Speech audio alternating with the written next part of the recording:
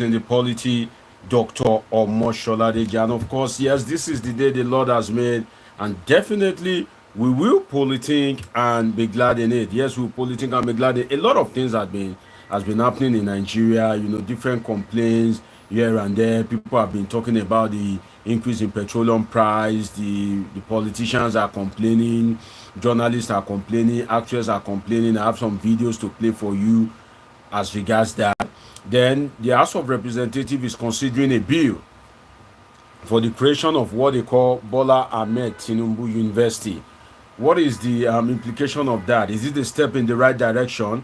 Definitely, we'll be looking at all these and more on this episode of Polity with Dr. Omoshola Deji. Of course, I remember your short plug on politics and happenings in the polity. And like I usually say, this is the day the Lord has made, and of course, definitely we will politic and be glad in it. So there's a lot of things that has been happening. So many things that has been happening in Nigeria. People are groaning, they are complaining, oh, hardship, the water pain is raining everywhere. There's this grave silence, there's this conspiracy of silence, and you wonder, what's going on? How about the people that protested during the days of Jonathan? Is it that they are now old?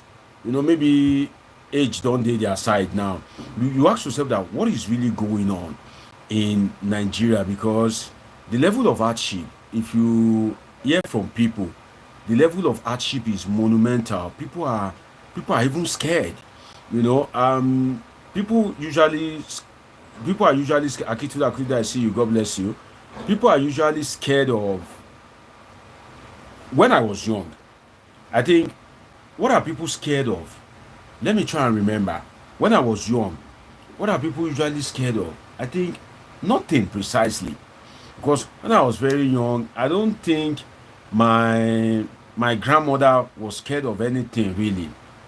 Maybe you guys can come up with an idea of what people are usually scared of in the olden days, and I hope this today's broadcast will be as interactive as possible, because I've got some interesting topics lined up for you. And of course, if you are a politiker, you know how we roll, you know what to expect, and trust me, we're going to make it happen like never before. So while I was quite young, when my grandma was alive, I'm trying to think, was there anything that usually bothers our mind? Nothing precisely. Later, insecurity emerged. It emerged. And I remember while I was doing my NYC in Kano many years back, there was no Boko Haram. It was as if I was lucky. KY says, good PM doctor and my fellow political. Great to have you, KY. So I usually think that what's happening? While I was doing my NYC in Kano, there was no insecurity. Like, we enjoyed Kano to the best of our ability. There was no Isba police. So you can go to Sabongeri to enjoy yourself. And the NYC camp is at Karaye. Karaye is a very remote part in Kano. But you can always go there to Sabongeri. And there's one hotel that has a bar in Kano State there. They call it Imbanefo. I don't know if the hotel is still existing, or maybe there's still any kind of life in that hotel based on this Isba police, Boko Haram, Sharia and all that. But while I was serving in Kano, there was no Isba police, and everything was quite going on fine. Like, you just enjoy yourself the best way you can. But all of a sudden, Boko Haram came, and Nigerians were scared of tomorrow.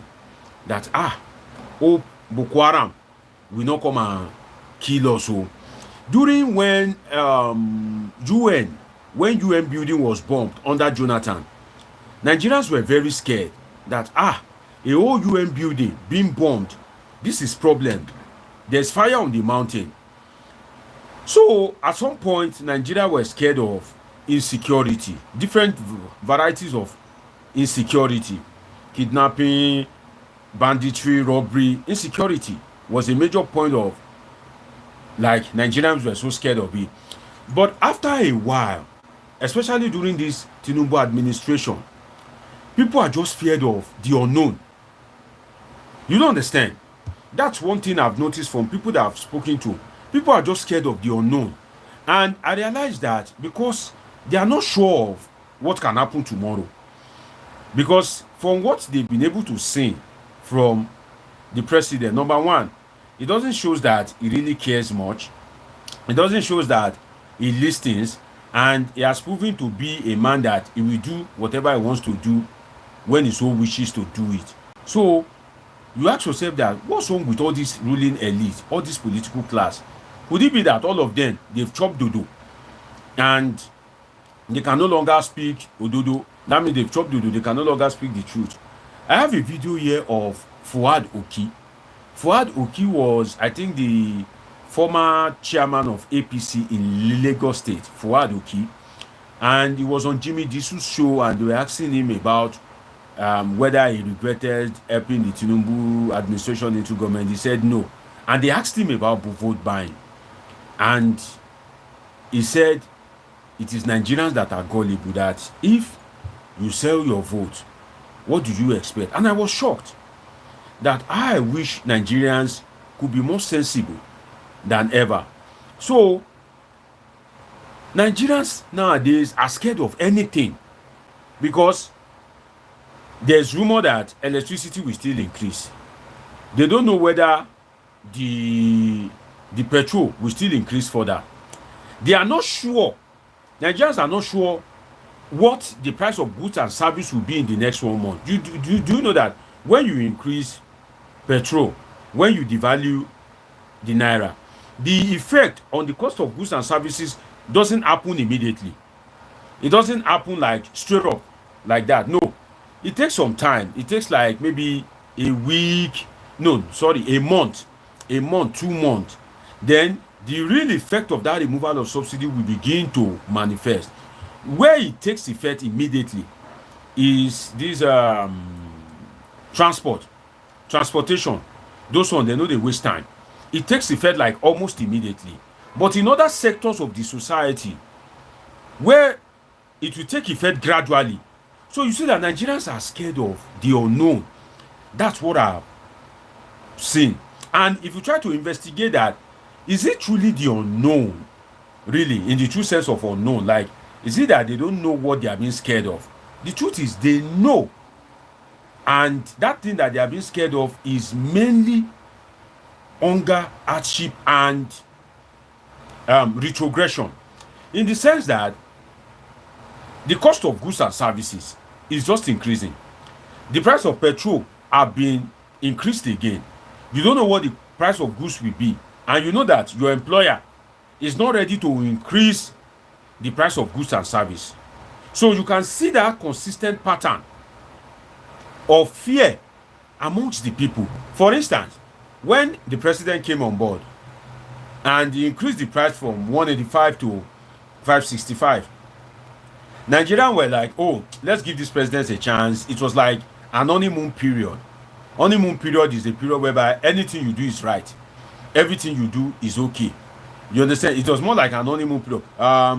Good evening, Willie. I see you. Willie say good evening, Dr. Deji and fellow Polithinkers. Good to be here today. Great to have you, Willie. So it's like an honeymoon period. And honeymoon period is like a new couple. A couple that just got married. Right? The love will still dey shag them. So when a new government comes in, there's always an honeymoon period. Honeymoon period is what we call the period of grace, the period of trial, the period of let us observe, let's see what this government can come up with. Give this government a chance. That's the honeymoon period. But the honeymoon period for even the Tinubu government lasted quite long. I think it ended when the end bad governance came on board, because apart from the end bad governance protest, people were still trying to cope. I know that before the end bad governance protest there was a being power, but then it didn't quite resonate hard until the end bad governance protest. And you remember that woman with that old pot and screaming of hunger and all that. So people are just scared of anything and everything. And it gives serious concern, because on my other gadget here, I have video of Jimi Disu lamenting. I have video of a popular Yoruba actress lamenting. I have video of who is the third person I'm trying to remember now. Ali Ndume, Senator Ali Ndume, lamenting. So you can see that, and it's beginning to cut across board. We have three politicians. Ali Ndume is a big guy in the Senate. Ali Ndume has been in the Senate for like, if not like 16 or 20 years. You know, Ali Ndume seems to be like one of the perpetual returnees in the Senate. You remember Ali Ndume? Ali Ndume was the one that made that pronouncement of kleptocrats and kakistocrats. Does that word sound familiar to you? Kleptocrat and kakistocrat. That he accused the Tinubu administration of being run by kleptocrat and kakistocrat. That is, you know, people that are there for their own selfish interest, for their own gain. And the APC came for him at that time, and they resolved it. But now Ali Ndume is complaining again. We have Joe Igbokwe. He has been complaining. We have there's another politician I'm trying to remember, Amechi, Rotimi Amechi. Let's assume that, okay, maybe Amechi is just trying to play, you know, just trying to play to the gallery because he's not part of the Tinubu government. How about Joe Igbokwe and Ali Ndume? You know, Yoruba actress is complaining. Everybody is complaining. So who are you not to complain if Ali Ndume can complain? Right? So the thing is, I will still dwell much on the topic, but I just thought I should just introduce it to you because it's going to be an interesting conversation. I just realized that people are afraid of the unknown. Like, people have been put in a state of fear. If you look at it, people are just afraid of, they can't really say what they are afraid of, but people are just scared. Because, and one of the reasons why people are scared is they are not even sure that in 2027, if they vote, they are not even sure that their vote can even remove the president. They are not sure what the policy of the president will be tomorrow. And the president, I think, is it the presidency? I read it somewhere that the president still said no going back on his economic reforms. So it seems like the government doesn't know when to stop, when to pause. Like, you know, I don't know the handlers of the president. Like, maybe they're just saying, oh, just do this, just do this, just do this, and not considering the economy of Nigeria and the welfare of the people itself. And like I said yesterday, trust me, more hardship is on the way. More hardship is because the man at the helm of affairs is not seeing it as maybe he needs to pause or to stop. He wants to continue. You know, and now that's the first topic. The second one is Nigerian House of Representatives proposes a bill seeking the establishment of a university, and the name of the university will be Bola Ahmed Tinubu University of Nigerian Language. Bola Ahmed Tinubu University of Nigerian Language. If you joined my live session yesterday, I spoke about patronage system. I spoke about how the ruling elite, how they do their patronage system in such a way that it doesn't even benefit the people in the society. And I spoke about how that patronage system can be reconstructed in such a way that it would be of benefit to Nigerians. Willie says he's the oldest federal lawmaker since 1999 from House of Rep to Senate. How about Lawan? How about Ahmed Lawan? Ahmed Lawan is also an old guy in the legislative chamber. That Ahmed Lawan, the former Senate president, the immediate past Senate president, that guy too don't tell. I think Ahmed Lawan too has also been there since 1999 or 2003. One of the two. Ahmed Lawan has always been in the Senate. So you see that yesterday I spoke about it.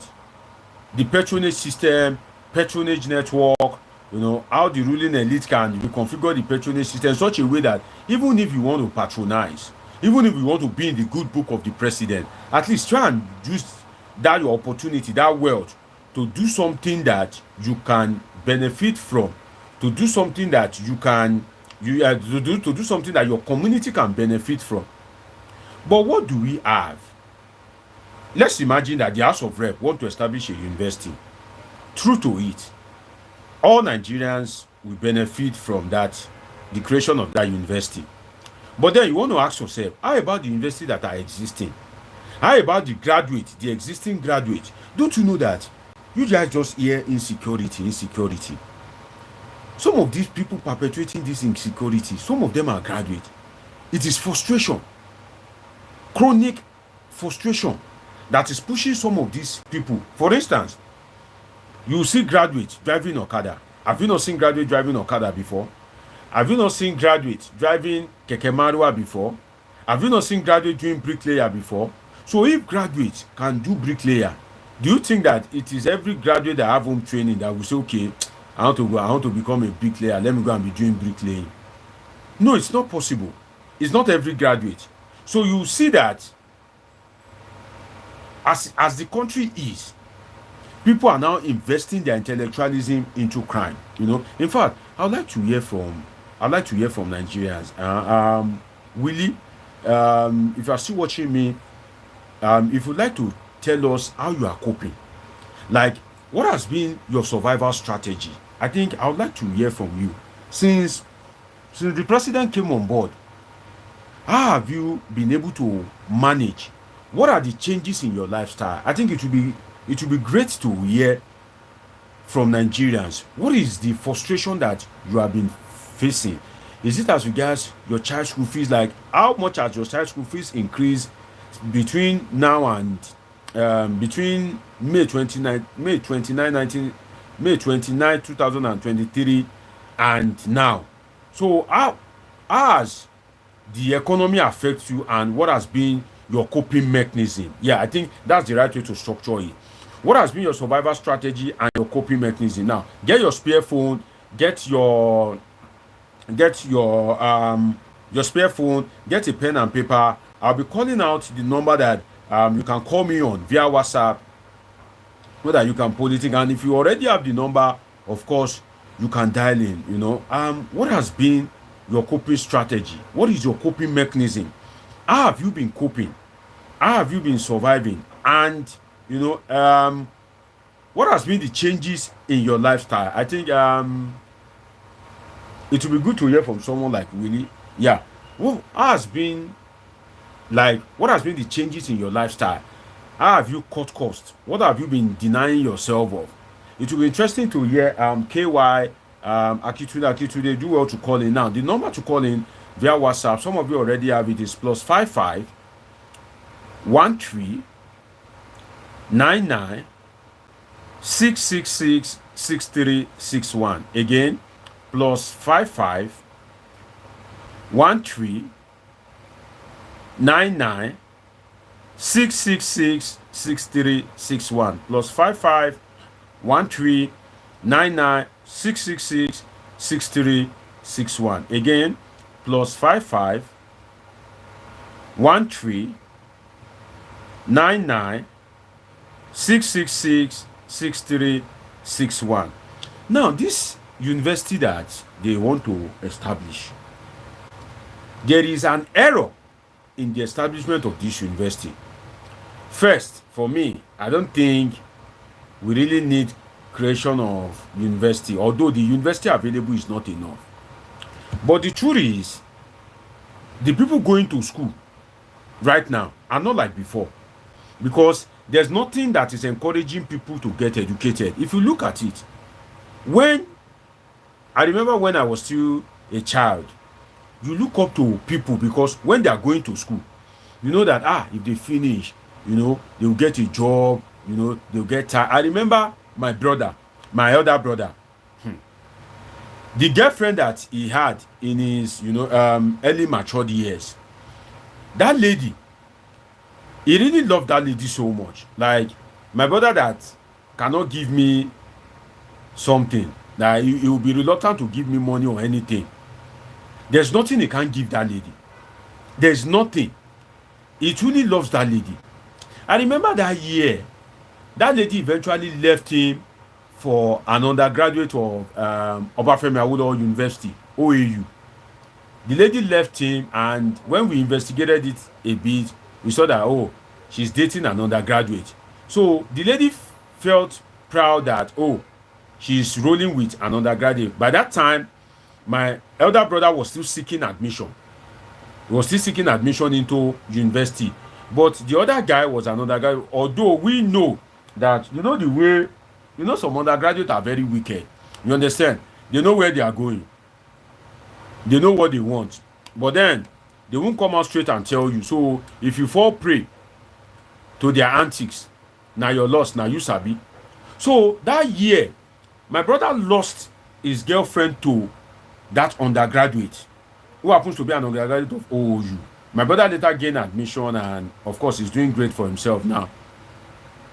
So, once upon a time, when lady sees that you are not educated and they see an undergraduate, they want to go for that undergraduate because that undergraduate, there's what we call bright future.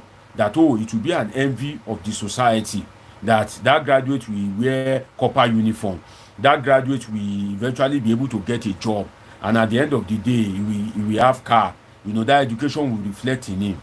But over time, due to the failure of the government of Nigeria, over time, graduates began to ride Okada. Graduates started riding Keke Marua.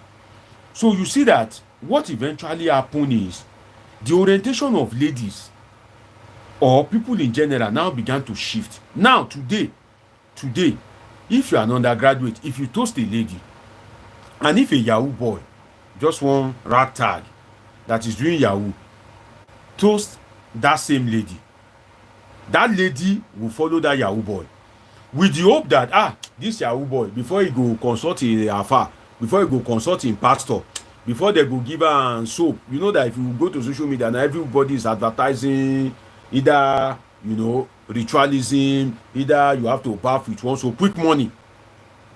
Anyhow, to use street parlance, this guy go pick.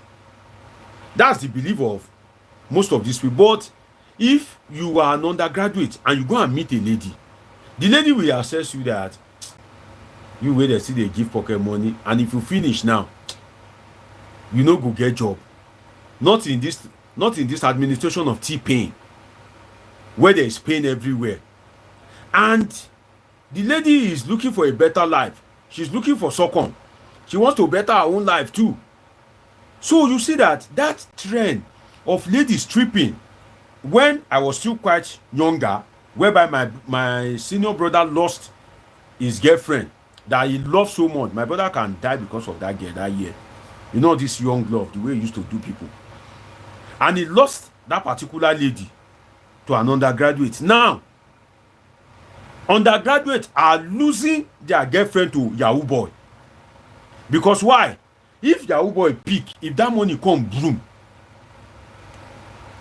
the Yahoo boy can afford to say, oh yeah baby, take iPhone. Oh yeah baby, take 50k, take 100k. That is how bad the society has become. So in a society like that, I'm going somewhere, talking about the House of Rep bill to establish Bola Ahmed Tinubu University of Nigerian languages. I'm still going to go to that word Nigerian languages because I have something important to pick out from it. Trust me, you are going to enjoy it. Just give me your time. Polithinker, you know how we roll, right? If you are just watching me for the first time, just give me just 15-30 minutes. Okay? Try and feel it a bit before you leave. So, in such an economy, in such a society that education is losing steam, what you have to do is to make sure that you restore the value of education. Because when you restore it, it has effect on security. It has effect on the image of the country. It has effect on societal values, social values, cultural values. So you have to look for ways to restore the value of the education. If you have 10 cars, and those 10 cars, one has brake failure, one engine problem, another one radiator problem, another one crankshaft, what is the wise things to do? You are supposed to look at how to look at those cars. Maybe you will use one to patch the other, or maybe you will sell some to fix one in such a way that you have a good car that you can use to move. In that context, what Nigerian government is supposed to do naturally is to look for a way, in such a way that you strengthen the university and you make education affordable. But then you want to create university. Is it not money that you use to create it? Do you know what it means to create a university?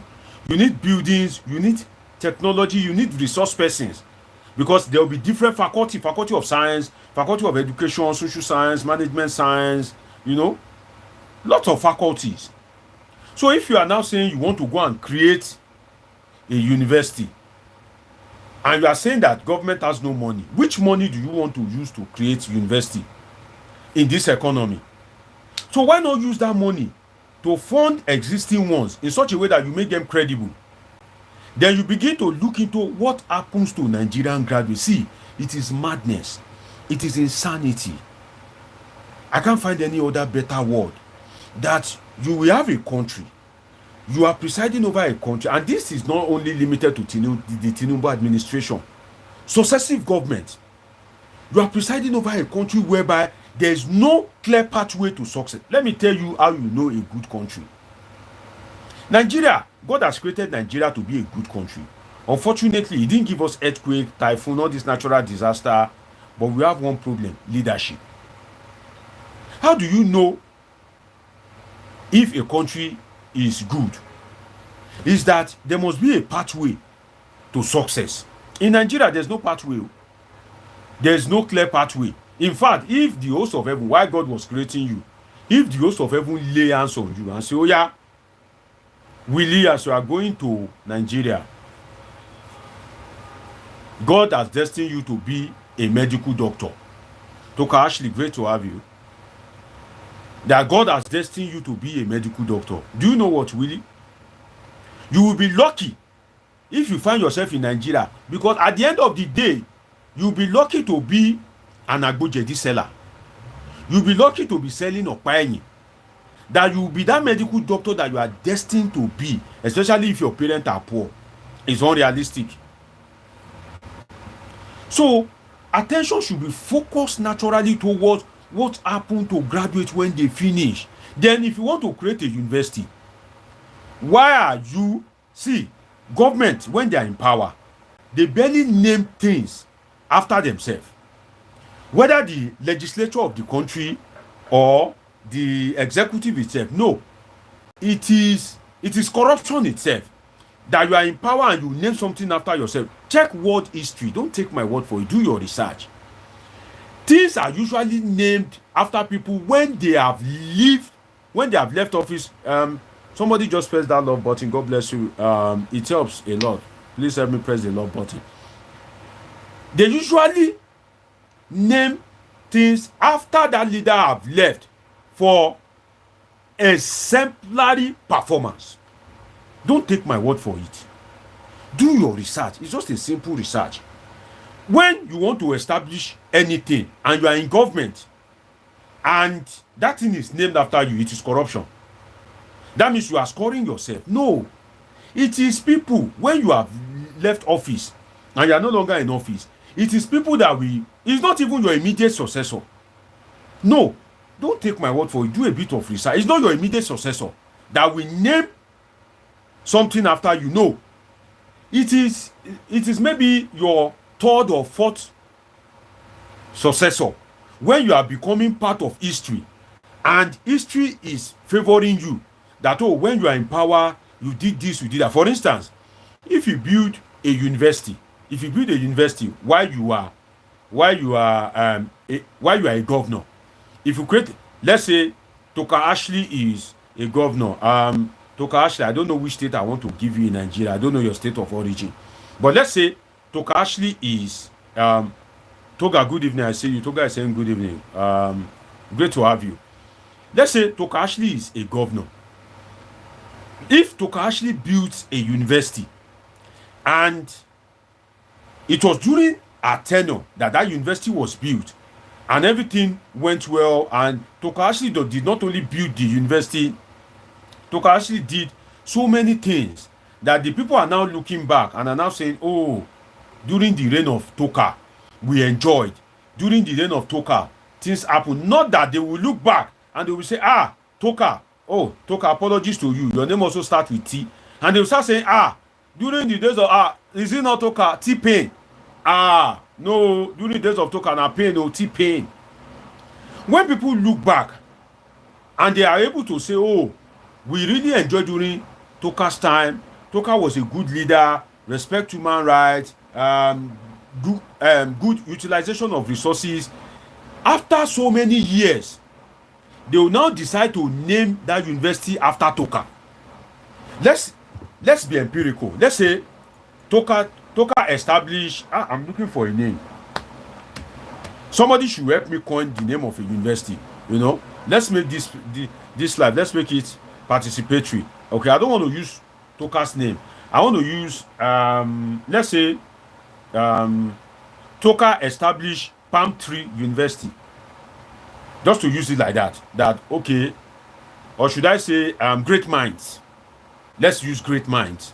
Toka established a university named Great Minds University, and Toka was a governor between 1999 to 2007. So if Toga, are you a graduate of Olabisi Onabanjo University? Please, I need you to answer me quick. There's a reason why I'm asking. Toga, are you a graduate of Olabisi Onabanjo University? Are you a graduate of OOU?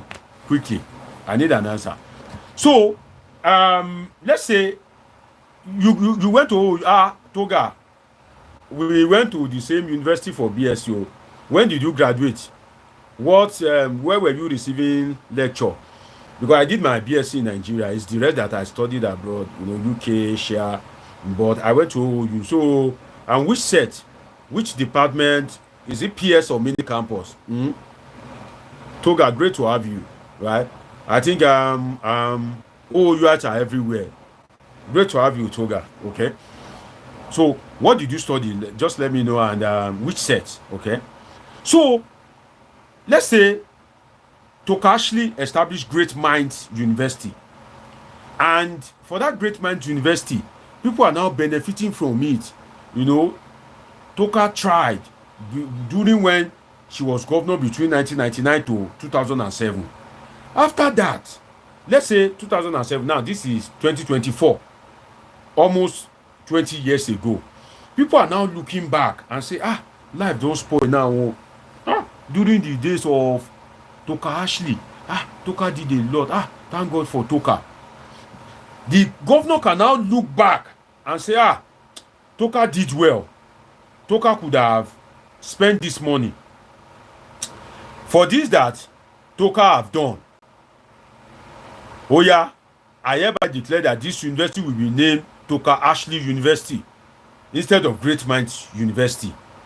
You can see that when Toka was doing it, she was doing it for public good. She didn't know that they would rename the university after her. That is how they name universities after people. Toga says Ibogun campus. I was receiving lecture at PS. That's permanent site. For those, that's where social science are.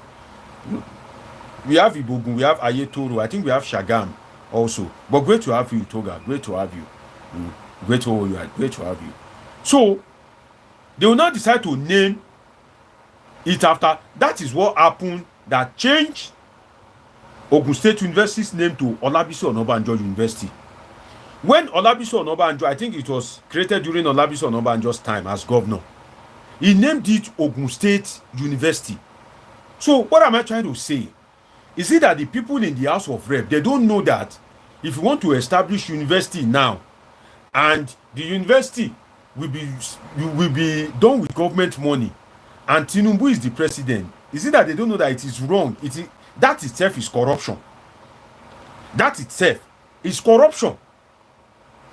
Is it that they don't know or they are not aware? Because when you put the name of the president there are some scrutiny that is supposed to happen that it will just be sailing through. I've told you guys what I call in the name of the president. So you have to do things to the people in such a way that you have nothing to benefit. That when that thing was done, you have nothing to benefit from it. That is how they name public infrastructure. So, for instance, live long, Toka. I'm not wishing you death. Live long, my dear sister. So let's say after many years, Toka now died, and they want to give Toka a state burial. They are now reminiscing about Toka. They now want to immortalize that former governor Toka Ashley, that is now late. And this governor really tried though. When she was governor, she built university, she built roads, she built it. We are still seeing her effect, just like Jakonde now. Lateef Jakonde performed than most of these modern governors. So, if you don't know, Lateef Jakonde performed than most of these modern governors. That's why I felt somehow during the election when they are saying Tinubu built Lagos. Tinubu built what? Did I hear you say? Built what? Lagos was a colony. Lagos was mainly Nigeria was a colony, and Lagos was one of the gateway of the colonial masters. So naturally, Lagos is favored in terms of development. Lagos is naturally favored. Apart from being the gateway of the colonial masters, Lagos was a former federal capital territory. Do you know what it means to be a capital territory? That means that a capital territory should naturally be the best city in a country. And a federal capital territory should have the best form of infrastructure, because that is where, when diplomats are coming, that is where they will land. When presidents are coming, that is where they will land. So if other areas in the country do not have street light, the capital territory must have street light. If other part of the country do not have good road, the capital territory must have good road, because when people come into the country, especially when they are coming to relate with the government, they will land in the federal capital territory. So Lagos, being a former federal capital territory, was naturally favored in terms of development. It's naturally favored. And another thing is, Lagos now shares boundary with a small country, Benin Republic, whereby you see migration from Ghana, Togo, Benin Republic into Nigeria to seek greener pastures when Nigeria was still in its days of glory. So Lagos naturally was favored. So people that said, oh, Tinubu developed Lagos, I think those people don't know what development means. They don't know what development. Maybe if you are comparing Zamfara, you are comparing Lagos, you are comparing maybe Borno, you are comparing maybe Imo. Well, it's okay. Maybe you can have a pass mark. But if you are comparing Lagos with other cities in the world, I think those that are saying that thing, they are just saying it for political point. But the painful aspect of it is, every day it is history in the making. While they were saying it, Fashola, Ambode, they all kept quiet for the sake of political correctness. So they were giving their glory to Tinubu in their lifetime. They were giving their glory to, they are giving Ambode's glory. Fashola's performance, they were awarding all the marks to Tinubu, and they kept quiet. That's up to them, if that's their choice. So for the rep to propose a bill to establish another university, and the university is yet to be approved, and you have already named it Bola Ahmed Tinubu, and Bola Ahmed Tinubu is the current president, that itself is corruption. That itself is political patronage. That itself is very wrong. If there is need for a university, debate it. Don't let the name of the president bring favor in terms of passing the university, allocation of funds to establish the university. No. Don't use the name of the president. Just say, oh, debate it that there is need for a university whereby there is Nigerian language. And I'm coming to it whether a university for Nigerian language is necessary at all. That's why I say stick with me. Polithinkers, you know how we roll. If you are watching me for the first time, of course, do well to subscribe. This is Polithink with Dr. Omoshola Deji. Dr. Deji is your short plug on politics and happenings in the polity, and this is where we keep it real. This is a bipartisan platform. Do well to subscribe, catch up with my past videos, drop your comment, let us Polithink together.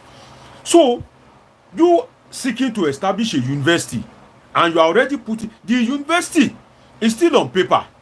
It's not even it is not even, you know, I don't want to use it to, I don't want to blend it with stages of conception. So even the university is not even yet in its embryonic state. You've already put the name of the president. What kind of thing is that? Now, if Bola Ahmed Tinubu now leaves as president, and you think he has performed well, what will you now name after him? The day Bola Ahmed Tinubu dies, now that he's the president, you are already naming a university after him. The day that he dies, what do you want to name after him? You will change the name of Nigeria to Ahmed Tinubu, or what will you name after him? Will you name the National Stadium in Abuja? You will remove MKO's name and change it to Ahmed Tinubu Stadium. Or what else? You want to name National Theatre? I think they've named National Theatre. They've named it in honor of one person. I stand to be corrected. So if you're already naming, you see, these people in government, I wish, in fact, I've said it, that they should come and polythink. They should not be shy. Come and polythink. It's not too late, because a government that is a year and a half, you're already naming university in favor of the president. If that government use 8 years, by the time that government is 7 years, what do you want to name? What do you want to change in the country to name in favor of President Tinubu? You know, God bless you, Toga. What they Soyinka National Theatre. So that means that you cannot remove Soyinka's name. There is airport. You cannot remove Muritala Mohammed's name. You cannot remove Nnamdi Azikwe's name. These are guys that are greater than Tinubu in every aspect. You cannot remove Nnamdi Azikwe's name, Muritala's name. You cannot remove MKO from the stadium. Now, you've already named a proposed university after him. What will you now do when the man is no longer there? When he dies, what will you do? Then, when the man is in his 7th year in office, or his final year, what will you name after him? What will you name after him? Is it not when the man has died, or when the man is no longer in power, then you now use it to honor him? You know, it is a great honor whereby you no longer have any influence in the House of Representatives, the Senate. When you were there, the people that are there now, you know, some of them have not even joined politics. Don't you know that it is an honor that years later, let's imagine it that if I'm a president now, and maybe I rule from 2023 to 2027, and they are now honoring me, and I'm still alive in, let's say, 2047, 2045. That means that some of the people, a lot of people have passed through that institution, and they now say, oh, let us name this university after Deji. Don't you think it is great honor that after so many years, people are now remembering you? But now that you don't do jumpology, what will you use to honor the man later? So all this patronage system, thank God that they even say they want to establish university. Unlike Oni of Ife that I discussed yesterday, I'm glad that they didn't say they want to go and erect big statue at Unity Fountain. And like I said yesterday, it's not that these people like this guy. They don't like Tinubu. I said it a bit yesterday, if you join my live broadcast. They don't like him. What they like is that power. That power that is holding. That's what they like. That is what they like. That is what they are worshipping. Immediately he loses that power, or when he's no longer alive, some of the people that, see, let me give you a story. Let me give you a real life story. If you are watching me for the first time, do well to subscribe and turn on your notification button. Let me give you a true life story. See, Nigerians no saying you. I have one aunt. Maybe she's even watching me right now. You know? But she's my very good aunt, so I won't mention name. When her husband was alive, the net worth of the husband, net worth means if you value the man's car, house, he get house pieces, different, like the man is a billionaire in the true sense of it. When the man was alive and he was getting old, my aunt's phone, it dey ring every time, 247. My aunt cannot sit down with you for 10 minutes. Her phone will ring. Is it that they need her for this, or they are calling her to ask about this, or they are calling her to plan this, or they are, or somebody is seeking a favor, somebody is seeking an help. There's one organization that wants to come for fundraising, different things. Her phone they ring 247, boom, boom, boom, boom, boom, boom, boom, every day and night. You cannot sit down 20 minutes and have a meaningful conversation with her, especially if you go to their house. You see that they are seeking approval that somebody is at the gate. They need to get approval. Maybe they are expecting the person and to open the something. When they call in, it's my auntie that will pick. Or some of the family of the man, or somebody is calling, or they've given some people appointment. You know the way rich man house is. They've given some people appointment for next week. They are calling to, maybe today is Saturday, right? People that have appointment for Monday, they would have been calling now to say, please, so on Monday, we just say we should remind you. All these traditional worshippers are fast, It is only poor people that people will be fighting because of religion. In that particular house, Alpha will come, pastor will come, traditional worshippers will come. People will come and say their children want to go to, like, it is like a crusade ground. What am I trying to say? Later, the man died. When the man died, after a while, my aunt's phone stopped ringing. You heard me right. It stopped ringing. Now, if you are with my aunt, if you are with her now, you can sit down with her like this 5 hours. Her phone may not even ring at all. Maybe it may ring just once. What am I trying to say?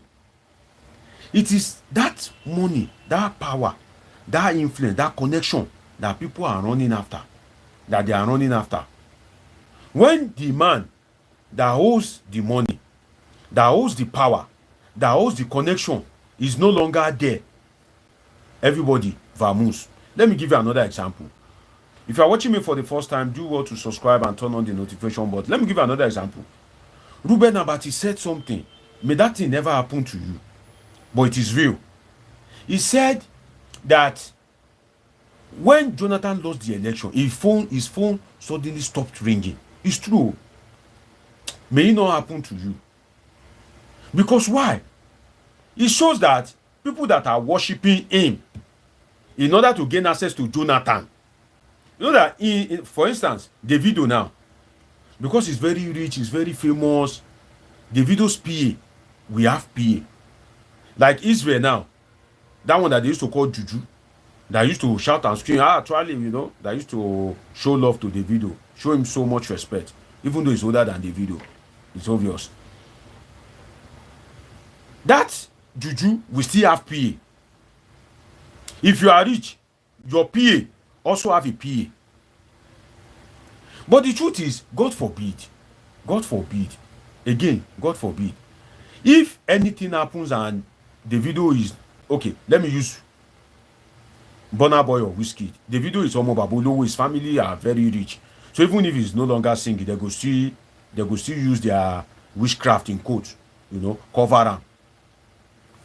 Let me use Whiskey. Whiskey is from a humble background, normal poor family. So God forbid bad thing that if Whiskey happens to find himself in the position of Celine Dion that has this voice something, and he couldn't sing again, and God forbid bad thing that things were not like before, majority of people will just abandon him. That's how human beings are.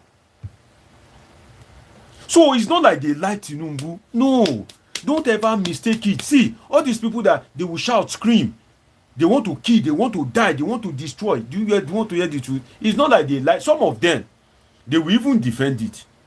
But when they get inside, they will even abuse the man. When they are having a cozy time with their trusted wife, they will say, Oga yan idiot, Oga yan jare, Oga, I'm tired of him. He's just a stupid man. I'm telling you fact. But when they see him, or when they see other people, they will say, Oga mi, Twale, Oga mi, Oga sir. If you want to know how useful power is, call them Soluomo. There have been a change in his life since when they remove him as this Lagos State transport something. And they gave it to Mustafa Zego. That's what power is. Power is magnetic. If you hold magnet, if you hold iron, that's how power is. So it's not like they like the man. No. All this one, on your FIFA, we rush and go and build statue. When people are lacking pipe-borne water, when people are suffering in Ile-Ife, he will not see anything to use that excess money to do. We go and use it to be building big statue for Tinubu. The rep who want to do a university, they will say, oh, okay, name it Bola Ahmed Tinubu. Somebody that has not performed anything is just settling down. One and the other. You guys are so very, I don't want to be using bad words on my platform. You guys cannot even calm down. You want to show that you love him more than God. Can you love a man more than God? God created man in the first place. If God did not create man, can you love that man? Can you see that man? Not to talk of loving him. If you now want to claim that you love that man more than God, if God comes today and say, I want to kill Bola Tinubu, but you are free to let me kill you and spare his life, any of these guys, they will jaddan. In fact, immediately God said that, they will start going to align with Shetima that, Shetibobo, Afa, I just want to tell you I'm loyal. We don't hear say God won't kill Tinubu. So in case if you decide to kill him, I did game, I did your click, just to let you know. Just remember me, I did for you. That's how some of all these guys are. So you see, politics is a very dangerous game. It is a game for the wicked. It is a game for the heartless. A game for, see, if it is Atiku that is there to show that they are loyal, that's how they will say, oh, we want to create a university, we want to name it Atiku Abubakar University. That's the way they are. Will he say that's how Rotimi Amiche established Transport University in Dara, where there's no seaport or water or marine activities? Imagine. Is it only that one? They established this Navy something in Kano. I did my NYC in Kano. How will you go and establish Navy? Is there water in Kano? Navy. Marine something, you go and establish it in Kano. When there is already a police academy in Wudi Kano. Kano already has a police academy. So why don't you look for a state that doesn't have, for instance, in this all this Kaduna, Katsina, there's some military training something there, right? Why not look for a state that doesn't have any of such things and is strategically located and put it there? You go and establish it in Kano. So it's not like they like this man. If anything happens to the man, look at what happened. I said it yesterday. If the Supreme Court had not sacked David Leon, that governor that they were even preparing for his swearing in, they don't do canopy, they don't do Ashwebi. May we not fall at the peak of our glory. It's a serious prayer. Can I hear you say amen? Can I see your amen? May we not fall at the peak of our glory. They said they suspend David Leon. That if the Supreme Court had not sacked him, all those people that suspend him, right now they will be worshiping him. Because why? He will be doing his second term by now. They will be worshiping him. Your Excellency, sir. See, I'm just saying these things so that when you occupy a leadership position, you won't be deceiving yourself that maybe, they love me. No. You go to use your brain that nobody loves you. Now God love you. Now that money where you get, now you people love that pepper where dey your hand. Now people love you. If they deceive yourself, say, oh, they love me. Although that doesn't mean that there are not some people that love you genuinely. Because I need to say this. Because the way some people reason, you begin to look at your wife and your husband now and say, oh, did you say that you don't love me? No. There are few, but those people are very, very few. And how do you know the people that will love you genuinely?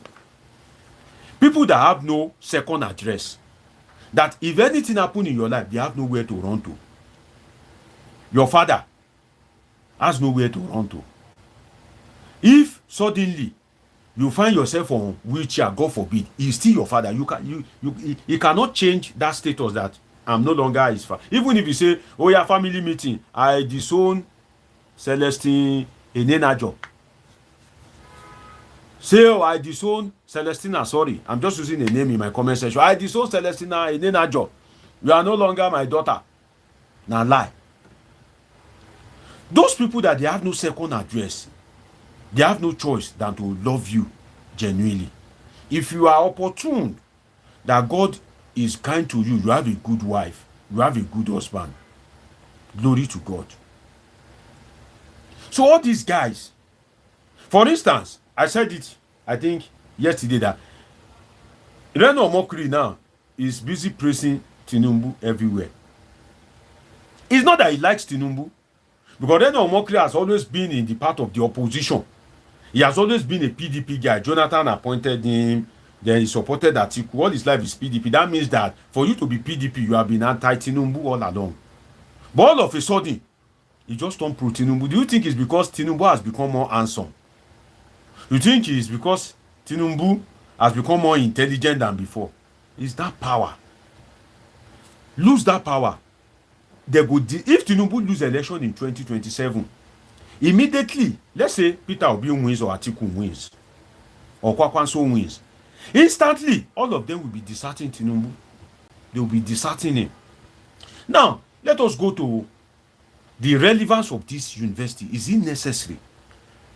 I've told you that they are supposed to use that energy to strengthen other universities and to use the fund to kind of like and to look into youth unemployment and strengthen the quality of and value of education. I told you that, right? Now let me tell you another thing. Is that university necessary? Thank God I have graduates watching me. You know, Toga is a graduate, and I believe most of you have gone to school. Let us, reason intelligently a bit. Ade Piper. Ade Piper, I'm seeing this your name for the first time. Are you watching me for the first time? I know my regular viewers. Ade Piper, where are you watching me from? If you are watching me for the first time, do want to subscribe and also like this video. Turn on your notification button. Let us always politic. Now, they said Bola Ahmed Tinubu University of Nigerian Languages. That means that God bless you for helping me press the love button. I've told you guys that love button is a survey showing that you are enjoying the program, so that if anybody wants to attack us, YouTube will say no. There are people enjoying it. So God bless you for pressing the love icon. Just let me press it intermittently, like ta ta ta ta ta ta ta ta. If I'm paying you, stop. Later, press time again. I remember that song of Yaya Bello. Then go yera mo ta ta ta ta ta. What are you doing? What are you saying? That Yaya Bello now, he better go and submit himself to ESC. You remember doing his second time election when they assemble beautiful girls. I don't know where they see those dark-skinned beautiful ladies from. Maybe if you search for it online, you can see that video. And they were saying, then go yera mo, then go yera mo, ta ta ta ta ta. What are you doing? What are you? And I was asking myself that, hello, pretty lady, where is your sense? Do I need to fast and pray? Do I need to lay my hands on you? Do I need to speak in tongues?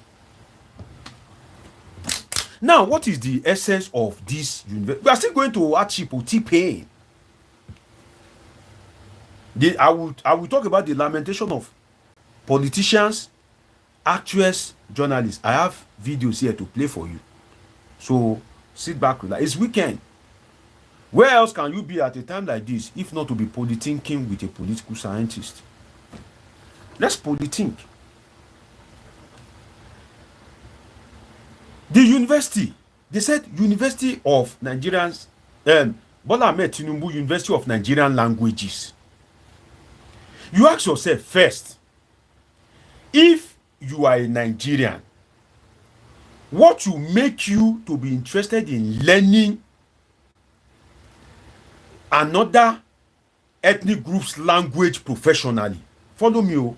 Follow me. Oh. This is not the time to change the channel. Oh. Follow me. What will make you to say you want to learn the language of another tribe professionally, not intro that we learn in secondary school? I still remember Igbo, Iri Ato. Though if you ask me what Iri Ato means now, I can't remember again. I remember it is number. You know, if you're an Igbo person, please help me out. What is Iri Ato? I remember Iri Ato, Iri Ano. You know, please help me. I beg you in the name of God. If you're an Igbo person, what does Iri Ato? I know it is number because I did it in, is it that primary or secondary school? You know, whereby we do Igbo language. Iri Ato, Iri Ano. Then we didn't do Hausa language in Lagos because then the population was more favorable to the Igbo. I don't think we did Hausa language. No, it was Yoruba language and Igbo language while I was in secondary school. So I remember Iri Ato, Iri Ano. Though I can't remember, I know it is a figure. You know, Igbo people watching me, please help me out. Or help me use Google. Iri Ato. You know? So that is elementary. That is basic. You do Igbo language so that they can tell you about the history of the Igbo people. Like, which area is Igbo land? Thank God I have my uncle here. Samuel Kwere. When I say my uncle, it doesn't mean that I've seen him before, but you know, he's an elderly person watching me from US and he's one of our great participants. Uncle Sam, great to have you. He said, Dr. Deji, Nigerians' problem are multidimensional and motivated. Okay, it is 30 and 40. God bless you, Uncle Sam. Iri Ato, Iri Ano. I remember that. That's the only thing I remember. Iri Ato, Iri Ano. The rest I can't remember again. Because I remember they taught us all these basic little things in Igbo. And they taught us Igbo history, Igbo culture, how they dress, some of their food. Those are just elementary something. So they call it Igbo language study. But it's not, they won't only teach you language, they will teach you a bit of the culture. Just so that as you are growing, for instance, if you are opportune, you don't go to school again, and you find yourself becoming a president because they only say you need school cert, at least you would have known a bit about Igbo culture, a bit to know about Biafra and all that. Okay, Yoruba language, Oduduwa was coming to the world with chicken and he threw sand and the chicken was spreading it, you understand? And there was a time I was doing that and I'm like, that chicken must be very, so the chicken spread it to Russia, spread it to Europe. What kind of chicken is that? You know, but that's a story for another day.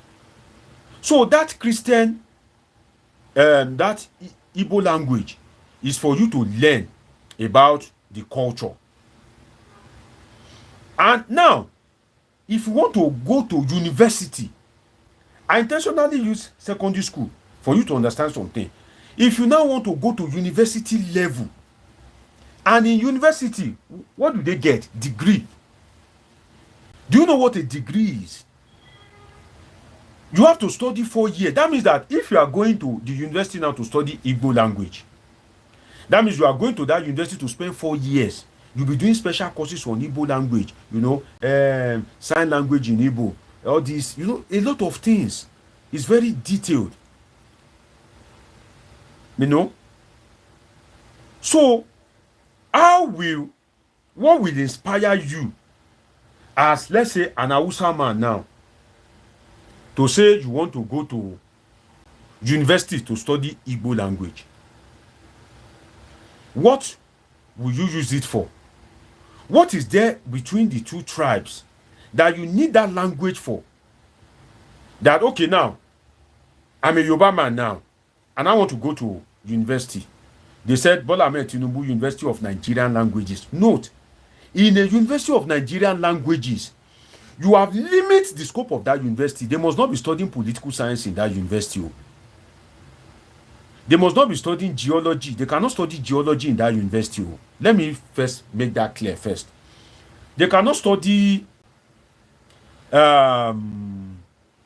physics in that university.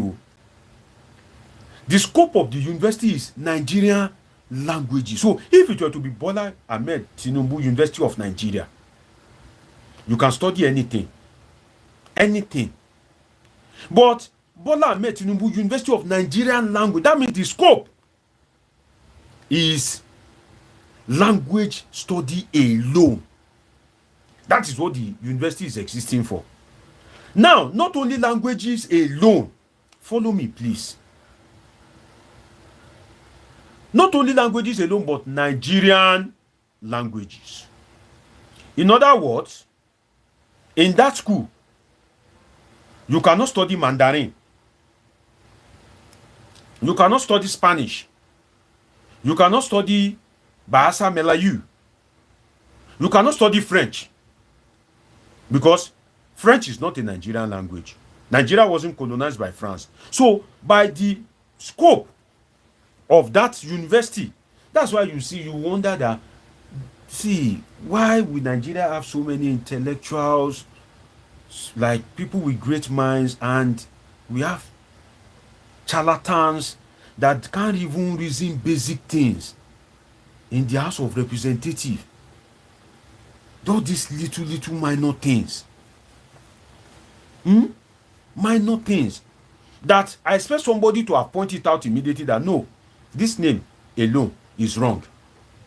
Are you saying that we should go and use billions of naira to establish a university just for people to be studying Nigerian language?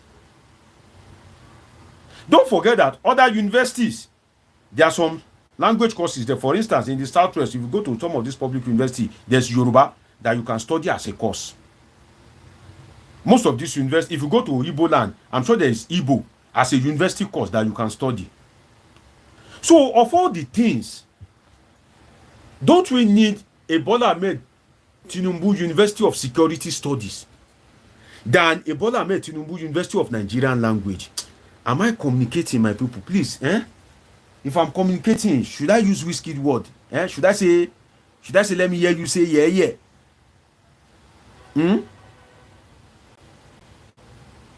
Samuel Uban says, how come there's no protest with increased fuel? I'll come to that, my brother. And Uncle Sam is saying, Hausa say Talatin for 30 years.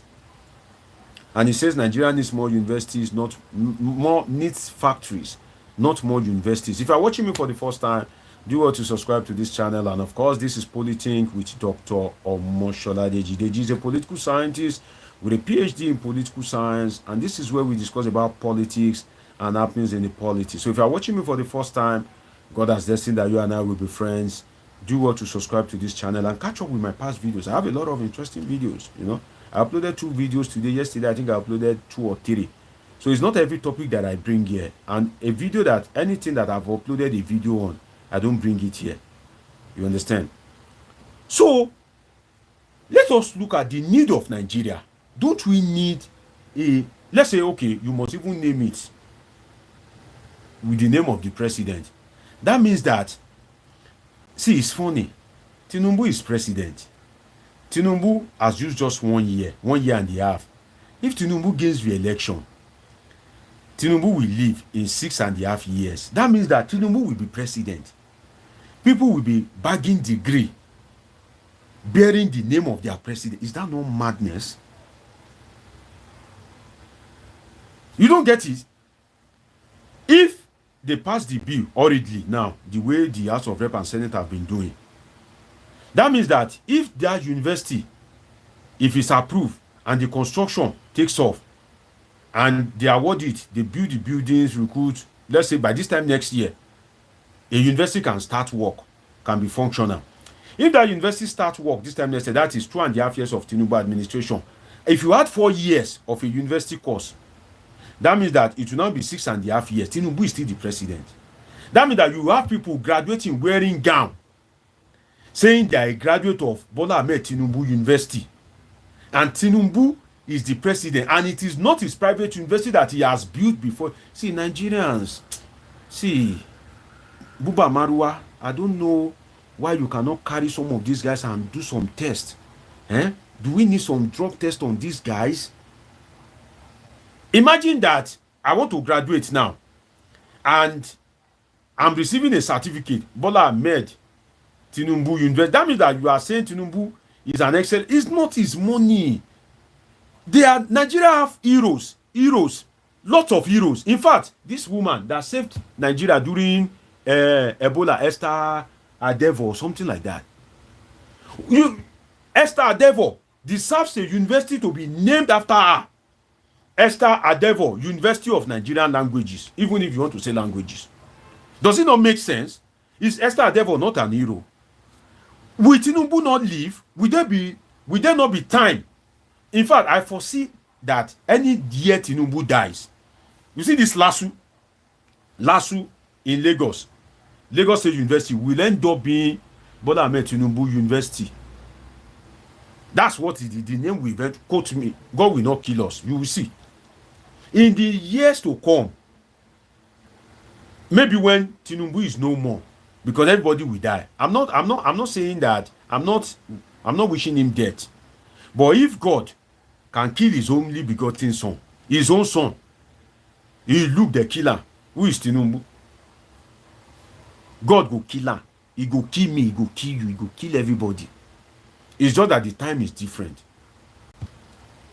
You know? Everybody's time is just different. But everybody will die. So if I say that when Tinubu dies, don't mistake it that I'm wishing him death. I'm just setting the normal transition of life. So if Tinubu dies, trust me, they are still going to name Lagos State University after him.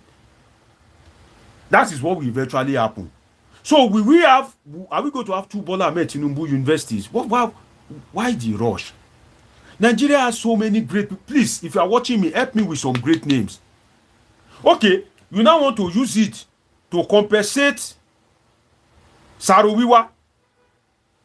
If that university is named Ken Saruwiwa, because we all know that Ken Saruwiwa was unjustly murdered, the Ogoni 9.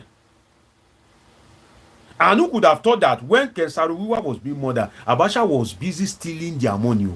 You see this live. You see this. I have a video that I want to upload tomorrow as regards live. You know, the title of that video is "What Will Happen to You When You Die." I have a video of like a corpse that was unearthed, and I want to give some political dimensions to it. You know, politics is my first advice as a political scientist. You don't want to miss it. What will happen to you when you die? The video will come up tomorrow by the grace of God. I already have all the materials, the recordings. So, what will now happen?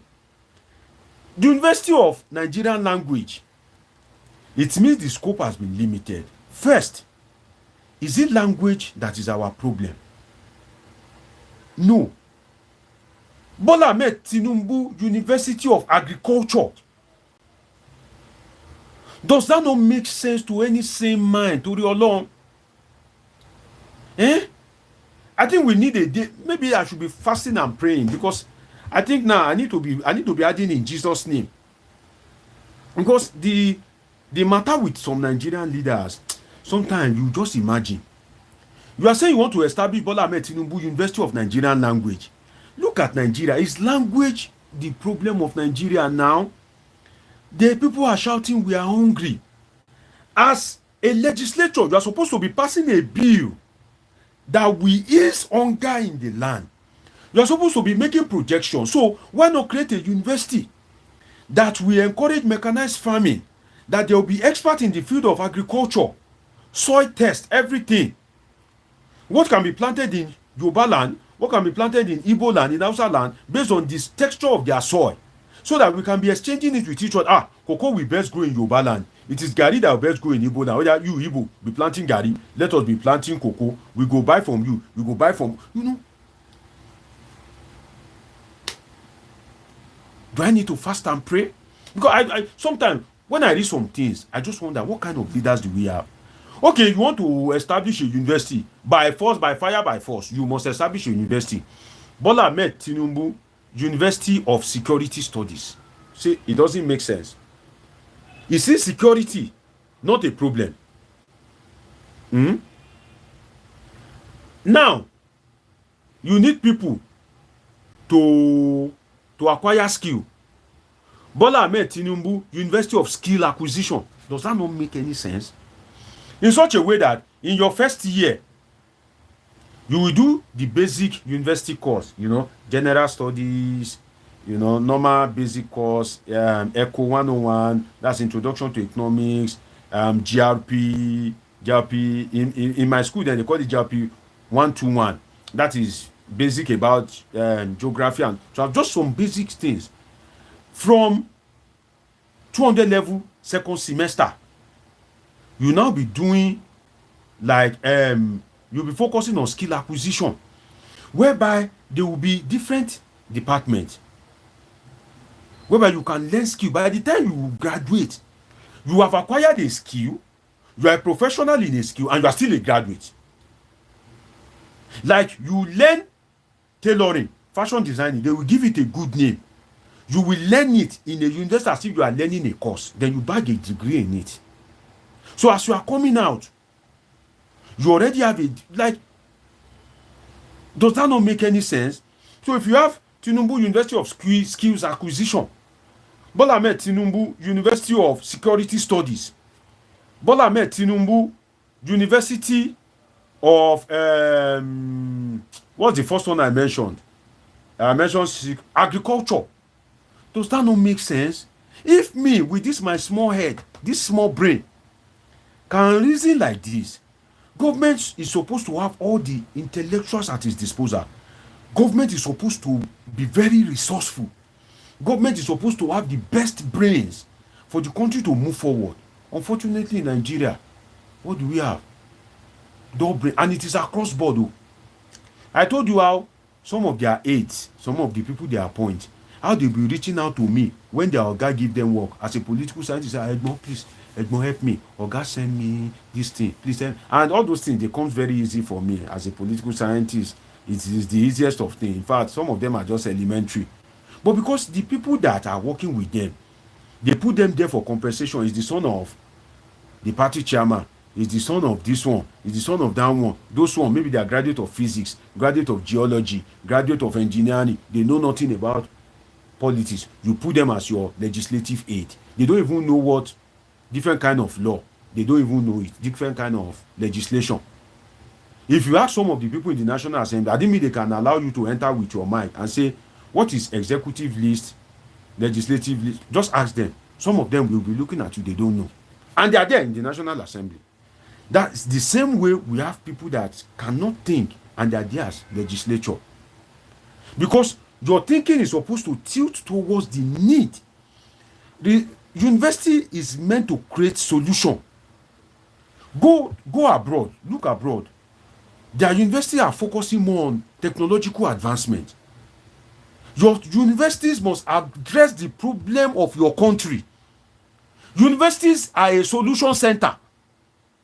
So if you say you want to establish Bola Ahmed Tinubu University of Education, University of Language Studies, or University of Nigerian Language, is language the problem of Nigeria? Who is the dull brain that proposed that bill, sef? I have to read more about it and go and look at, because it was I just remembered. It is the deputy speaker and 8 others. Hi. Nigeria, you see your life? You see your life? Deputy speaker proposed that bill.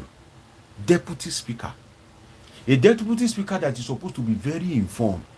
A deputy speaker that is supposed to have experts around him that would have perused the bill before he even present it. So he himself cannot think right. All his aides, if you look at the deputy speaker, he may have 208. All of them, and the 8 others that they presented the bill together, the deputy speaker and 8 others. If you look at it now, those ones, they may have like 108 or maybe 58. In the National Assembly, I think legally you can have maybe 2 or 3 aides. The rest, if you appoint them, you'll be paying them from your own pocket. But government will be paying for 2, or I think 2 for House of Rep, 3 for Senate. That they'll be in the normal payroll. They're like a civil servant. But legislatures usually have more than that. So you see that the deputy speaker, Benjamin Kalu, what's his name? And to now make it worse, this guy is a young guy. He doesn't have any gray hair. He's not as old like our uncle here, Uncle Sam. I'm sure if I see Uncle Sam, except you are using Dayo, except you are using that, I'm using my inner eye to see you the way you used to use Dayo, Uncle Sam. You know, our uncle on this platform, Sam Oyekwere, is over 60 years. That Benjamin guy is in his 40s. So to now imagine that a young guy who will be a career politician, that he will want to go to the Senate later, he will want to become vice president, he will want to become president, he will be positioning himself strategically, he will want to return. If Tinubu wins the second, he will want to return as deputy speaker or even fight to become speaker. Politics is a career.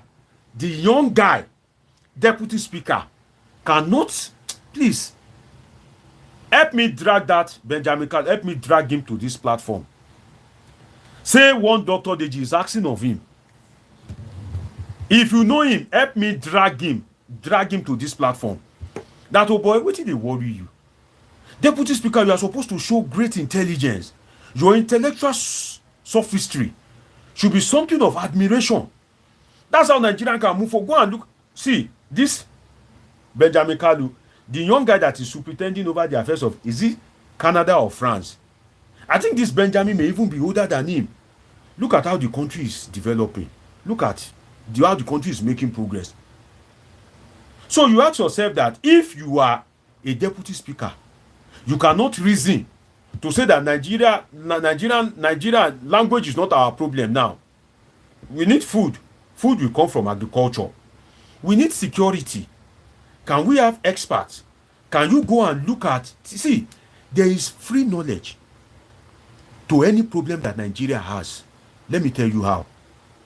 I can tell you for free. For instance, I have a PhD thesis. A PhD, do you know what it means to write a PhD thesis? I have a PhD thesis that I came from abroad to Nigeria to come and collect data.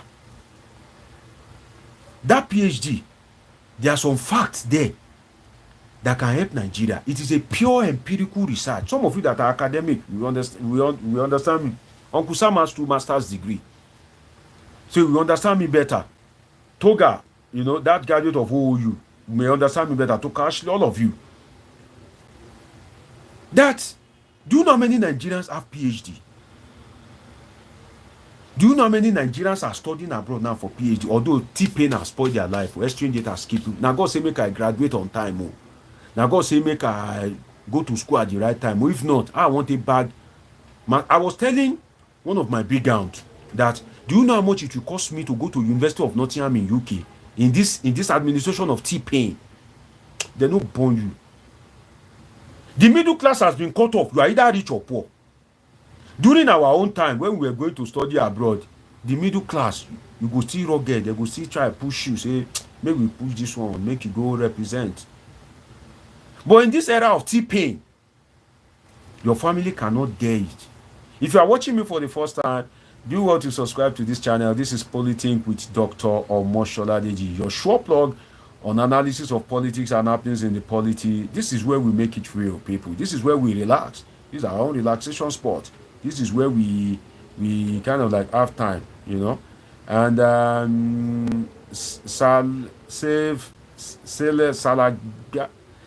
don't know, Sholagbado, right? He said, please speak Yoruba language. Your English accent doesn't sound literate at okay. So because of you, I should speak Yoruba. Do you know how many people are enjoying my English? Do you know how many people I have on this platform? That's how they've been enjoying me. They've never complained. If I ask you now, come and speak, I'm sure your English is not as good as mine. I'm sure your English is not as good as mine. But maybe you don't know the rule of this platform, so I will forgive you. You understand? But on this platform, we don't abuse, we don't insult. It's a major rule. But I think I'm seeing your name for the first time, so I will forgive you. The Polithinkers know, you understand? We don't abuse, we don't insult. Even if you come here and start insulting other people, I won't allow you. You get, But I believe that if they say Deji come and speak English, if they bring Tinubu, if they bring Shetima, even if they bring you where the Shola Bade or something, I will defeat you. I don't know how many English class you've been to. Maybe you've write IELTS before, maybe but that's an aside. Let me leave you. Maybe you your lane, okay? So you see that Benjamin, young guy, is proposing a bill to study Nigerian language. Like I asked earlier, what will inspire you that you are watching me? What will inspire you to say, oh, you are Yoruba, you want to go and study Hausa language? Let's be sincere with ourselves. Let's be real. What will inspire you if you are Igbo to say, you want to go and study Hausa, you want to go and bag a degree in Hausa language? What will inspire you? Now, what will inspire you if you are Igbo to say you want to go and study Igbo language? Sincerely, let's be real. Now, another thing we need to look at is, what is the reach of Nigerian language? Tori Odon. Nigerian language is not an international language. What are international language? English, French, Mandarin, what is Portuguese, Spanish. But the three major international language that can help you beyond the shores of your country, that's what international language means. That can help you beyond the shores of your community, beyond the shores of your village, beyond the shores of your state, beyond the shores of your country. That is what international language means. Nigerian languages are not international language. And you are naming a university of Nigerian languages. So if you study that Nigerian language, let's say maybe 5, when you have 30,000 graduates, maybe 5 BBC Yoruba will take 5 or 10. The language will be relevant. And don't forget that there are other universities in the southwest, there are other universities in the east, there are other universities in the north that they are studying Yoruba language. If you go online, go to any school, public school in the southwest, you will see it, Yoruba language. It's a university course. Those ones are there. So that means that BBC may end up picking somebody that studied Yoruba in Unilag, somebody that studied Yoruba in Olabisi Onabanjo University, Redeemer University. It is not compulsory that they must be graduate of that University of Nigerian language. Are you with me? It is not compulsory. So if you are now saying that you want to create a University of Nigerian language, the first thing is how important, what is the reach of Nigerian language? Yoruba, the reach of Yoruba language doesn't go beyond the southwest and a bit of Benin Republic. There are some Yorubas in Benin Republic that they are part of Benin Republic. That is the reach of Yoruba language. Let us be real. What is the reach of Igbo language? The southeast and maybe some part of the Niger Delta, that they call them Igbo Niger Delta, like in River State, that they are arguing that, oh, they are Igbo, they are not Igbo. They speak Yorubas there, right? Some people in Benin, a bit of Kwara, speak Yoruba language. All these places are mainly in Nigeria. So you cannot call Yoruba an international language. I'm a Yoruba man. So let me start with my own language, so it won't be like maybe I'm trying to spoil anybody's language. I'm a typical 100% Yoruba man. So Yoruba is not an international language. Once you leave Nigeria and you fly plane to go to a country that you cannot go by road, Benin Republic you can go by road. But once you leave Nigeria, enter plane, you see that Yoruba language that you hear is as worthless as anything. It's not relevant. It is not relevant at all. Yoruba language is not relevant. You want to go to, see, maybe some of you have not traveled before. You want to go to Europe and go and be speaking Yoruba. To who? But English is an international language. It's an international language. If you go to Canada, US, Ghana, almost everywhere, Asia, Europe, people are speaking English. Those are international language. So if you say you want to establish University of Nigerian language, to what benefit? Is there a business? Nigeria operates a monoproduct economy dependent on oil. All our life we focus on oil. Is there a business that is very important for a Yoruba man to be doing in the southeast, that Yoruba will be trooping there, and they need to understand that Igbo language? That it is very important for their survival. When an Igbo man meets a Yoruba man, they will just greet themselves with the little they know. They switch to broken pidgin English. How much you they say this thing now? That is our unifying language. Illiterate understand pidgin. Mumu understand pidgin. Intelligent understand pidgin. So we have a unifying language.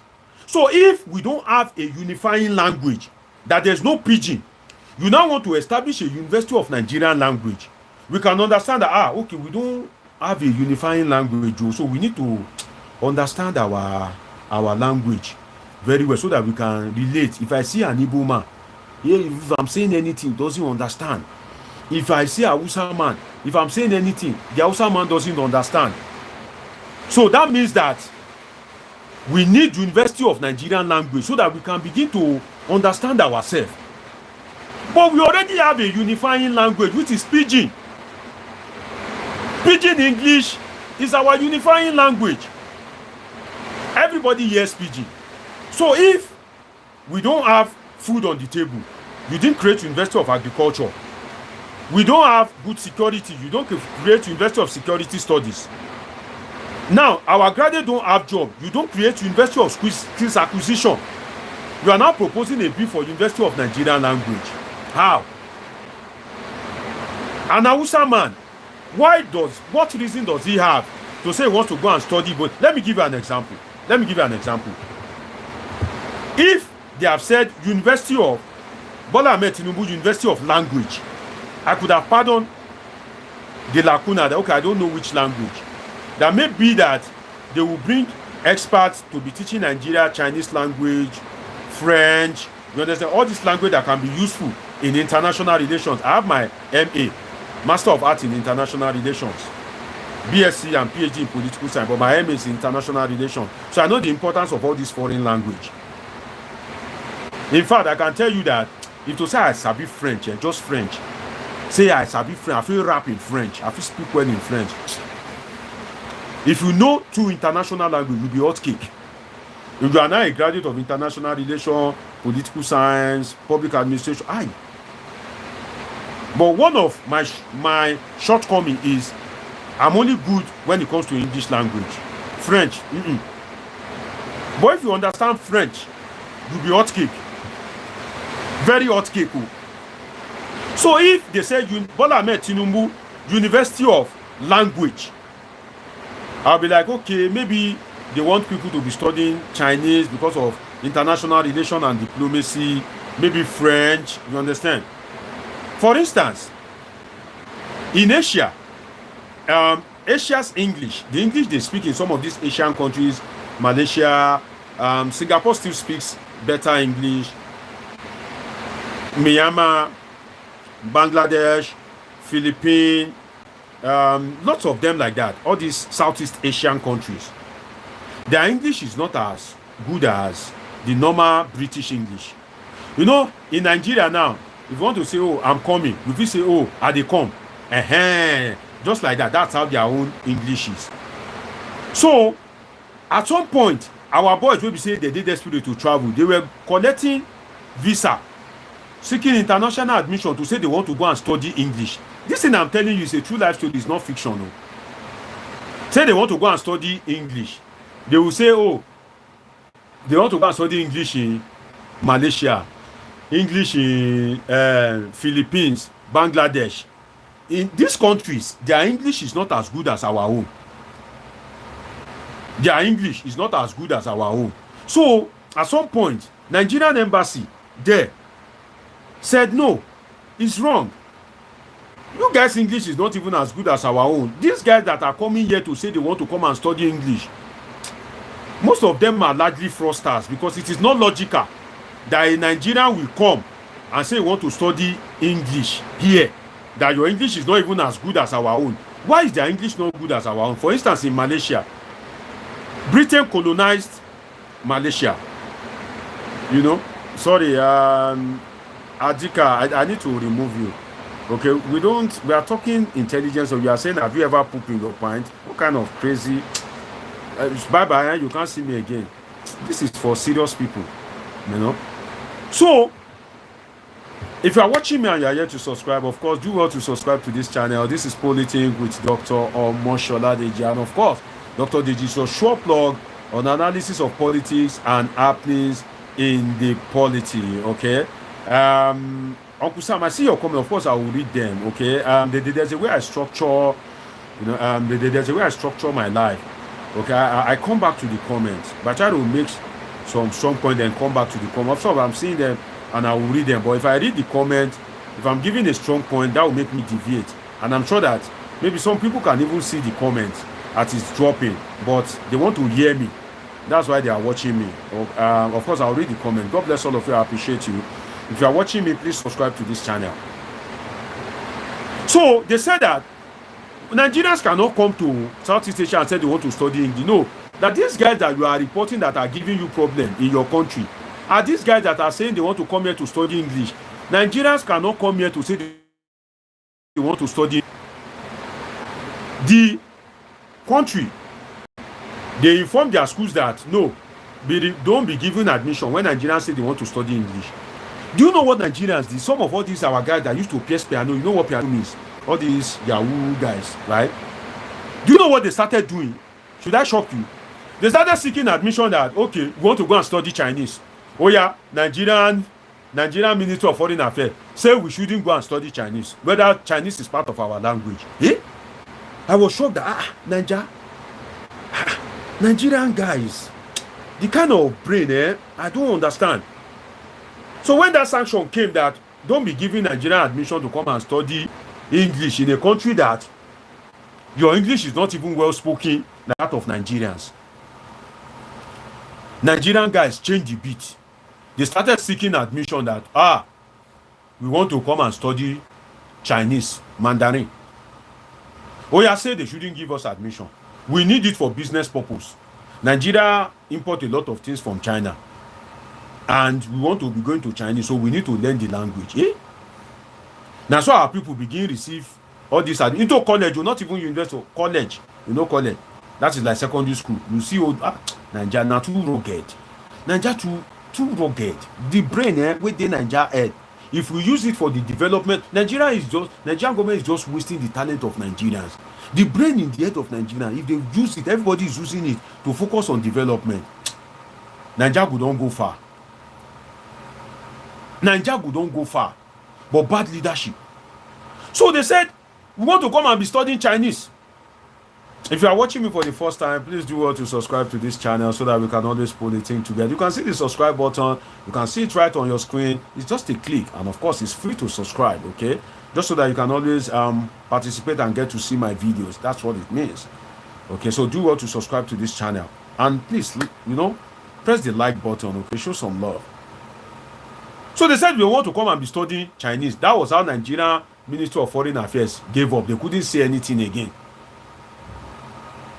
So if they have said University of Language, I would say maybe they want to be Arabic. Arabic is also some form of international language of some sort. Because Arabic can be useful to you in some of these Middle East countries that are, deeply Islam. Saudi Arabia, some of these countries, Arabic is also a form of international language to some extent. But Nigerian language, where you won't carry the language go if you finish from that university? Where? To the glory of God, with all sense of humility. I won't say how many countries I've traveled to, but I must not place a curse on somebody that where this my leg have touched, that the person should run mad, and before that person will heal, his leg must touch all those places. That person cannot be healed. It will be very difficult.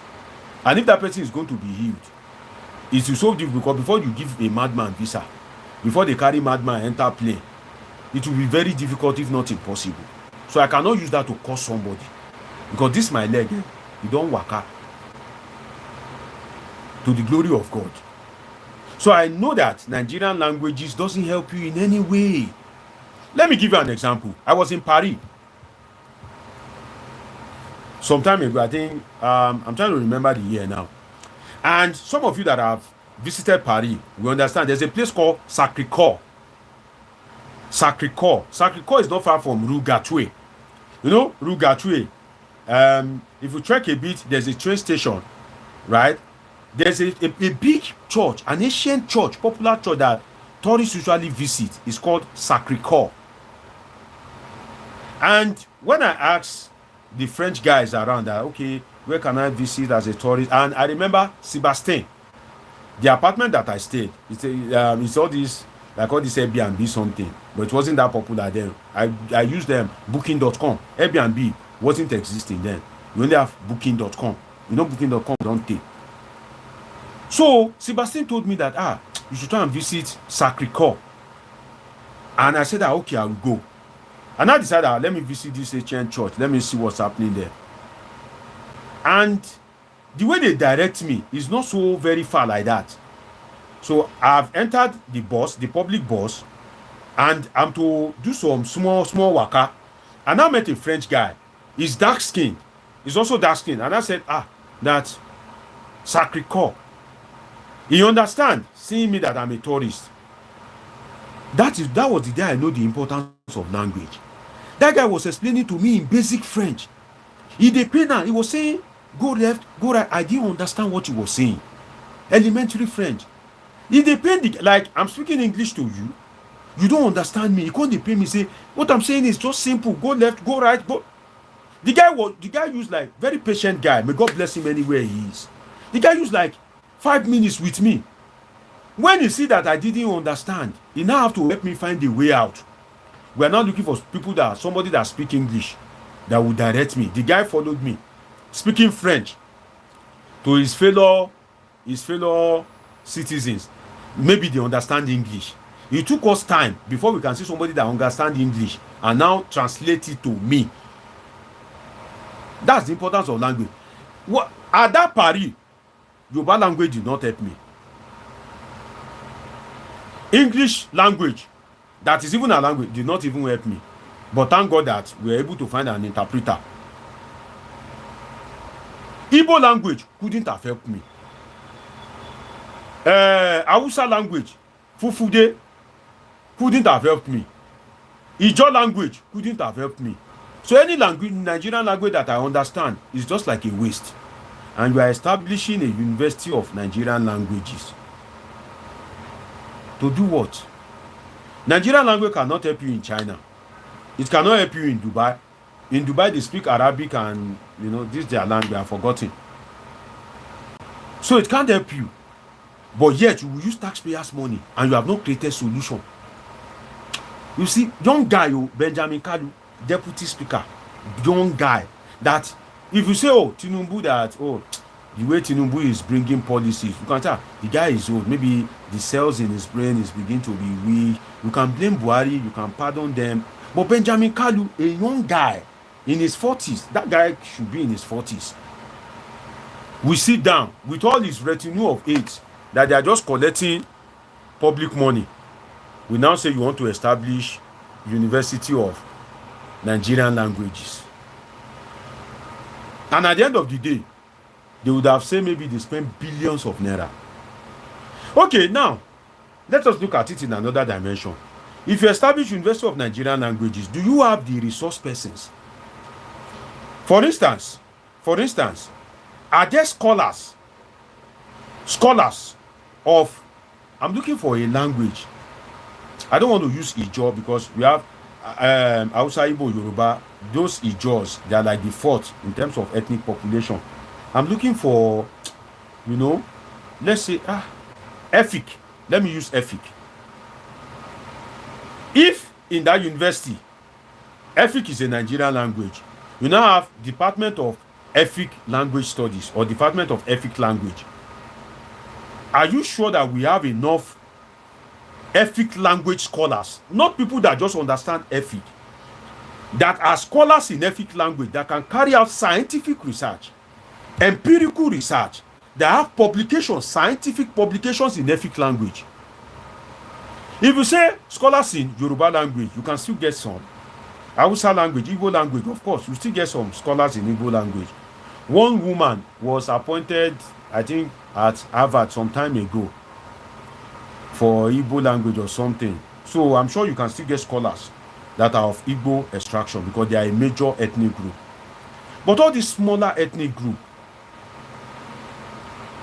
if you are in the Department of Efik Language, you don't need that degree to present because the radio station in Efik land, some of them can't even afford to pay a graduate. So they will either employ somebody that has school sir but have that skill of presentation and just put that person there. It's a local radio. So if you have Department of Efik Language, excuse me, who are the scholars that you will put there in that department? Which scholars will you put there in that Department of Efik Language? Or that university will only have 3 courses: Hausa, Igbo, Yoruba, Ijo. That will be only the language, because you cannot put French in a University of Nigerian language. Look at the scope. There's something we call scope. If you have written a project before or a thesis, the scope of that thesis must sync with the degree you want to have. For instance, if you want to have a degree in international relations, that your research must be connected to a company, a foreign company and another country, or a foreign country and another country. There must be that international something there. If it is not, that thesis is already a failure. It can't go any. They can't use that kind of. For instance, if you want to do, if you are doing a degree in international relations, you now want to write what we call project in Nigeria. You now want to say you want to study about crisis in political party. Like you want to study the crisis in APC since creation, or you want to study leadership recruitment process in Nigeria. It cannot fly for a master's or a BSc in international relations, because there's no international content in that research. There's no international content there. So scope in anything academic, in anything that it is a scientific environment, that scope is important. So if you say University of Nigerian Languages, that you want to establish Bola Ahmed Tinubu University of Nigerian Languages, you cannot in that university be doing degree in French until you change the name of that university to Bola Ahmed Tinubu University of Languages. You cannot say University of Nigerian Languages, then you now be studying. You have people that are studying to bag Arabic. Their degree is more like a nullity. They can't present it to me that I'm a Nigerian and I will employ them. Because if you bring a degree from University of Nigerian Language and you have your degree BSc Arabic Studies, I'll be like, Arabic, Nigerian languages, no. For your university senate, the professors at the university senate, for them not to be able to think this far, to see this small lacuna, is not a good university. I can't employ you. It shows the quality of the university.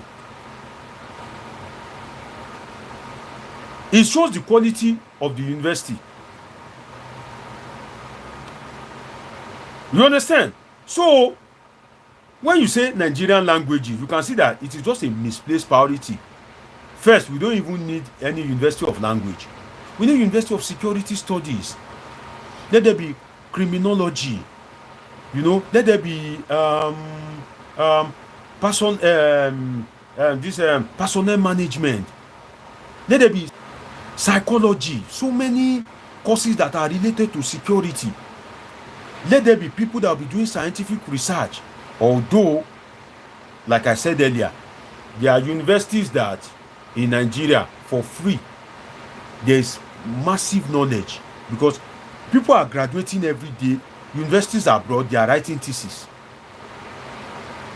That thesis is a scientific work. Go and look at it. There's a solution to Nigerian problem, because they are writing about Nigeria.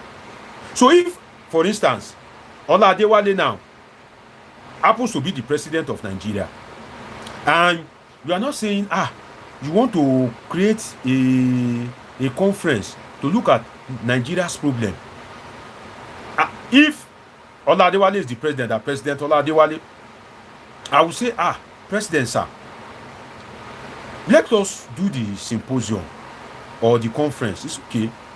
But let us go to a platform called ProQuest, Sage, Taylor and Francis. Some of you that are academically in line will understand some of this platform. Let us go and look for theses that Nigerians have written recently, maybe in the last 5-10 years. Let us look at the one that relates to this topic, security. You will see a lot of theses, you will see a lot of scientific findings that you can use for free.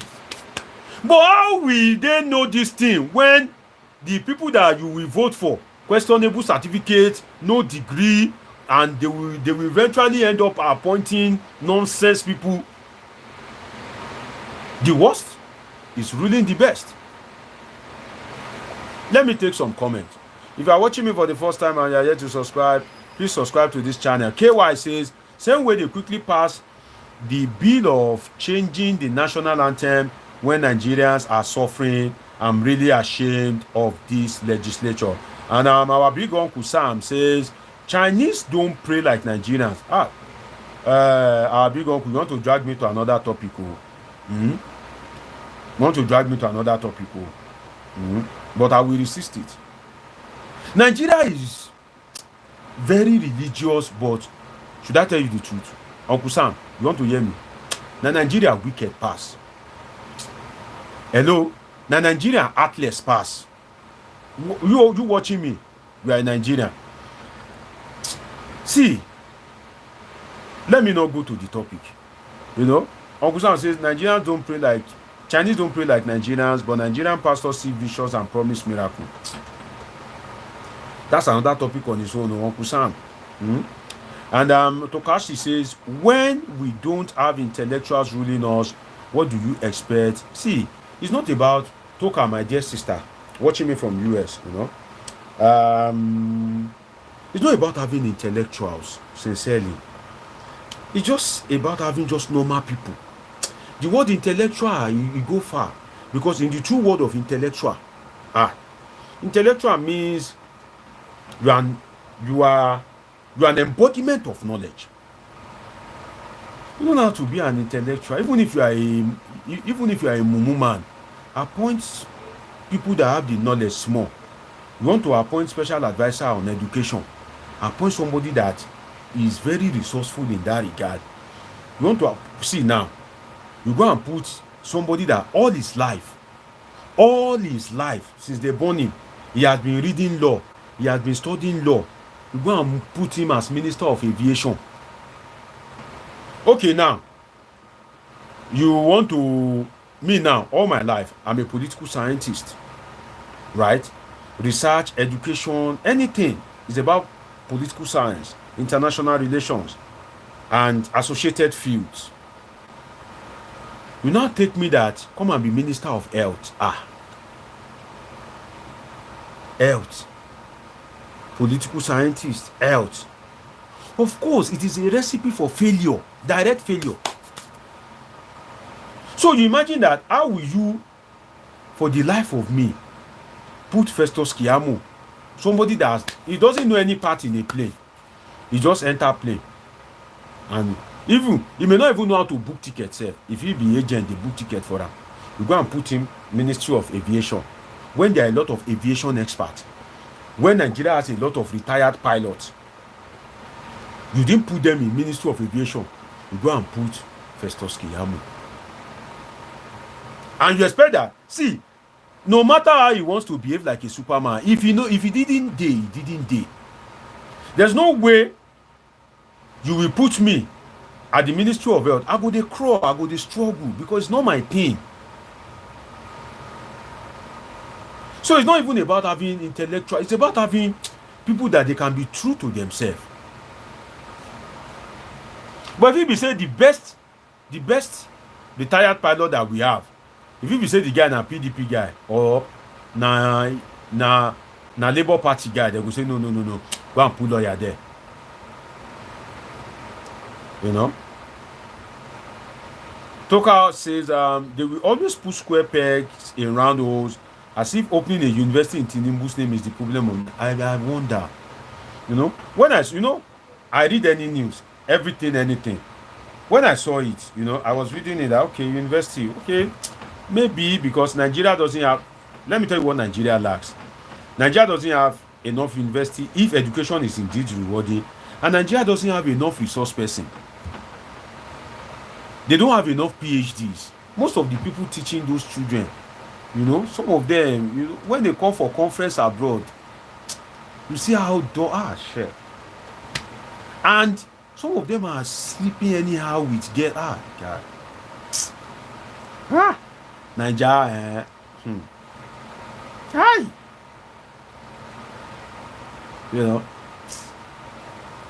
If you are watching me for the first time, do well to subscribe. And for those of you subscribing, of course, I see you, I appreciate you. God bless you for subscribing. Safeguard. Oh, Shola Bade. Why am I reading this of safeguard? Okay, I think I've addressed that. Okay, and Sam Onyekwere, our big uncle, says no Nigerian language can put food on your table. Can't guarantee any job. I beg. No Nigerian language. None. I'm a Nigerian. I'm a Yoruba man. Yoruba language, when you are within the southwest, you are a local champion. You go dey feel fine. Ambole Lord, Yoruba go dey sweet for your mouth. You dey relevant. You go dey speak in parable. In fact, if you even dey sing in Yoruba self, it's okay. Collect visa. I pray make them give you. Enter plane. Now there you go know say Yoruba language cannot help your life anywhere except within the shores of the southwest. Even if you go to the east, many people there, they don't understand Yoruba. Now pidgin. To now make it worse for you, if you don't understand good English, even that pidgin, they don't understand it abroad.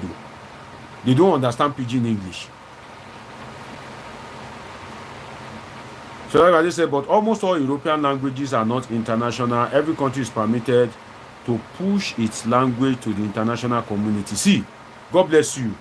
You see now that you are beginning to make sense, unlike the thing you said before. Now God say make I give you second chance. I don't know, you still make sense. But now you are making sense. Your name is Shola Bade. I am Omoshola Deji. Shola people usually make sense. But now you are making sense. See, you cannot sell your language when something is not attached to it. It is something that will make your language spicy. It is something that will make your language interesting. It is something that will make people want to buy into your language. Number one, you have a good country. You have tourist attraction. You have functional economy. You are a country that is producing. Why do people want to learn Chinese? They are going there for economic purpose. God bless you for pressing the love icon. I don't know the person pressing that, but you're helping this platform. God bless you. I appreciate you. If you are watching me and you are yet to subscribe, please take a moment to subscribe. My people, why are you watching me and not subscribing? Do I need to remind you before you subscribe? See, Nigeria now, when you come across the platform of in fact, do you want to hear the truth? How many political scientists? I'm not talking of people that will just come on and be speaking nonsense. So that political scientists, how many platforms do you see? Why? They don't have time. They want to be collecting political consultancy money. It's big money. Political consultants. If you call me tomorrow, say, Dr. DG, I want to go into politics. Can you? Do you have dollars to pay me? Political scientists are doing research, but if you now see the platform of a true political scientist, that you know that this one no be Jekureje or this one. Some of my fellow politicians, they know me. Now, if you didn't they? I don't read physics. I don't read chemistry. All my life, I've been reading politics, governance, public administration, anything that have to do with social science. So if you now see a platform like this, if you don't quickly subscribe, oh my God. The way Nigeria is going, see, it's going to be very reverse issue. You know the end, though. That reverse issue will last to 2027. You want to miss the analysis. Not only reverse issue, Osun election is coming. YouTube recommend my page for you. Where you want to hear the analysis. My people know the way they feel during the Edo election. They know the way they feel. It was very interesting on this platform. If you miss, don't miss that one of Ondo, because it's going to be a bombshell. Trust me. People were calling in like, very interesting. We'll make it happen again by the special grace of God. So if you are watching me, you are here to subscribe, please do what to subscribe to this channel. Okay, and our big uncle Sam says, you can't have a national Nigerian language because the languages spoken are distinctly different. We can't have, because we have so many ethnic groups, but then we have a language. We have something like a soft national language, whereby, regardless of where you come from, if you find yourself in any part of Nigeria, the language still fit carry you waka, which is pidgin English. I served in Kano. I'm a Yoruba man. Now pidgin English carry me waka. If you go to Meti, all those Meti, and Meti Alpha, now you dey now, okay, let me do egg, let me do this, let me do that, you know. Now that pidgin carry me waka. I've been to some states in the east. For instance, if you want to say Ziko, you say Ojuroyin. You know, I remember, you know, it's stuck in my head. I think it was Abia State that time that pure water Juroyin. That means that you're asking that is the pure water code Ojuroyin. Uncle Sam, you can tell me if I'm right or wrong. Ojuroyin, it means it's code. You know, there are some things that it will stick in my brain. It won't just go away. Like that Eri Ato, Eri Ano, it has stuck in my brain since secondary school. That Ojuroyin was when I went to Abia State. Ojuroyin, is it code? You know?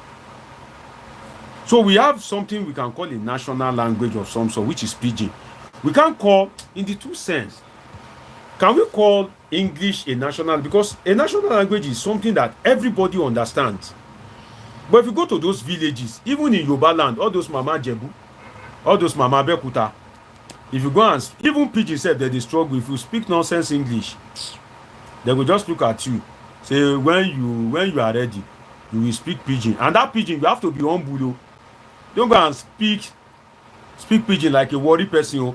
Don't go and speak sophisticated pidgin. You are on your own. If you are watching me for the first time, please subscribe to this channel. Or if you are here to subscribe before, and Henry Agbalo, sorry, you know, he says, sir, any way is a way, don't blame us.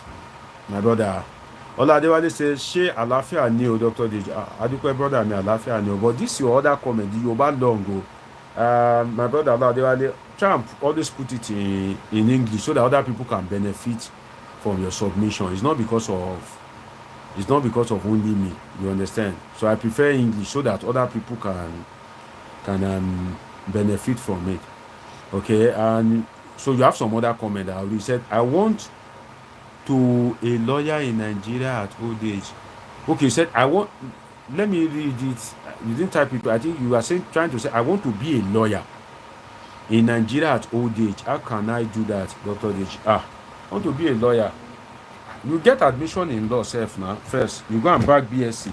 That is, they call it LLB. That's Bachelor of Law, ability that they call that. Then you go to law school. Law school is 1 year or 2 years. Law is usually 4 or 5 years. But then you need all these 5 credit and jambo. Then age. If you are too old, maybe in a open university, you go study. If you are abroad, if you are sure in your academic prowess, you can study law abroad and come and do your law school in Nigeria now. It depends. And Erin says, our priorities are just far from our goals in this country. We are just drowning in mysteries daily. May God help us. May God rescue us. May we not drown in mystery. Because I don't know whether now up teeth you first grow like that now. Henry, great to have you. If you are watching me for the first time, please do well to click the subscribe button. Subscribe to this channel. This is Politics with Dr. Omoshola Deji. Now let's go to T-Pain. T-Pain's hardship. You don't want to miss it. I get video to play here for you. You know, in fact, this part is the most interesting part. Did you enjoy the one of universities that I just did? This is the most interesting. T-Pain. Hardship. First, let me please help me drag Reno Mockery here. If you have witchcraft, if you are watching me and you have witchcraft, please can you please help me use your witchcraft to drag Reno Mockery here? If you are watching me and you are a pastor, can you please help me use, the Holy Spirit in you to summon Reno Mockery here? It needs some lessons. Don't use the vulnerability of Nigerians to further your political patronage that will only benefit you as a person. Alaye, take time, behave yourself. Nigerians are talking of hardship.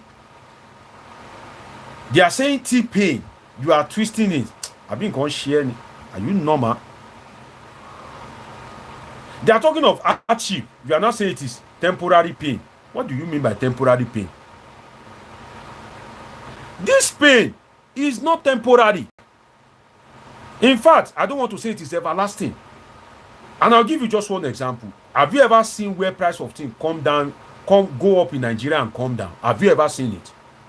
That the price of something, since they born me, since I was a baby, that we used to go and buy biscuits, buy sweets, buy milk. And people that are older than me, somebody like Sam, our political uncle, Sam Oyekwere, are you still there, sir? Please, if you are still there, I know you are older than me. So I want you to come and say it's a lie. Maybe me, I wasn't born in a favorable time. Maybe I'm not lucky. But thank God that we have somebody that is elderly, over 60-something years. 60-something years, no be small pikin. That can say, oh, Deji, no, you were not born at a lucky time. There was a time in Nigeria that if price of things go up, it will later come down. So, what is wrong with Reno Mockery? Don't use the pain of Nigerians. Nigerians are talking serious things. They are talking hardship. They are talking T-pain, Tinubu's pain, which is another word for hardship. T-pain is another word for first. Maybe you know the way I start. Maybe I should first start. What is T-pain? But then I have a video on that. Go and watch my video. 7 reasons why Nigerians are calling Tinubu T-pain. Go and watch my video. It's not only live that you'll be watching. After this program, watch my video. You watch my video too. Recommend my channel to other people. Maybe they enjoy the journey they go. If you are watching me and you are yet to subscribe, please subscribe to this channel.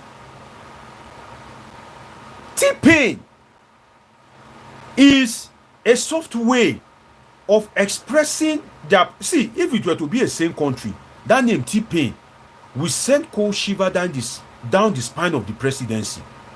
That they are associating our administration with pain. Are you with me at all? This is not the time to go. Stay.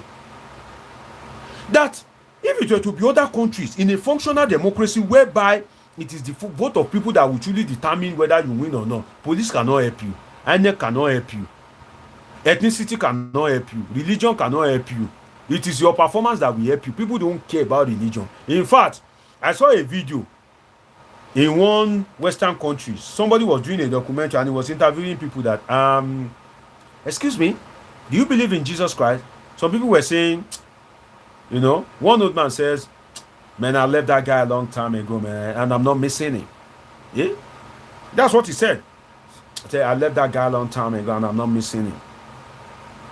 He's referring to Jesus Christ. That he left him long ago and he's not missing. Imagine. So, people are saying T-pain. They are expressing in a same country.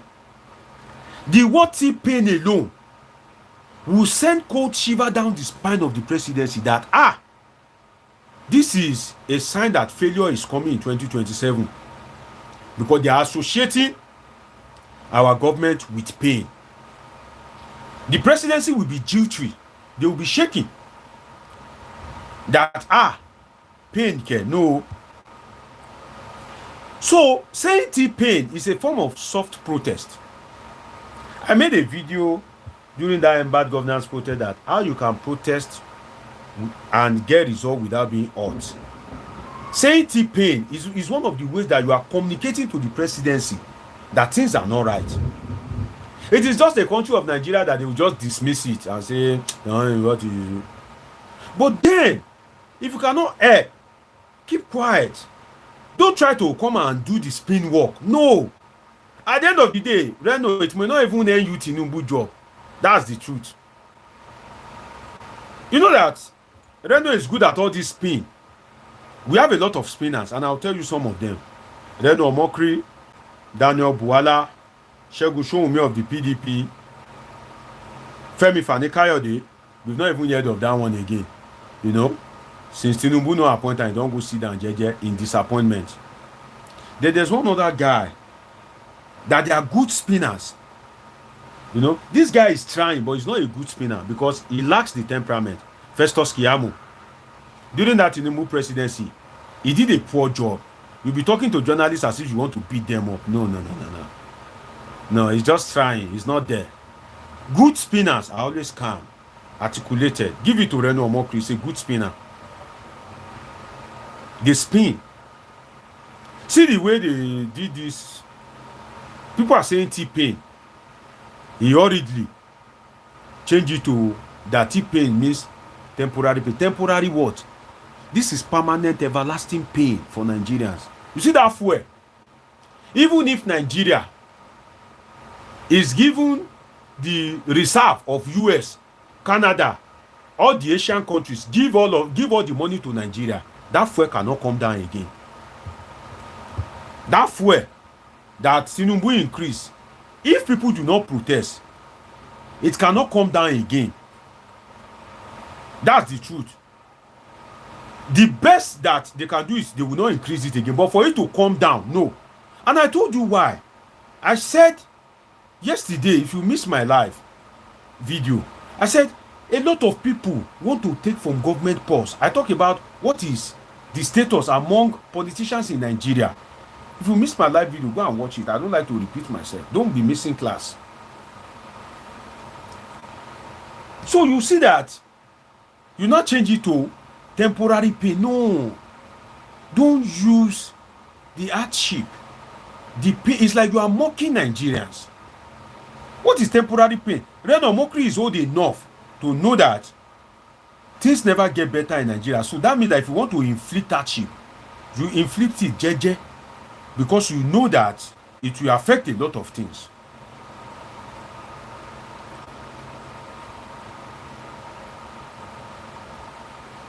So if you want to patronize Tinubu, it's okay. If you want appointment, it's okay. That's why I don't like to have this conversation if I'm not seeing the person face to face. I would have loved when I was speaking about university. May this platform grow by the grace of God. In the future, if a lot of people are watching me and I say, help me drag Benjamin Kalu here, I'm sure they will report to him that, oh yeah, one Dr. Deji is dragging you, oh yeah, come and defend yourself. I would have loved that there's a mini debate between me and Reno on this issue. Come and tell me the rationale why this pain will be temporary. You are not Nigerian than me. Those indices, those figures that you used to spin, you can't spin it to me.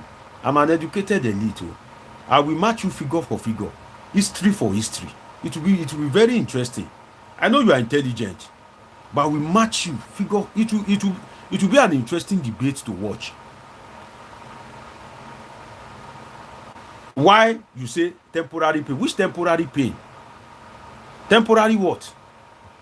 So for me, I felt that you cannot be using the suffering of Nigerians. You can lobby. If you want something, it's okay. You can lobby. You can permutate. You can argue in your favor. Okay, I've served under President Jonathan, and trust me, I'm good at this thing. If you give me the opportunity, you know, I can make it. I've been in the presidency before. You can use your network. It's okay if you so much desire it. And if you want to support the president, you can. But don't use something that is super important. See, my dear people, Nigerians are suffering. Imagine that you are a family man. For instance, I was watching this woman, Kemi. Kemi lawyer, Dr. Kemi lawyer. She was doing a live video, and I just saw it towards the end. She said, what is the first lady saying? That her husband is not the cause of that. She's not in Nigeria. She left dollar at less than 700 naira. You guys have taken it to 17. She left fuel at 185. Now it's over 1,000. What nonsense is the first lady saying?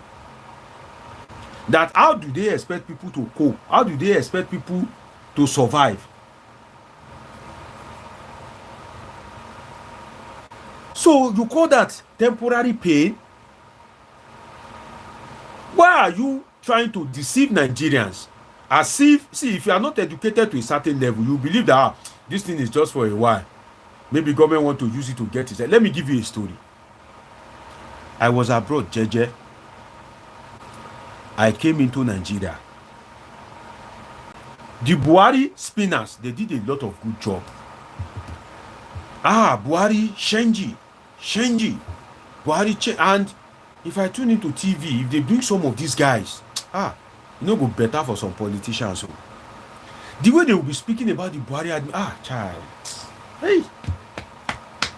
The way they will be speaking about the Buhari administration, that, Nigeria now is better under Buhari, is tackling corruption, is fixing infrastructure, is...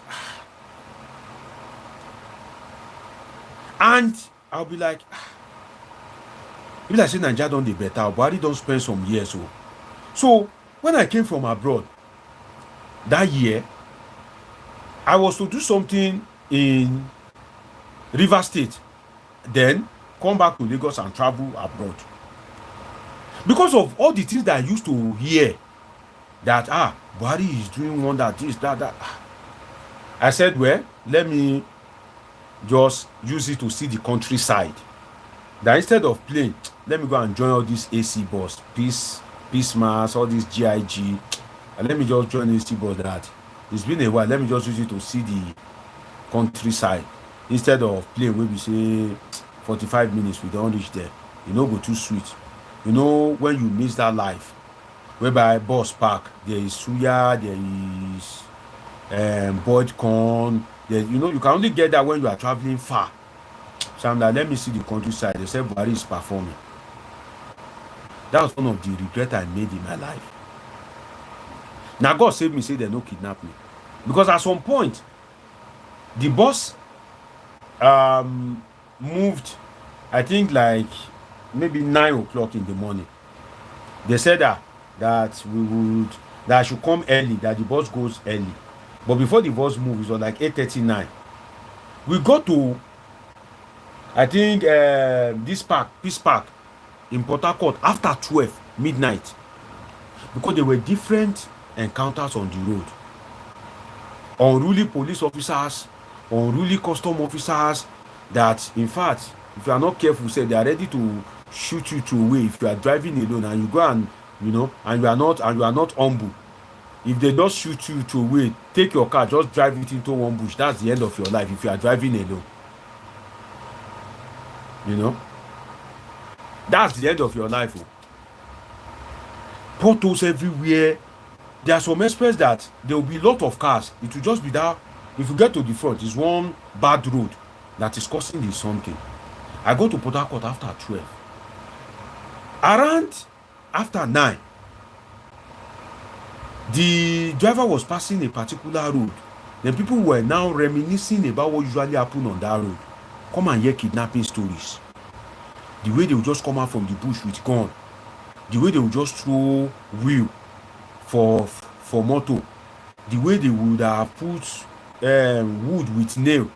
The way they would have put log of wood sometimes. The way they would throw egg on windscreen. Different things.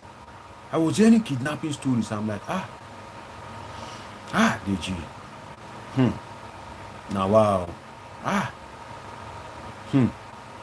don't enter Ramo. Why I no enter plane JJ 45 minutes? I know seeing the countryside, see what it has cost me.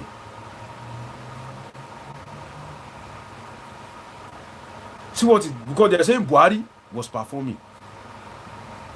That's why if you are abroad, let me tell you, if you are abroad and you are watching only TV and you are hearing Tinubu is transforming, at your risk. Relocate from abroad. Bring that your dollar here. Come and establish. You go hear am. The employer that you will employ sef, we say hunger don almost finish some of them. They no go even get your time. They go just dey steal your thing dey go. You know. Prince Johnson, I see you. Oladale says Kirikiri should have been made their permanent home while the jockey is thrown to the lagoon. Well, so if you want to prove to the Tinubu government that you are a nice guy, you can do it in so many other ways. But don't use what you know the reality of Nigeria. The same Tinubu that you are abusing. That's why I said power is magnetic. Now he has power. He's now the best guy in the world. I wish I can drag Reno to this platform for it. It would have been interesting. But now I'm speaking, he's not here. So, you know, it's not supposed to be like that. If you are watching me for the first time or you are yet to subscribe, please do want to subscribe to this channel. And for those subscribing, of course, I see you here. Just that I can't be reading out all the name, but of course I see you. God bless you. I appreciate you. So do want to subscribe to this channel, and those that are pressing the love button, I appreciate you too. Thanks for showing some love. Let me play some videos for you. You wonder the Nigeria that Reno Mokri is in. Let me play some video for you. I'm looking for. First, let me read something from Ali Ndume, the senator in Borno, according to Premium Times. You see it? I want to read it now for you.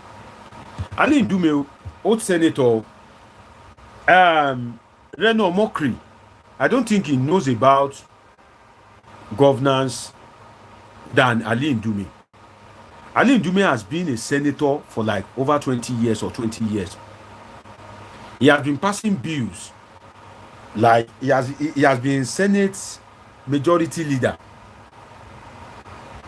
Hear what Ali Ndume is an APC guy. Hear what he said.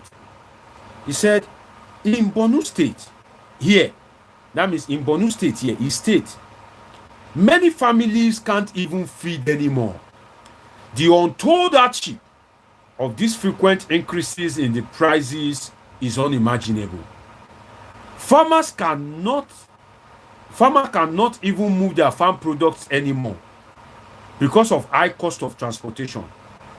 Those who can still do this add the cost of transportation to the prices of food items they sell. And that's why many people can't feed again. People can't travel anymore. To travel by road from Abuja to Maiduguri, for instance, is a fortune. How many of our people can afford that? There's also, he says, the hardship these people, unbearable hardship, the hardship these people are inflicting on Nigerians is becoming unbearable. I'm currently in Borno, and I know what I'm talking about. People are really suffering, hungry, frustrated, and angry. Suffering, hungry, frustrated, and angry. Does Reno Mokri know about governance than Ali Ndume? How many public documents is Reno Mokri? Does Reno Mokri have access to compared to a senator? A senator has a copy of the budget before it is passed. He has a copy of all the laws, everything. And Ali Ndume is an old guy. He don't take for the Senate. That means that during the time of Obasanjo, Ali Ndume was there. He knows all the bills, everything going on in government. The time of Yaradua, Ali Ndume was there as a senator. The time of Egbonjona, good luck, Ali Ndume was there. The time of Buhari, corruption, changing, Ali Ndume was there. The time of Tinubu, Ali Ndume is still there as a senator. So if Ali Ndume is complaining, and you are now trying to water down that pain, That people, Nigerians are trying to communicate with their president with the word T-pain. And you won't even let those in at the presidency, you won't even let them listen. You have changed it to temporary pain. But you have wife and kids abroad. They are abroad, living fine. What kind of people is that? And like I said, if you have been listening to my broadcast, all these things is not because they like Tinubu. If you are watching me for the first time, do well to subscribe to this channel, do well to turn on your notification button, and do well to catch up with my uploaded videos. I have some hot videos that I've uploaded, you know. And if you are pressing the love icon, God bless you, I appreciate you. Thanks for showing love so that other people can get to see this video. And you that you are watching me, you just sit down there, but you are enjoying me. God they see you, God they watch you. The little contribution you can do to press love so that other people can get. If other people do not press it, how will you see it? Talk less of benefiting from what we are doing here. So always try to show love when you are on any platform. It helps. So people are trying to people can no longer protest. They protest, they will say it is treason. The first lady made a statement in Ile-Ife. She said that those that are trying to remove fuel subsidy didn't succeed. Madam First Lady, Auntie Remi, it is your husband that didn't let the removal of fuel subsidy to succeed by orchestrating the Occupy Nigeria protest. It is Bola that didn't make it to succeed. If it had succeeded then, maybe Nigeria would have been better off now. He orchestrated the protest. He's now benefiting from it because if he hadn't stopped Buhari, maybe he wouldn't have been president. He's stopping people from doing what he is a major beneficiary of. You can imagine that. So how will people not be able to protest when protest was one of the things that propel your own political party to power?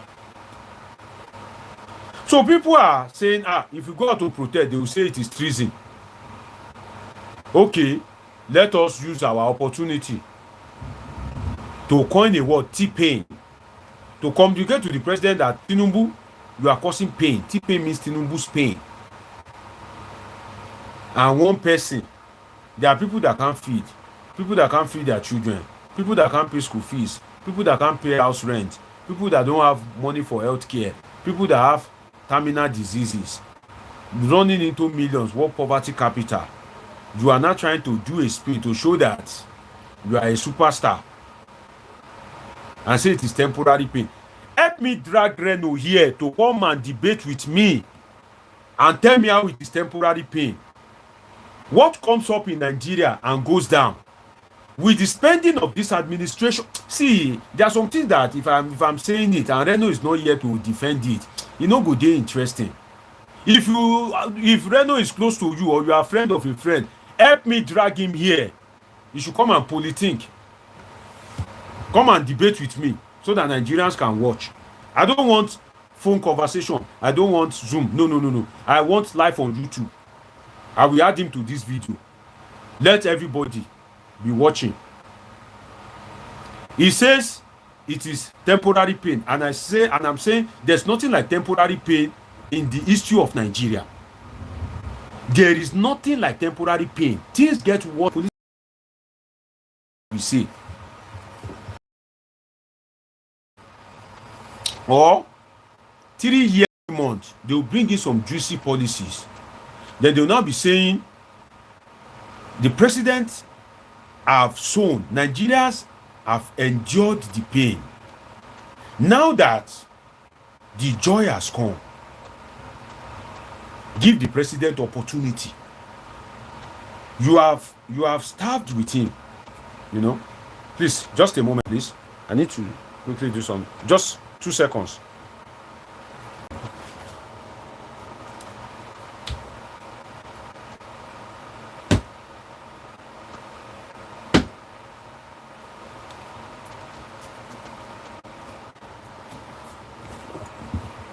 Yeah, thanks for holding on. So they will say that the president that you have endured with the president, now that the goodies is here, just give him opportunity.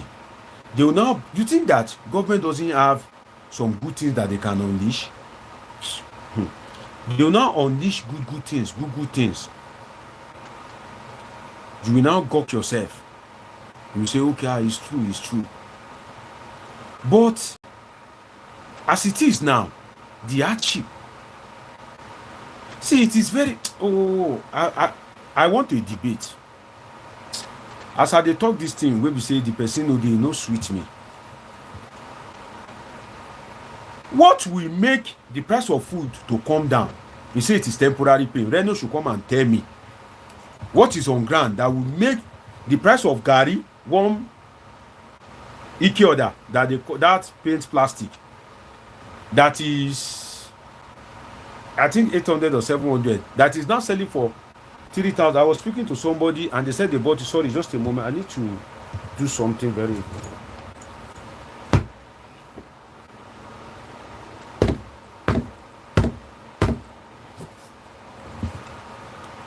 Sorry.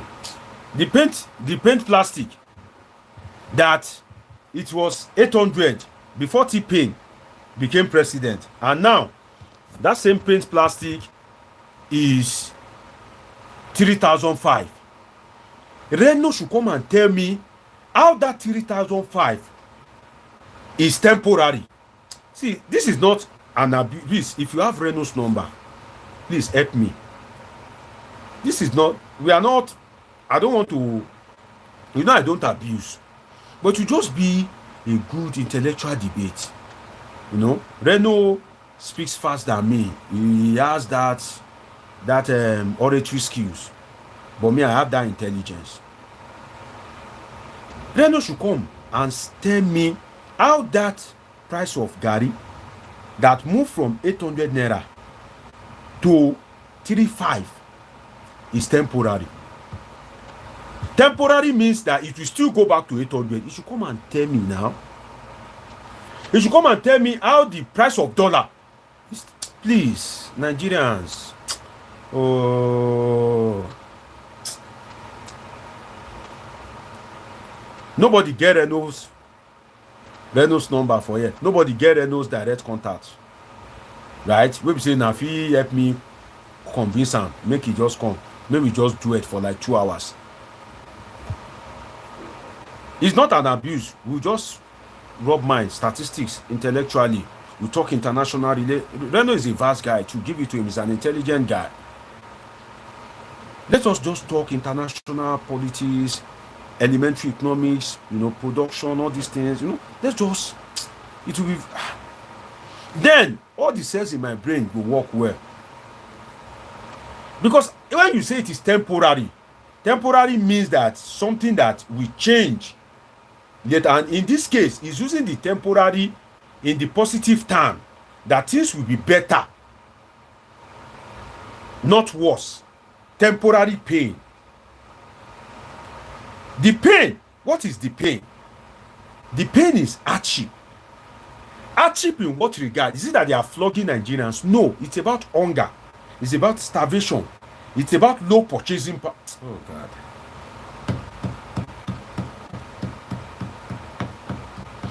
It's about low purchasing power.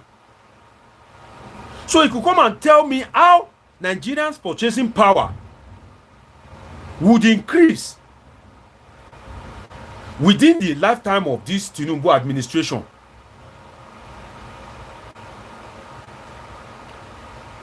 He should come and tell us. I want to hear how dollar that Buhari left it less than 700 naira, and now it is 17, almost 17.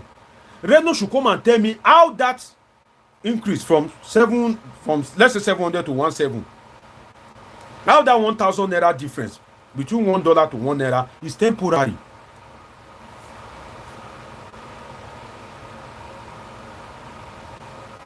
He should come and tell me. I would like to hear from him. Don't think all Nigerians are dullard, or it is all Nigerians that doesn't have time. Some Nigerians are very intelligent. It's just that they don't like to do. Sorry, apologies for this word. They don't like to do ass leaking. Let me tell you guys something. That guy that is in ICPC, the current chairman of ICPC, was my classmate during PhD. We sat in the same class together. So if I want to be doing ass leaking so that I can benefit from government, it's not that I don't know people. The current chairman of ICPC, go and show him my picture. We sat in the same class for PhD when we received lecture for academic writing, research methodology. The current chairman, I'm small, but I'm not a small boy. Maybe not in terms of age. So if me too, I want to be doing praise singing, you think I don't have the intelligence that I can be using it? You think I don't have some people that if I network them? There are some things that I can't say on this platform. Let me just leave it at that. You think some of them don't even contact me? That this is your intelligence. Why are you wasting? Come, There's some evidence that I can't just show. See, let's just leave that aside. So somebody like Reno should think that maybe it's all Nigerians that don't have time, or is every Nigerian that are dullards, that you just say something and you think Nigerian will see you as super intelligent, everybody will just all those response, all those replies that I used to make, that I used to intimidate people. Allah, you come. That your knowledge, bring it here. I don't want to talk football. I don't want to talk tennis. That statement that it is temporary pain. Come, let us debate fact and figures. How is the electricity, for example? See, hi.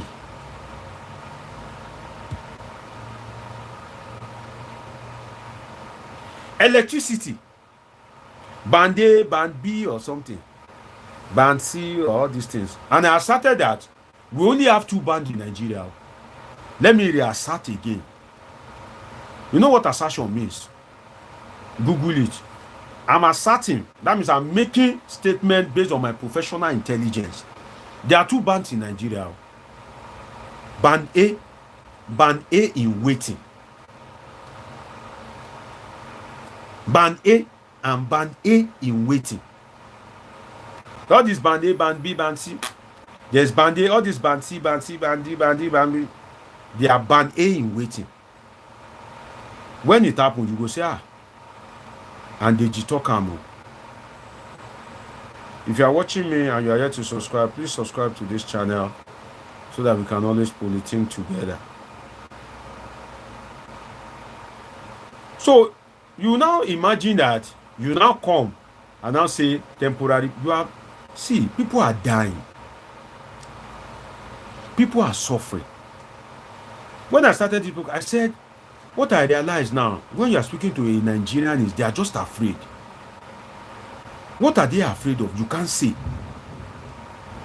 But they are just afraid. Because why? They don't know what tomorrow. See, I never believed that in this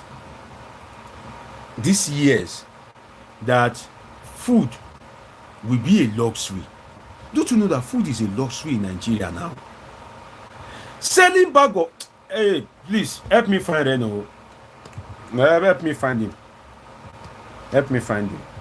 I want to debate with him. Help me find him. He should come and tell me how the bag of rice.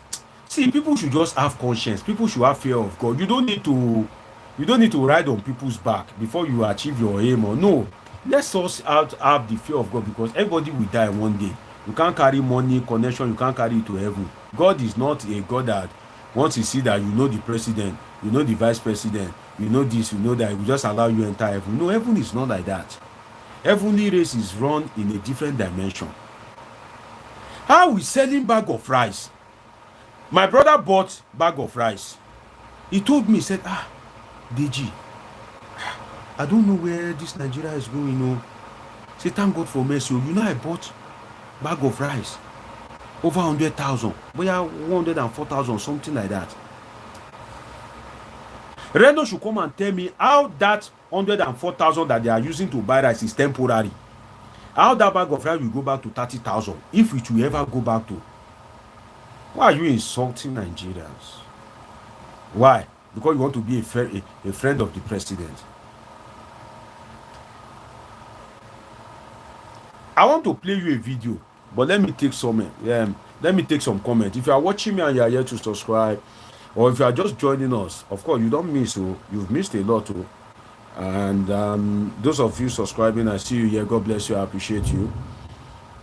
If you are just joining me and you are here to subscribe, please do well to subscribe to this channel. This is Polithink with Dr. Omoshola Deji. Deji is a political scientist with a PhD in political science, and this is where we analyze politics and happenings in the polity. And for those of you pressing the love icon, God bless you. I appreciate you. What the love icon does is you are sending, it's more like a survey to YouTube that you are enjoying what is going on here, and it is the right thing to show. So YouTube tends to kind of like, you know, the algorithm, as they call it, he send it to YouTube will now be recommending it to other people. So if you are watching me, do well to subscribe, do well to press the love button. And Vision Insider say he insult himself, not Nigerian. No, sir.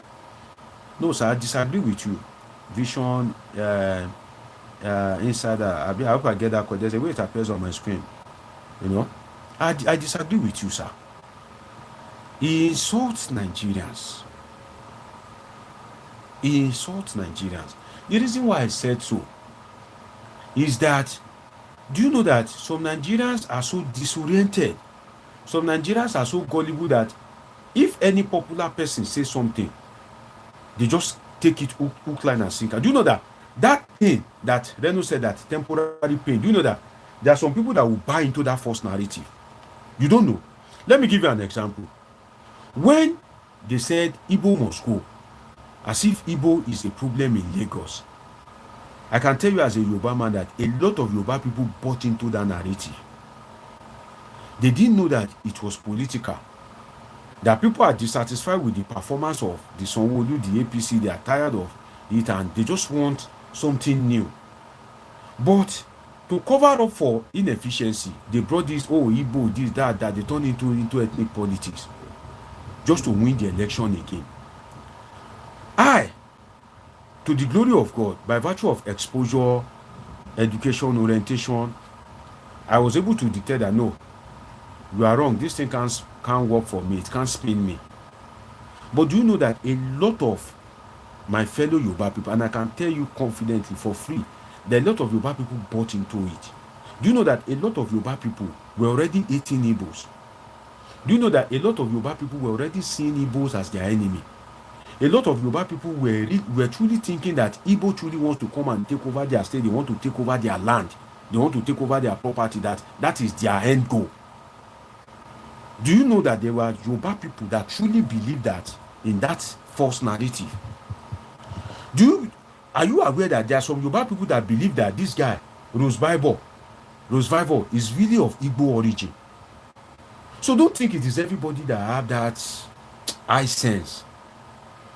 No, there are some people that anywhere you push them, their education is low, exposure is low, and especially if that person saying it is popular, they'll just buy it, they'll just take it as that's the way it is. How many people knows that Rose Vival is not an Igbo name, that it is a name that was gotten during slave trade? How many people knows? Yemi Cardoso, Yemi, the governor of CBN. Somebody should not say it's not a Yoruba man. It's Cardoso. Cardoso is a name that his forefathers used to pledge their allegiance to their slave masters, and they adopted that name. For instance, if you see a Yoruba man bearing Smith, Cole, those are not Yoruba names. Those are names in slave trade. But because unfortunately the guy is not bearing a Yoruba surname, so many Yoruba people bought into that. People that don't even like Sanwo-Olu based on answers.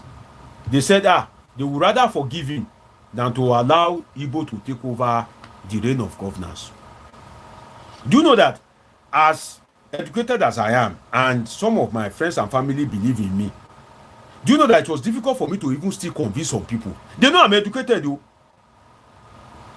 Do you know that when they were saying Buhari is this guy from Sudan, Al Jubrin or something like that from South Sudan, if you are watching me and you are here to subscribe, you can see the subscribe button right on your screen. Please do well to click it, subscribe, turn on your notification button so that we can always politic together. When Buhari was called Jubri from Sudan or something like that, do you know that there was one big aunt that I have that she truly believed it, that this one is not Buhari, that is one Jubri from Sudan. I was now the one correcting her that, auntie, come, don't make mistake. This thing is more like propaganda. That if you go and say it outside, maybe the day you say it, I'll be by your side though. They'll not be saying, see, his family, see, he has a PhD, see what his auntie is saying, that Jubri from Sudan. She still said, that, no, maybe you are not aware, Deji. It may be true. These politicians are desperate. I will say, no, auntie, stop it. It's not any Jubri, though. So what am I trying to say? Anything that they sell, there are some people that, by virtue of their education, exposure, orientation, they buy it. So if you say it is temporary pain, do you know that there are some people that will buy it, not knowing that it's a lie?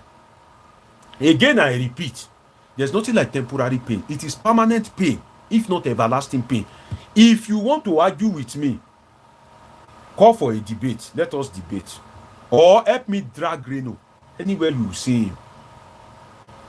I can't be pursuing him on. Help me drag him here. Say somebody want to debate with him.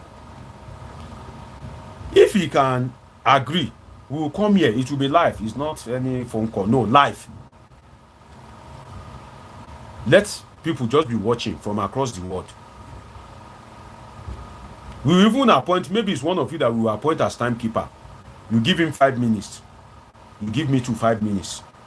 You give him 3 minutes. You give me 3 minutes. Let us have some serious debate. You see that some of these guys, they just have name. They've done a lot of harm and good by spinning the mind of Nigerians, spinning everything. Alaye, stop it. Stop it. I said people are afraid. Don't take my word for it. If you're abroad, call your people at home. If you're a Nigerian, you can put. People are afraid. They are just afraid of the unknown. I've never seen such fear in the mind of Nigerians. People are working. They are not sure that tomorrow they can be able to feed. This thing came all of a sudden. You cannot increase price of petrol from 1 something to 5 something, and Nigerians will not feel it. Not to not talk of that. You move it from 1 something, you move it for 1,000 and something. You move the price of electricity. You kind of like, triple it or quadruple it. You move the subsidy on the dollar, everything all at once. And you are saying it is temporary. Please, if you can't get me Festus, if you can't get me Reno Mokri, get me Festus Kiyamo. Ajuri has resigned. If it is Bayo or Nonuga, I can manage it. Because the way these people use all this cheap intelligence, to deceive Nigerians is enough. And the worst part is Nigerian intellectuals, they are busy struggling for survival. Most Nigerian intellectuals, it is when you have eaten that you can come out to speak. Your children have not paid school fees. You even remember? You won't even listen to news. Please, they should stop all this. See, don't mistake me. I don't hate the president. I don't dislike Reno. You can support the president. You can advocate for the president. You can show your love to the president, which is you can use him as your DP. You can, but if the president, for instance, is in France now, if you are watching me and you are here to subscribe, please do well to subscribe to this channel. Those of you that have subscribed, of course, I'm seeing you here. God bless you. I appreciate you. If you are defending that the president is in France, so far as governance is going on smoothly, if there's no issue, if you defend the president's absence, I can forgive you. It's okay. It's fine. If you say the president needs a private jet so that he won't die or his plane won't collapse, so long as the country is moving smoothly, it's okay. There are many ways you can support the president, but don't create a support that it will make the man to feel relaxed when there is even fire on the mountain. In fact, I'm the true lover of the president, because when the ships are down, the man will realize that he has been lied to. You do you know that when you fall, now only you go remain? Are you aware? Those people, when they deceive you, they no go deal. When you fall, now only you go remain. So I don't like this pretense that you are using the pain of Nigerians, the suffering of Nigerians, as a bait to further your patronage relationship with the president and the presidency. You are doing as if now you sabi Spain pass abi. You are doing it for reason best known to you. But please stop it. You know, if this video get to you, Reno, with profound respect, I know you are intelligent, but you are not the only one intelligent. We are talking of pain. If you are rich, is everybody in your family rich? If everybody in your family is rich, is everybody in your community okay? If everybody in your community is okay, go to your village. Go and talk to people, interview people. Then, apart from that, all those ones are even story. I want an intellectual discourse, for God's sake. I don't like when I'm hungry for intellectual discourse. I want an intellectual discourse from somebody that, like Reno, that I know is intelligent. That, sorry, Mr. Reno, you said this. How will this? Tell me how it is a temporary pain. We are not abusing. Let's just come with fact and figures. Let's have an intellectual debate. The price of rice, what is on ground now, that will yield the result in such a way that there will be abundance of food. I don't see it happening. When bandits were killing people in Benue, see, if Nigeria has food abundance now, I would have been surprised, because it would have nullified all rational thinking. If Nigeria is a country with high security, that is very secured, I would have been surprised, because it would have nullified all rational knowledge. Because if people are graduating and there's no job, politicians are stealing, there's no amenities, and you expect that it will be happening tens upon tens of years, and you think that there won't be insecurity. When bandits were disturbed, when Nigeria was using about 6 months just to talk about cow during Buhari's time, you don't know that there will be food scarcity. Some of you that were supporting Buhari then, some of you that were saying, yeah, this. Buhari is not hungry now. Maybe you don't know. Buhari has more than enough to eat. In fact, it is Nigeria is paying Buhari pension, all this something now. They will give him new car maybe every 3 years or 4 years. You understand? Maybe he's entitled to medical trip abroad once a year. There's this benefit, this juicy benefit. Obasanjo is collecting, Jonathan is collecting. In the Nigerian something, they are entitled to maid. It is Nigeria that is paying their maid. If you don't know, former president, you are entitled to maid. They allow you to have a maid. It is Nigeria that is responsible for the payment of that maid, that aid that is assisting you as a former president. So how is Buhari suffering? You that you don't even know what you will eat tomorrow. Maybe as you are watching me now, if you be saying now when it is interesting, your data go finish. Buhari now is enjoying. Nobody ate any of these guys. It takes special grace to become president of a country. But one thing that I cannot do, for instance, beg me from now to tomorrow, tell me the president will appoint me. I cannot change a pain that Nigerians are using to communicate to a president that is not listening, and now say it is temporary pain. Stop it. Alaye, stop it. The head of Nigerians, you know, if he catch you, you know go like him. Because hunger is a master stroke. Hunger is real. Hunger don't catch you before. Serious hunger, it don't catch you before. If hunger has catch you, you know that hunger is not a joke. It's not a child's play. It's not a child's play. So it is a serious issue, my people. And please, I don't like intimidation. See, like, do you know the problem? Politics is too lucrative, so people can't speak. Because they have one or two things to benefit.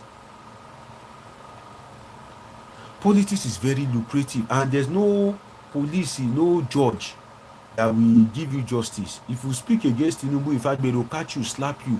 If you go to police station, even the police is handicapped. Because why? They are defending the president. But then, in your own little way, don't be afraid to correct people. You go to school. You have a Facebook. You have Instagram. Some of you have 5,000 followers. Some of you have a lot of followers.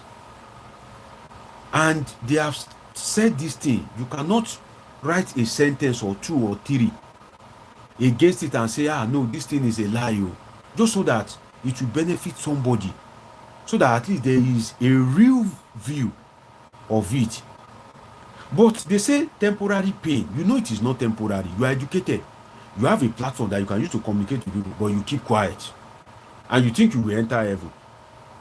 Heaven is for me, DG, that I've taken pain, leaving all the assignments that I have to do, all the appointment and everything, to be sharing the truth. Now me, heaven day for. You cannot come out to speak like me. No wala.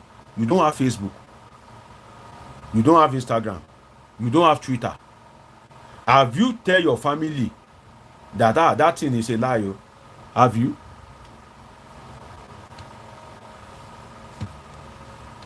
People that are taking from, or that want to take from the public purse are too many.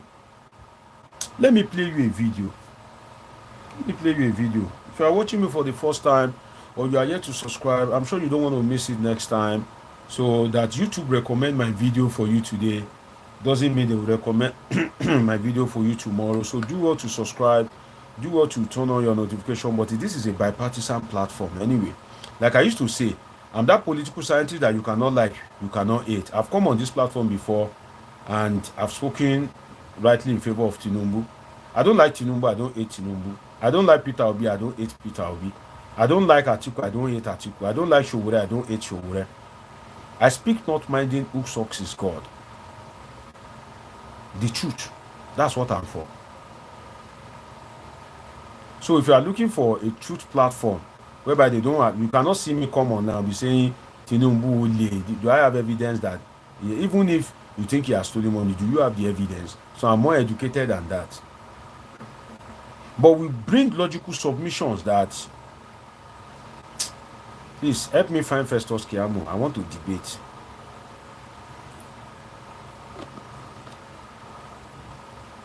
Or find me like Reno Omokri. Let me play you a video. It is like 4-minute video. I want you to listen attentively. A Yoruba actress. You know, I've read you the one of Ndume, a senator that has been. Let me read some comments. I'm seeing comments here. Let me read some comments. If you are watching me, please subscribe to this channel and drop your comment. Of course, I will read it. Let me read some comments before I play that video. You don't want to miss it.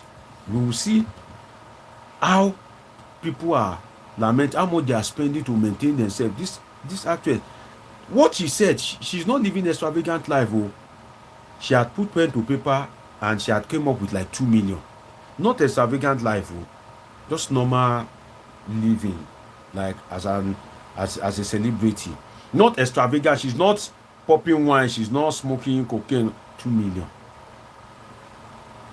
You will hear the one of Uncle Jimmy.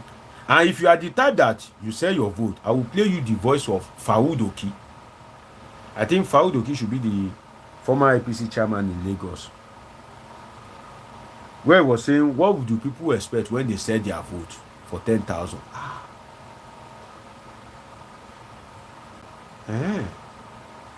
Let me take some comments. If you are watching me, please subscribe to this channel. Toka Ashley says, T-Pain's administration is the most extravagant administration in the history of Nigeria. They are very insensitive to the plight and pains of Nigerians, very self-centered individual, really no. See, in fairness to the president, If they tell him everybody loves you, Mr. President, your economic reform is very okay, you are doing the right thing, continue, what do you expect? The man is old. In fairness to him, the guy is old. You can't cheat nature. How many files does he wants to read? You know, he's not mad, but he's relying on people's brain. How many things can his brain carry? Somebody that is thinking of how to manage his health at old age.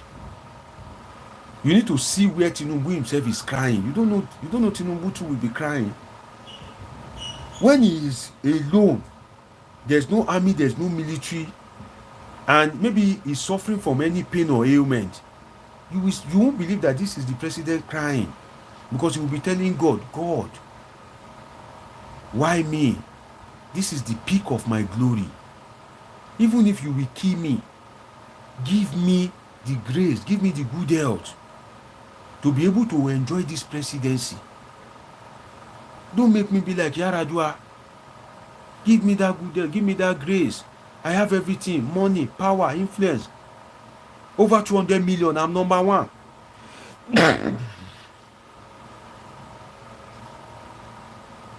Sorry, people.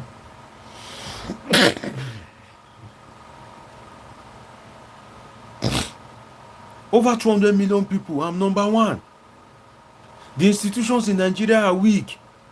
The Senate, they're at my beck and call. I don't even have anybody to check and balance me. Akpabio,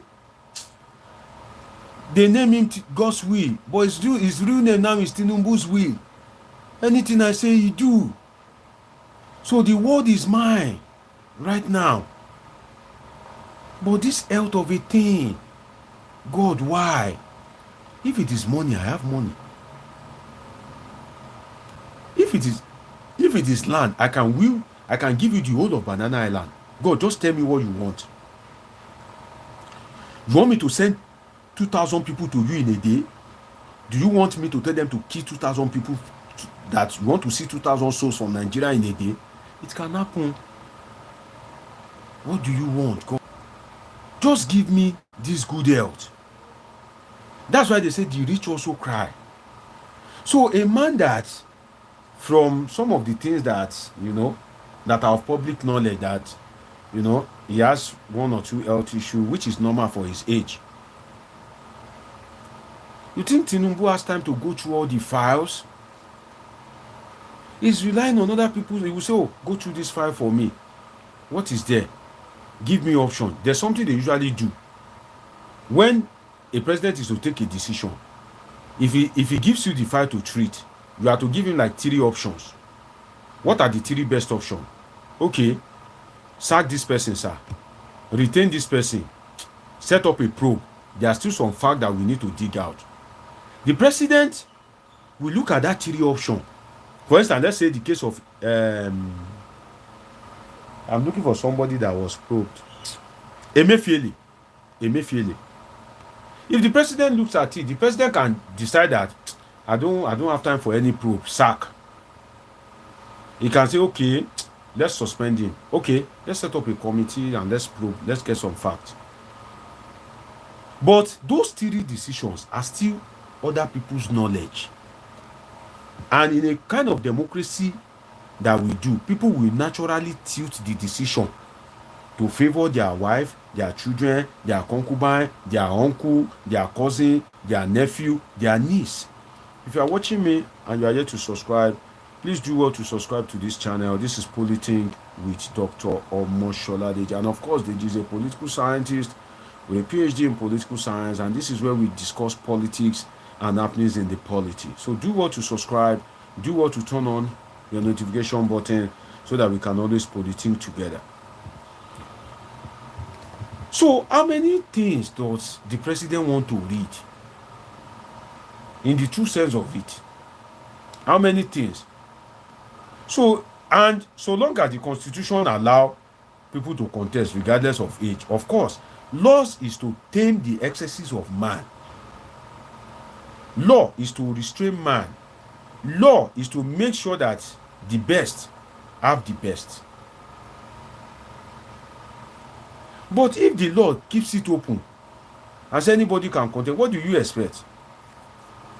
If the law permits Obasanjo, he can decide that he still want to recontest. If the law permits Buhari, he will still be there. Vision Insider says, I think he's saying he doesn't want to know. I think that's we are talking about Reno Mokwe, right? And KY says, Doctor, I know his Twitter handle. I will constantly disturb his comment section with Polithink, because I actually just remembered I do buy 2 pint of Gary. Imagine, I do buy 2 pint of Gary 1,300 some month ago.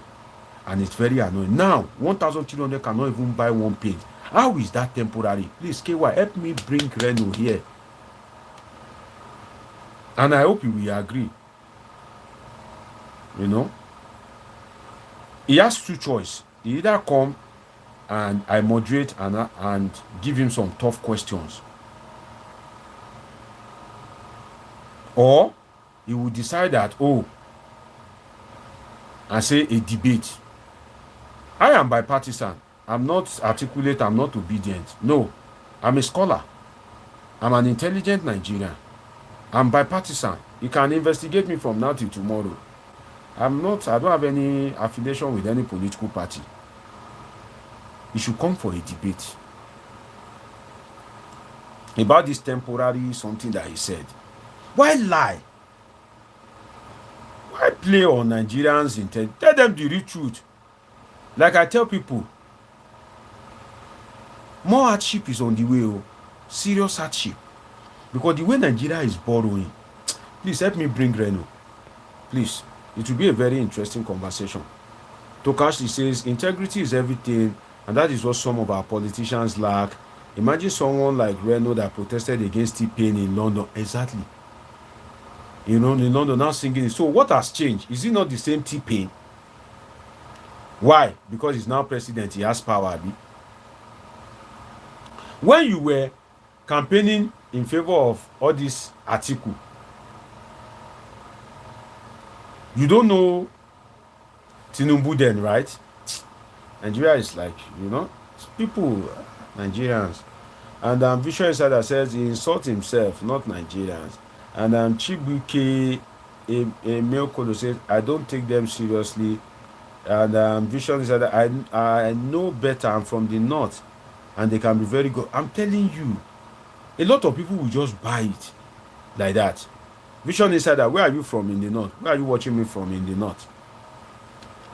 And our big uncle Samuel Ekwere says, Nigeria's problems can't be saved in heaven. Lucifer descendants are all over in Nigeria. I don't want to agree, but I'm forced to agree, Uncle Sam. Because if you bring Obama, merge it with Joe Biden, match Kamala Harris to Nigeria, they will fail. They will fail because the orientation of our people, the orientation of the political class, they will fail. Except maybe you can bring Jesus Christ. Maybe. But God is not a Nigerian. So he won't send his son to come and save only Nigeria. There are so many people calling God from across the world. China, Europe, Asia, everywhere. They are calling on God. And God will give priority to people that maybe he created when he was angry. Countries that he has blessed with earthquake. Maybe we attend to them first. Typhoon, hurricane. But Nigerian that he has blessed with everything, we are still disturbing him. You think God is a Nigerian? You know? Our Uncle Sam says, French colonized some African countries and introduced French language, just like Britain colonized Nigeria and introduced English language in Nigeria. Benjamin Kali is from my state. Uncle Sam, you see, you see yourself now, eh? See what young Benjamin Kalu, see what he is doing. After they will be blaming Tinubu, they will be blaming Buhari. The young ones, how many sense do they have? How many brain do the young generation have? Or how many brain have they shown? What intelligent content have they shown? If you are watching me and you are yet to subscribe, please do well to subscribe to this channel. And of course, you can drop your comments And of course, if you are a first timer, do well to put it in the comment section. Of course, I will acknowledge you. Okay, so do well to subscribe to this channel, turn on the notification button, and of course, catch up with my videos. I do upload videos. I have lots of interesting videos. Trust me, you don't want to miss them. And America has, that's from Uncle Sam, right? America has the highest number of languages spoken in the world, but only Spanish and English language are officially recognized and used in transactions and means of communication. So if they now create Yoruba, Bola, Ahmed, Tinubu, shut.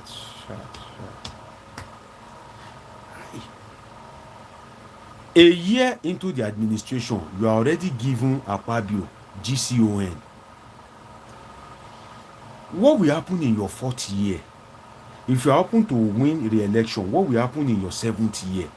Why the rush to give Akpabio GCON? So since you've given him, in a country, there's number 1, there's number 2, there's number 3, there's number 4. Now you have given GCON to number 2, number 3, number 4. So there's no distinguish in terms of national honor between number 2, number 3, and number 4. And I've asked before, when I was on air, on TV, that if you give Akpabio GCON now, if he now performs better later, what will you give him? Will you give him your position, GCFR? Will you share GCFR with him? Because if you can share what should ordinarily be for Shetima, GCON, if you can share it with Senate President, Speaker of House of Rep, and also share it with the Chief Justice that he just got there, he just got to the office, so there has not been any judicial reform. She just got there, less than a month, bam, GCON. Second highest honor. What will you give Justice Okuta if he was to still be alive? Okuta, you remember Okuta Pane, the father of Charlie Boy? Those are brains. What will you give Afe Babalola? Those are legal minds, legal. What will you give Clark, Robert? There's Edwin Clark, there's Robert Clark. That one that is a lawyer, that 90-year-old man. I think that one is Edwin Clark, Abi. Is it that Edwin or Robert Clark? What will you give that one? Kekere could just got there as Chief Justice. Less than a month, you have given her GCON. That means that you have given her certificate. Oh yeah, take certificate. Go and study later. Take certificate. They only do that in marriage. That they will first of all give you certificate before performance. It's only in marriage that I know that they will say, oh, you'll be a good other take, they'll give you certificate. That's only in marriage. But in an official something, you will prove yourself first. So, what has Kekere Ekun done within 1 month that you give out GCON? With profound respect to my Lord Justice Kekere Ekun, the number 2 highest honor that should be naturally be exclusive for Shetima as the vice president. So now that you've given GCON to number 2, number 3, number 4, number 5, if tomorrow they perform better or they do something extraordinary, what will you give them? You give them GCON, you give them GCFR. And if you are super good, I don't want to say you are not good. If you are super good, why do you leave the one that is for number 2 and share it to 5 people? Then you now leave your own exclusively for yourself. Why don't you two share that GCFR? Why don't you two share that national honor that is exclusive for president? Why don't you share it? You share the one of Shetima. I'm sure that Shetima is just trying to be politically correct, but in his bedroom, he's not happy. Because the national honor that is meant to be exclusive for him, you have turned it to pure water. Shetima is not happy. We are all human beings. Let's be sincere with ourselves. He may not talk, just as Oshibaju failed to talk when bandits were ravaging everywhere. when they were making headway into Yoruba land. Thank God for the gangsterism of Sunday Igboho. Osinbajo did not say anything. He wants to be politically correct. He wants to be politically correct. But I can tell you for free that Tinubu will not use you as president. If his antecedent is anything to go by, when he was governor, he didn't use any of his deputy to succeed him. All the governors that he has installed, he has not used their deputy to succeed them, except his cousin, Inosun Oyetola. And even Oyetola wasn't the deputy of Aregbesola now. I think he was the chief of staff, right? He wasn't the deputy of Aregbesola. Was he the deputy? I think he was chief of. No, it was this guy, Adeoti, that is. Was Oyetola the deputy of Aregbesola? Please, somebody should help me. Maybe Google can help me out. Was Oyetola the deputy of Aregbesola? But I think Moshood Adeoti was the chief of staff, or is he secretary to the government? Something like that, yeah. So he has never, Fashola, he didn't use Fashola's deputy to replace him. Ambode, he didn't use Ambode's deputy to replace him. Sanwo-Olu, there's most likely that he won't use Amsat, because Lagos APC were having issues then. So they just brought Amsat to compensate, just like the way they did in Edo. You know, Monday Okwebolo was not Oshomole's candidate. So they just use it to calm straight nerves. So definitely they won't use Obafemi Hamzat to succeed Sanwo-Olu. So if Shettima has political scientists or political advisors that are truly intelligent, they would have looked at the personnel of the president and know that he cannot succeed him as president. Another thing is that the president is not, he cannot do what he benefited from under Buhari. That Buhari left it open that all of you go and contest anybody. No, if Tinubu wants to live there, he will man it, man marking. Now in choice, he go hand over to Bam. There's nothing like the Buhari time that the magnanimity of Buhari that Tinubu benefited from. Tinubu can never give it out. He can never reciprocate it. Never. God no go kill us. Either 2027 or 2031. God no go kill us. Now God get the power of life and death. He no go kill us. Because he knows we must politic. Even if God want to kill you, if he sees that you are a politinker, he will say, for being a politinker, let me leave you for the Gismo. Let me leave you to politic. So if you are watching me and you are here to subscribe, do want to subscribe to this channel. And for those that have subscribed, of course, I'm seeing you here. I appreciate each and every one of you.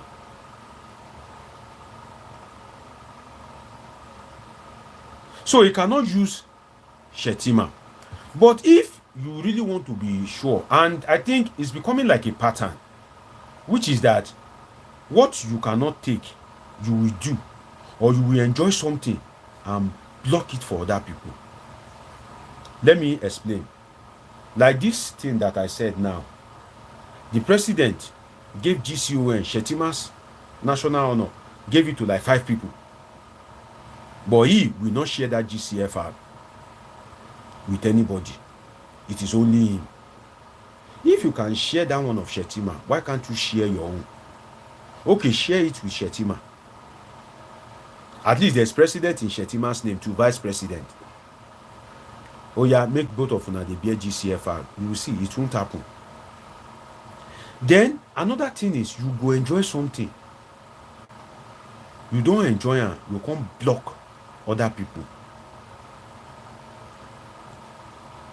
That's one of the features that I've seen in this administration somehow, in the sense that you created extra local government, you enjoyed it, you are president, you now are now seeking autonomy, denying people that are governors now from enjoying what you enjoyed. Maybe you are now more politically matured. Okay, if you want to show that you are politically matured, maybe then you are a political baby. Now you don't understand life more. Okay, there are some powers that is with you, some powers that is with you as president. Can you ease some of those powers?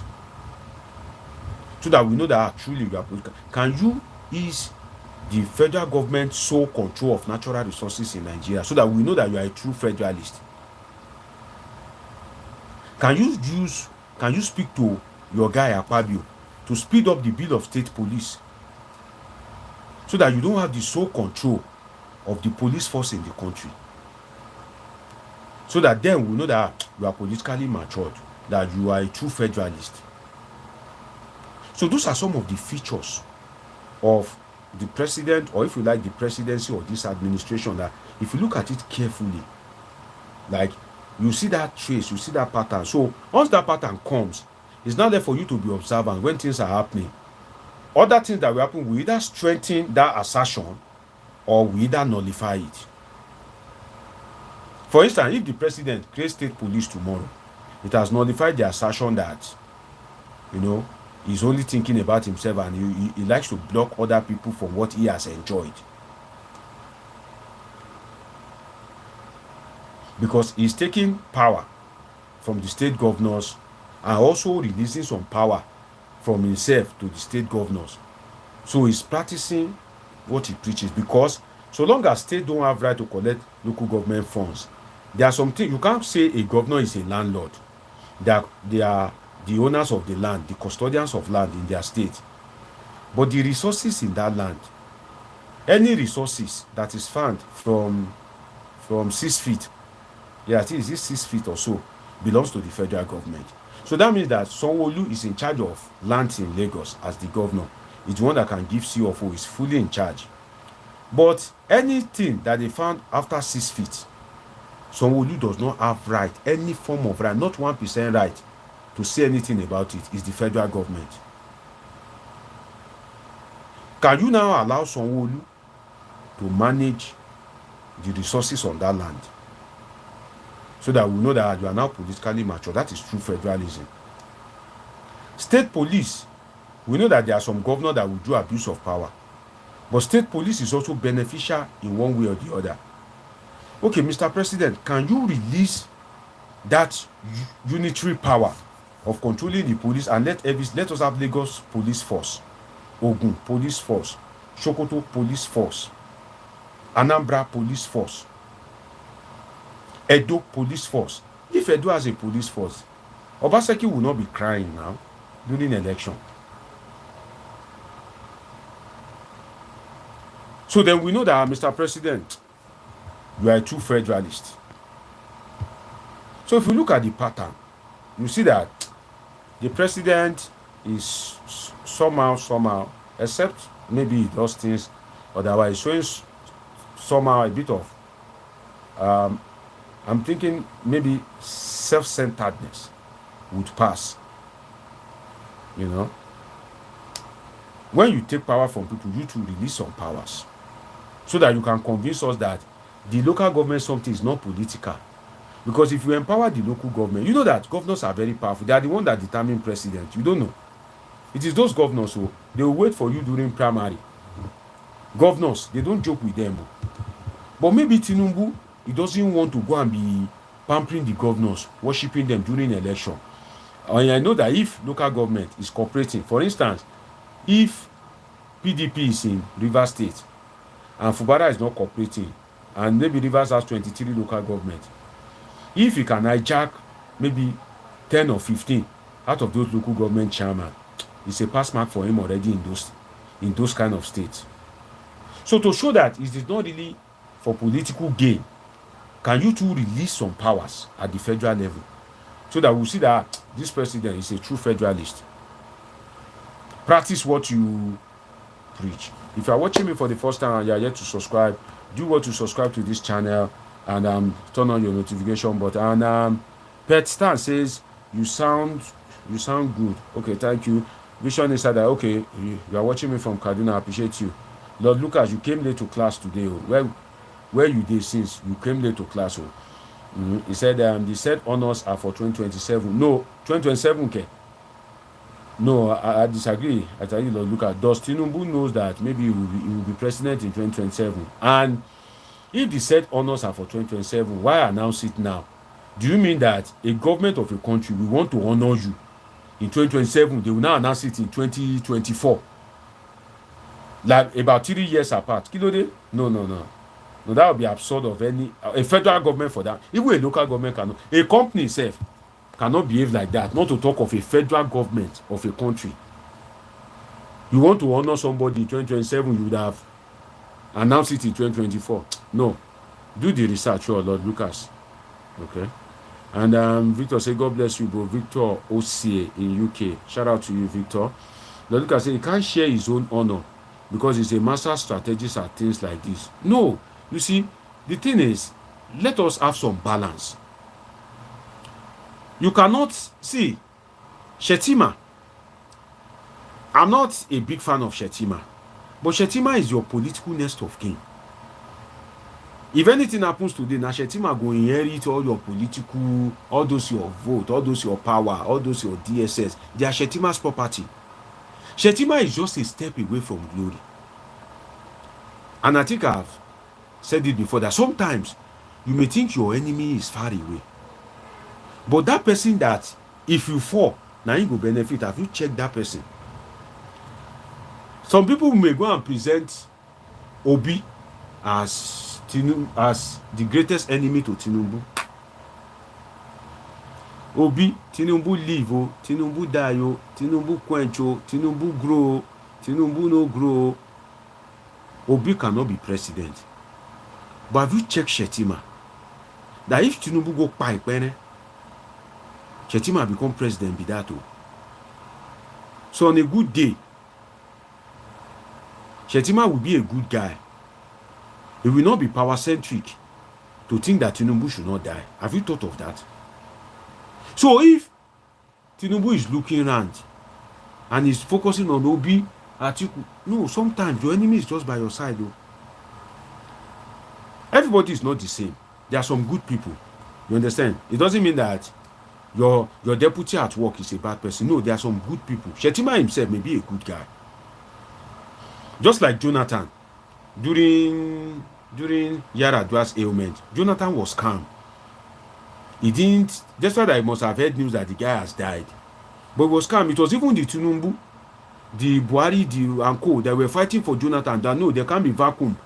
And you remember that doctrine of necessity when they were not sure that Yar'Adua was alive again, so that the country doesn't descend into chaos. So there are some good deputies. Jonathan was a good guy. So Shetima, I don't know much about him, may be a good guy, but at the same time, Shetima may even be the one that will be planning the worst thing for me. Now, I cannot plan that Tinubu should die. No. What do I want to gain from it? But, see, they said the heart of women. I'm not saying that's what Shetima is doing, but I'm just using it as a case study. If you are watching me and you are yet to subscribe, please subscribe to this channel. Give me a moment, make I check my subscribers, make I hail them, make I holler them. Those of you subscribing, God bless you. I see you. I appreciate all of you. If you are watching me and you are yet to subscribe, please subscribe to this channel. Turn on the notification button. Trust me, you don't want to miss it. So, it may even be Shetima that is the greatest enemy of Tinubu now.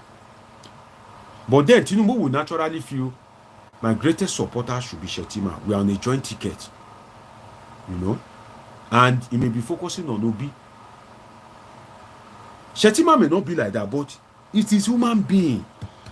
In the koro, you know koro, the corner of his room, in the corner of his heart, it's not impossible. Human beings will always be human beings that, God, there are words that this guy is sick. He usually travel. See, now he has given my GCON. See the way he's sharing my title, sharing it to Akpabio. What has Akpabio done? He has not even been giving me enough power and privilege to act. He want to go for 2 weeks. He put the country in vacuum. He can't even hand over power to me. He can't even hand over power to me as if he want to die with the power. He carried the power to UK, carried the power to France.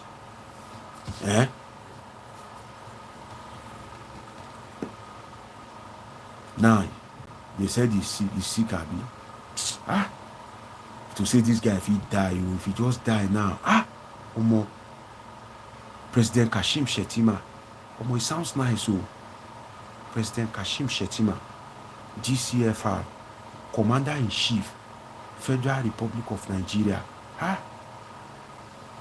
Man, if I become president, that means say, I know go dey beg before they put my own for inside budget. Now me go determine the budget. I no go dey beg for appointment too. Now me go appoint minister, all these things. Number 2 is good, but it's not sweet.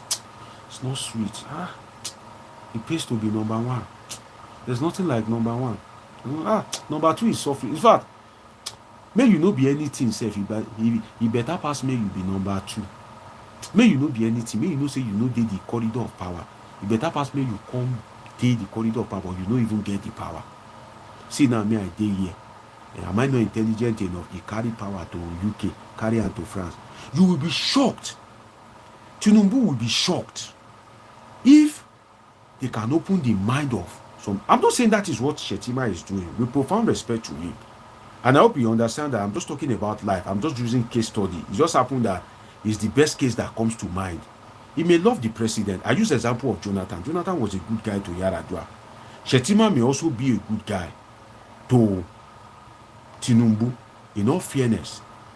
But I'm just using it as an example. That is what I can use, that you can use to understand, that I can use to give you a realistic picture, a true picture of the heart of man. That die that you will die, that person that will be the utmost beneficiary of that death.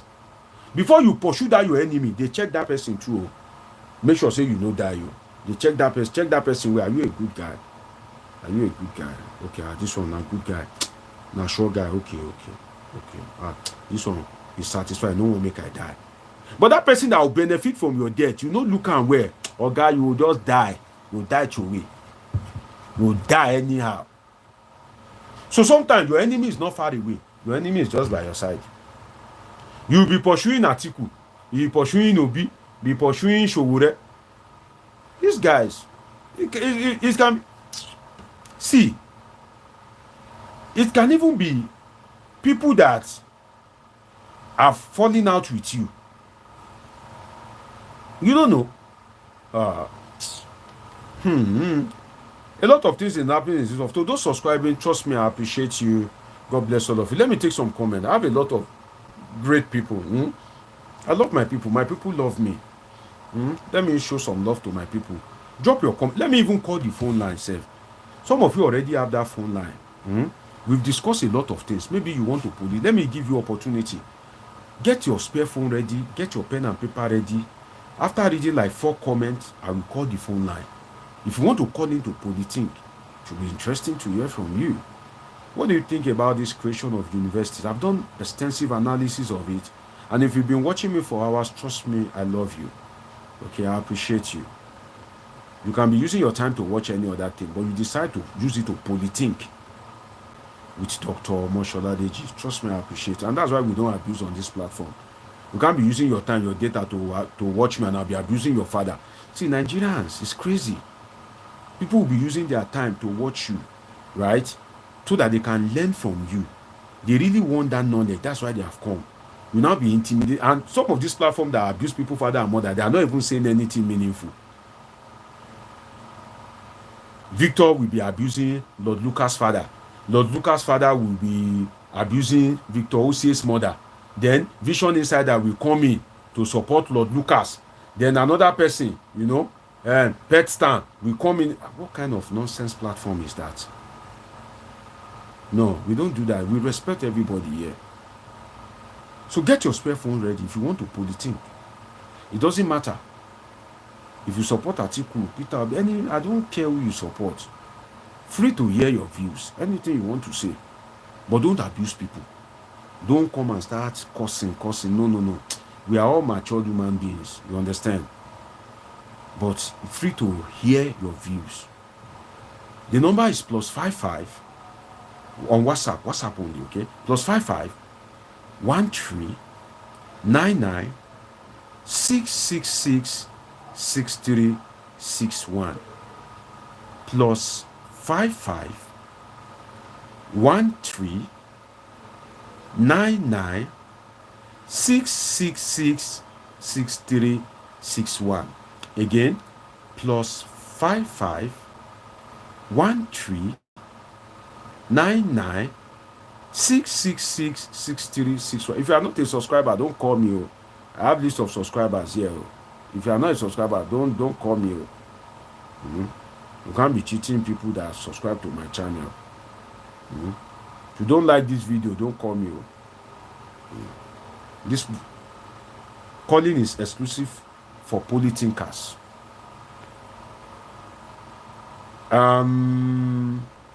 Lord Lucas says he can't share his. Okay, that's where I was. Vision said, I said decentralization and community police. Timi Bendo says, I don't think Timi Bendo says, I don't think President Tinubu is ready to help Nigeria to better days. His body language is not convincing. Trust me, the guy can mean well.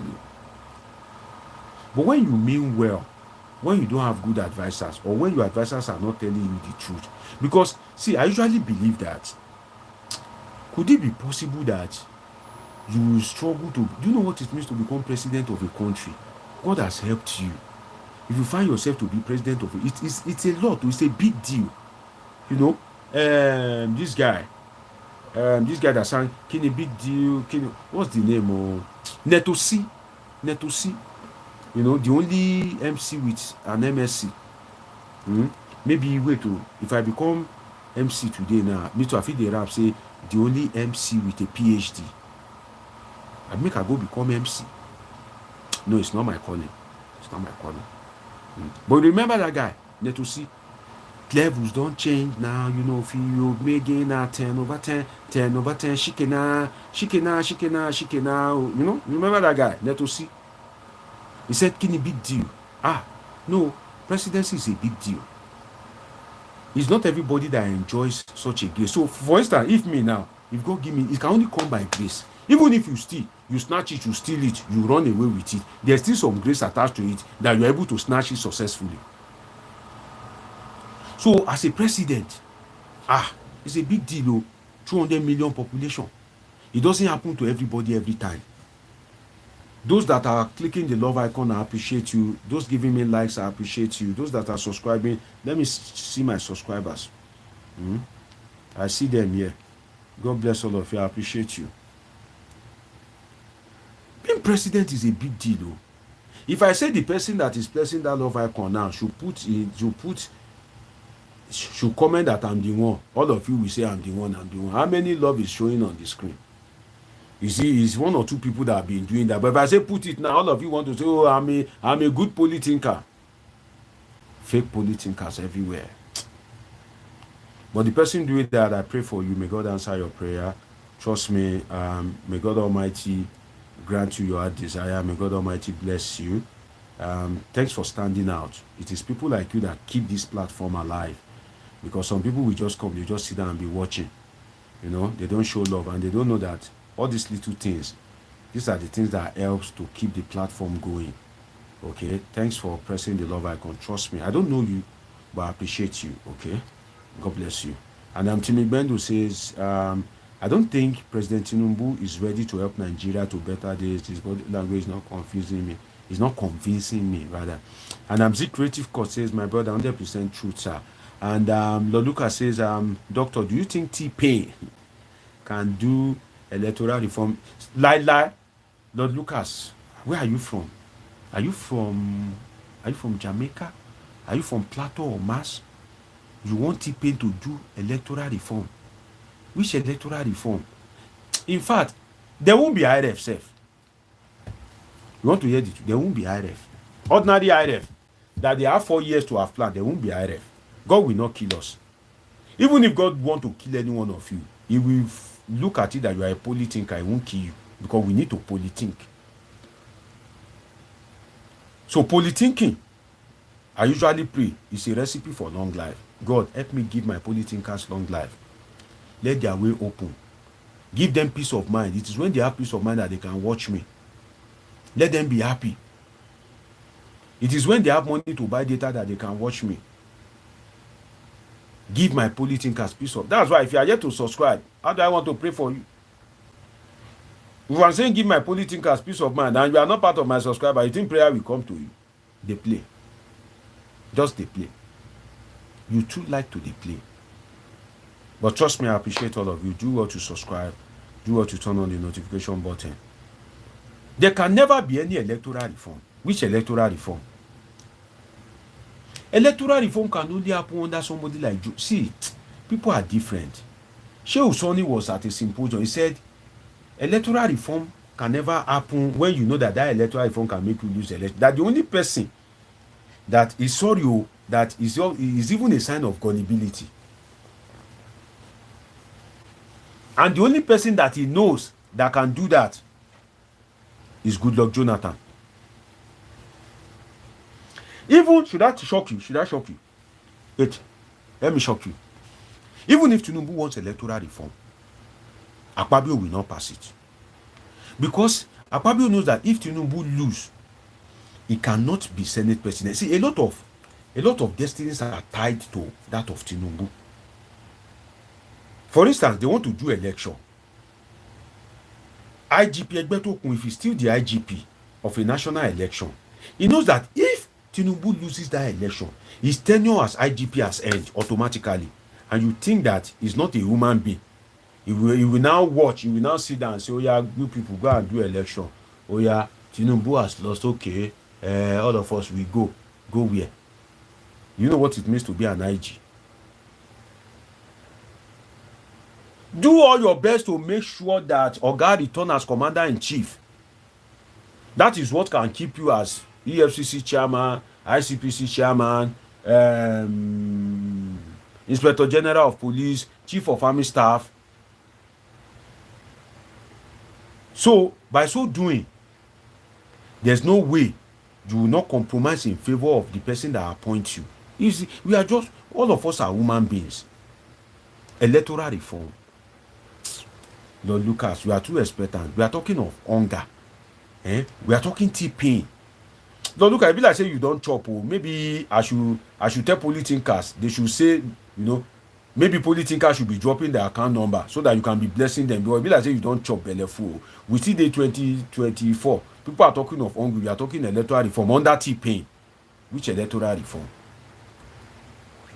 Ordinary state, don't do electoral reform. Just do state police so that every state can be on guard. It can never happen. I said it that when the president came down, with profound respect, I asserted that this president was only doing it because he was in the opposition and he didn't have that force power to pull effect. That's why he's usually advocating for state police. That now that he has won the election, you will see after he's swearing in, there can never be state police. People thought they just come again. This guy will just be talking. It's destiny. And I'm reasserting as a political scientist, if there's state police under this Tinubu, come and collect my PhD from me. PhD political science. It will help you if you don't have a PhD yet. Come and collect it from me. There cannot be state police because the president, he cannot share his power. Tinubu is not a weak guy that doesn't know what to do with power. He's a guy that cherishes power. He was a senator, a governor, and a godfather.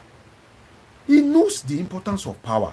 You cannot take that kind of man to come and share power. Share what? Except if you will give that power that is with you, you will give it to him, add it to his own. And if there is state police, his power is reduced. Obaseki would have faced Nigerian Edo Police Force, EPF, Edo Police, if there's anything like that, would have faced Nigerian police gun for gun. During this Edo election, Obaseki would have also used the police to the best of his ability. They don't want that. It can never happen. Maybe another president, but not Tinubu. I'm saying it. If there is state police, come and collect my PhD. It's a foreign PhD. It's not Nigerian. It's not all this Nigerian school. All this or Nigerian school. It's a foreign PhD. It's a priced PhD. I know how many thousands of dollars I spent. Come and collect it. I'll give you. So there cannot be state police not to forget. We don't even want electoral reform. State police. It's not possible. So Lord Lucas, you are over expectant. We say, do you think can do electoral reform. Which electoral reform? You want him to do something that will make him lose, despite the fact that his performance is not super. The president knows that those that don't want him as president are more than those that want him as president. If you are watching me, before I explain what I mean by that, if you are watching me and you are here to subscribe, you are missing a lot. This is where we relax. This is our own relaxation zone. This is our own enjoyment zone. We just analyze politics and happenings in the politics. We don't hate anybody. We don't like anybody. We just speak the truth.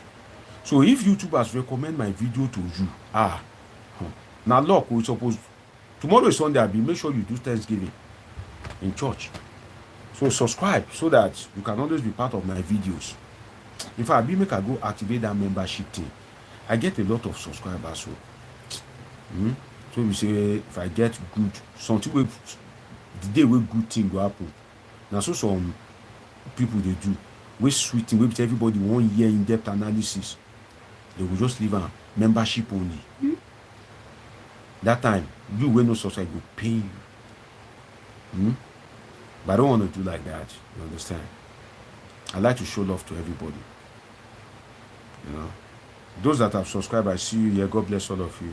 I'm seeing it. I appreciate you. Okay. So you can't expect that the president. What do I mean by those that don't want him in power are more than those that want him in power? It's simple. All the Nigerians that voted during election are eligible voters. Those are the people that were determined president. So if you vote for Atiku, it means you don't want Tinubu in power. If you vote for Kwakwanso, it means you don't want Tinubu in power. If you vote Peter Obi, it naturally means you don't want Tinubu in power. If you vote Showore, it naturally means you don't want Tinubu in power. So if we sum all these voters that don't want Tinubu in power and put all their votes beside Tinubu vote is. In fact, in Nigerian election, I think since 1999, Tinubu emerged as president with the lowest number of votes in the history of Nigerian elections since 1999, presidential election. So it shows that people that don't want you in power are more than. So, and if people don't want you in power, and your performance is like this, I'm sure that if they are to do a referendum today, a public referendum, Tinubu will lose. Let me tell you this. If they do it now, I'm saying it, statement of fact, he will lose. Straight. Even if it's, people will think, Shena Atiku, may we manage him, we feel manage him. Who again? Kwakwanso, he go better pass the pain. May we feel manage him, Who again? Showore? Showore. Yeah. May even come kill all these guys, come out. Who again? Obi. Obi terente. Obi zanzanza. Abda the singer. We go manage him. If God is to superintend over the election and he says, speak from your heart. Public referendum. Let's say there's a sound now like trumpet from heaven. Hey, Nigerians. This is the voice of Angel Gabriel. Jehovah has heard your cry, but he says your destiny is in your hands. You are now to decide, and whatever you decide will come to pass. But you know that there can be no malpractice because Jehovah is in charge. Now speak from your heart. Who do you want? The contestant are Obi, Atiku, Showore, Kwakwanso, Tinubu. I'm sure if the opportunity is available now, that it is God that sent Angel Gabriel and the thing is sounding like trumpet, Tinubu will lose flat. You know this one now, it doesn't involve Nigerian police, it doesn't involve INEC, there's no RF. This is automatic from heaven. He will lose flat. In fact, instantly. You know, if it is angel that is doing it, instantly you see the result. Immediately. You say, Peter Obi, so figure. Atiku, this is your score. Showore, this is your score. By virtue of this, it is hereby declared that so won and we govern Nigeria for so time till another referendum. My mission is complete. Now I go back to heaven. I swear to God, I can bet you that if Tinubu do not lose, in fact, they should give me 12 strokes of cane. He will lose flat. Because the mood that Nigeria, see, the north now, Ali Ndume is crying in the north. The north, see, you know, say this north, they don't get chill, except you are a northerner. If you are not a northerner, they don't send you. See the way they frustrate Jonathan. They don't have chill. The north is crying now. The southwest are shouting about power. Even his constituency, they don't even, you know, people are beginning to. Let me tell you a story. I was on a radio. If you are watching me and you are, let me see my subscribers. Just give me 2 seconds. Let me acknowledge them. God bless you for subscribing. If you are watching me and you are yet to subscribe to this channel, you are missing. Do well to subscribe to this channel. Turn on your notification button. God bless you. I appreciate you. Zik Creative Court says, my brother, which way for Nigeria like this? My country no be like before again. I'm crying for Nigeria. Okay. Benjamin Oriaku. Benjamin, where you dey since? You just the late come class. What kind of political are you, Benjamin? He says, when Tinubu said he doesn't go to social media, that's once in a while. They read it to him. I knew we are in trouble. But the truth is, the president knows some of these things, and he cannot take the risk. So electoral reform will make him vulnerable. I'm telling you, in 2027, IRF will not work.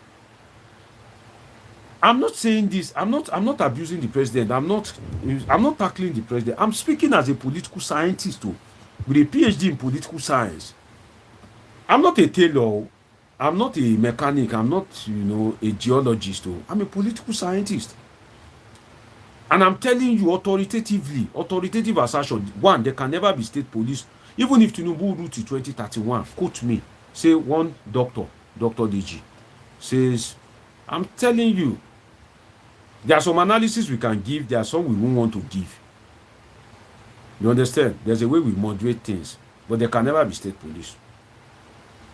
Electoral reform, forget, it's not possible. You want Oga to come and part what will make him, even if Tinubu thinks of electoral reform. I can't say, maybe in 2031 that Tinubu is leaving. Just like he did now that he passed local government something, local government autonomy, that he went to Supreme Court. Maybe. But for his own tenure, that can affect him. Like, are you... to use the words of Oba Solomon, are you playing? What kind of play is this? If you are watching me and you are yet to subscribe, do well to subscribe to this channel. Benjamin, when Tinubu said he doesn't, okay, I think I've read that. Augustine Igwe, you are doing a great job, sir. God bless you, my brother. I appreciate you. Augustine Igwe, I think you are a returning viewer. If you are watching me for the first time, please do well to subscribe. And if you are watching me, try to drop your comments so that I can get to know you. People that comment regularly, of course, I know each and every one of them. So do well to subscribe to this channel and catch up with my videos. I have a video on YouTube that I tagged 7 reasons why Tinubu is being called T-Pain. You don't want to miss it. I have another video on that was my response to the First Lady's statement that the hardship in Nigeria is not caused by her husband. You want to catch up with it as well. I have another video on Wiki, right? Dino Melaye's comment on Wiki. Then I did a follow-up analysis of it, and I have 3 videos that are already on ground for tomorrow. You understand? I have 3 videos. It's already on ground. I've already recorded it. It's just there. It's just chilling. So trust me, you don't want to miss my page. You don't want to. If you are looking for intelligent page, bipartisan page, don't bring tribalism to me. You want to tell me to come and hate Igbo, hate Hausa, no, I don't do that. So if you are an intelligent person, or maybe you are not too intelligent, but you want to be intelligent, this is the platform for you. This is not a platform where you abuse people. Yeah, bye. No. Go elsewhere. Go to those platforms. There are many. This for great people. Anybody here, they are great. So I appreciate all of you. God bless you for subscribing, and see you here. Yeah. Mabel Akimbobola says, are you God? Allow God. None of them is magician. What God sport for almost 20 years can be corrected in just 1 year. Mabel Akimbobola, you are a Yoruba Abi? I think you are a woman or a lady. Auntie Mabel, ye tanra yin. Ṣọ́lọ́run jọmọ Nàìjíríà ni. Everything, everything you push it to God. Is God a Nigerian? Don't you think that Nigerians disturb God too much? What are spoiled in a year, God has corrected it in a day. Do you know how many people are calling on God right now? How about the countries that God did not give natural resources? How about the country that he gave natural disaster? Maybe when God created them, he was angry at that time. God has to attend to them. There are over 150 countries on earth. All of them are calling on God. As you are praying, if you are in your room praying, there are people praying also in China, Togo, Japan, Australia, New Zealand, Finland. You think God is just a Nigerian that he has your time and also call? No. His phone is ringing, if I can use that word, 247. 247, the queue long. So he will screen you that he has given natural resources. He has given everything. You now want to go and sell your vote. The hardship is now coming after you've collected 5,000, 10,000. The shege is now coming. You are now calling on him to help you. Help what? He will just look at you that. Next. God is not a Nigerian. My people, let's not frustrate God. God is not a Nigerian. So there are some things that we are supposed to do. On election day, people will not come out and vote. People will collect 5,000 naira. Some people, they give them as low as 2,000. They will say, they've already know who will win. They already know who will win. When the hardship come, they will now be rushing to church to be calling on God. God get the time of Nigerians. Now only Nigeria God create. So maybe don't let's wrap it on God. I think we stress God too much. You understand? Maybe Akimbobola, I appreciate you. And Augustine Igwe says, I'm still angry now. Dangote can build refinery and the whole federal government cannot build. It's because our politicians, if they build refinery, they will ruin it. Go and ask some of your big uncles. Nigerian Airways, at some point, because it is a government something, one politician will just call and say, write ticket for so and so. They are collecting ticket for their wife, their concubine, and they're not born you well. For instance, now, if you are working in Nigerian Airways, they will call you, say, from the office of the Senate President, that the family of the Senate President is traveling and you have been ordered to issue 15 tickets. You will say, where is money or no? Who born you? Yes, sir. You will write the ticket. Governor so and something is, write it in advance, write it in arrears. We'll pay. Yes, sir. The governor will eventually not pay. Governor is not paying. Senator is not paying. President, people in the presidency, ministers, they are not paying. Some commissioners are not paying. And you think Nigerian Airways will stand? If that is how they are doing for British Airways, Turkish Air, Ethiopian Air, Kenya Airways, do you think those airlines will, KLM, Air France, do you think those airlines will stand? So how can Nigeria have refinery? Because these guys, a lot of these guys are ready to go into the refinery and use ruggedity. If there is refinery, the Senate Committee on Oil, we want free oil. The chairman of that committee, will be negotiating, he will be getting 20 or 30 truck of free oil. Free. The deputy too wants oil. All the members of the committee, they want oil. People In the ministry, they will come to the refinery to take oil for Ministry of Power, Ministry of Transport, Ministry of Aviation, Ministry of Works, Ministry of Education. Free. Even NEPA that is not controlled by government, PHCN. Are you with me, my people? Are we politicking? If you are yet to subscribe, please do well to subscribe to this channel. That's why I like Oyinbo people. They don't stress my life. It's only Africans that they will be enjoying you. You'll be, you have to be screaming subscribe, and you are seeing the subscribe button on your screen, and you are enjoying me. You are feeling me. Haba, Naija. Every one of them will want the service for free.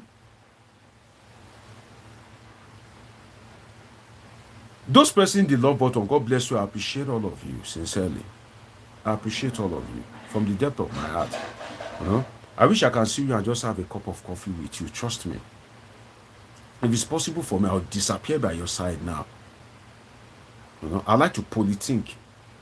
Say, okay, now it is. How will I tag that? Now I'm polythinking for you live. You are not watching me on screen. Go dey interesting. Like seeing me live and having like a political conversation, it go make sense, right? That's exclusive, right? Isn't it? God bless you for subscribing. I appreciate each and every one of you. Trust me. So everybody wants this thing for free. The president, PHCN, that the electricity sector have been privatized. They are still owing. Universities are owing. Military is not government owned. No, they privatize it too. All the barracks, they are owing. The military is owing PHCN almost billions of naira. What did they use? Force, ruggedity. Say, men are come out our light now. Now go here. That's Nigeria for you. Abroad, the military will be the first to pay. Lead by example. The police will be, go to police barrack. Don't take my word for it. I'm sure the police barrack, they are still owing. The police is owing. The military is owing. The civil, electricity that they privatize, so the military is owing. The police is owing. The judiciary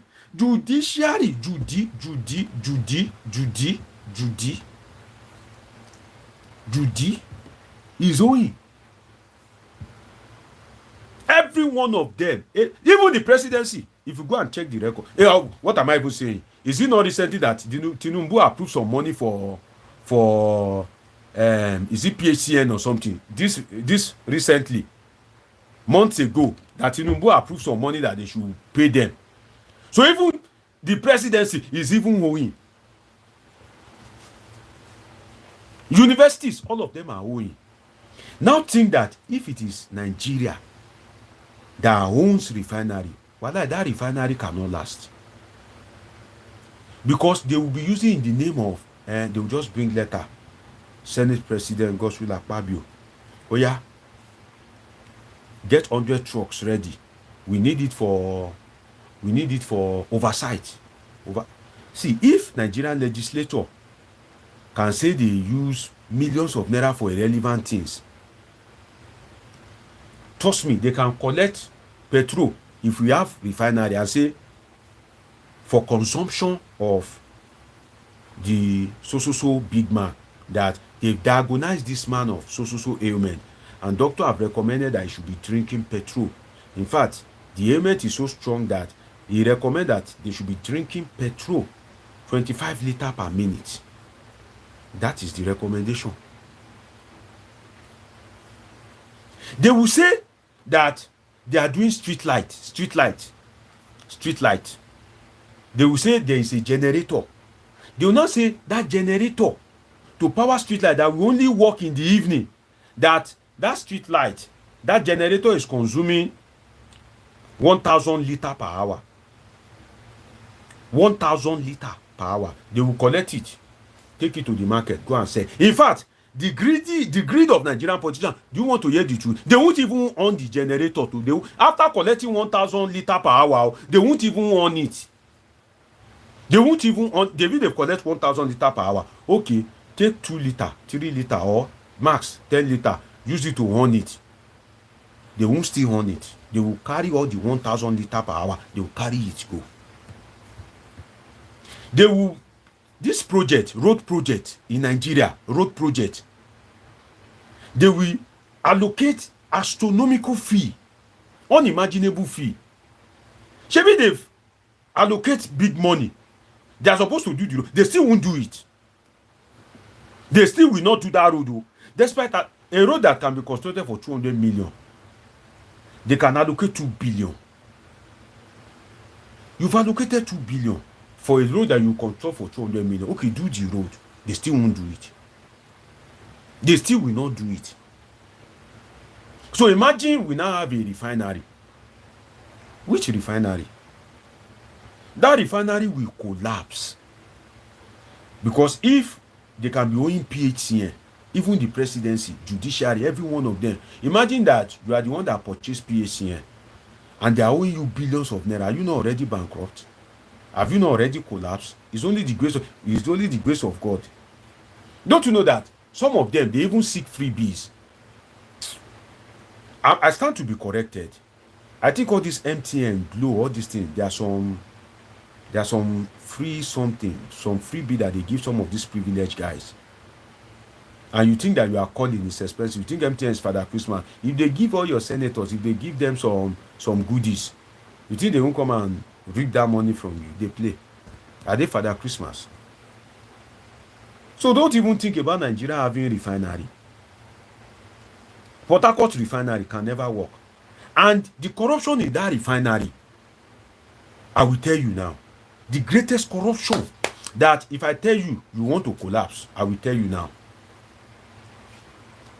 If you are watching me and you are yet to subscribe, please do well to subscribe to this channel. This is Polithink with Dr. Omoshola Deji. Deji is a political scientist with a PhD in political science, and this is where we talk about politics and happenings in the polity. So do well to subscribe to this channel so that we can always Polithink together and catch up with my other videos, okay? So for me, you see that the thing they are supposed to do, they will not do it. They will not. The refinery, what is the greatest scam?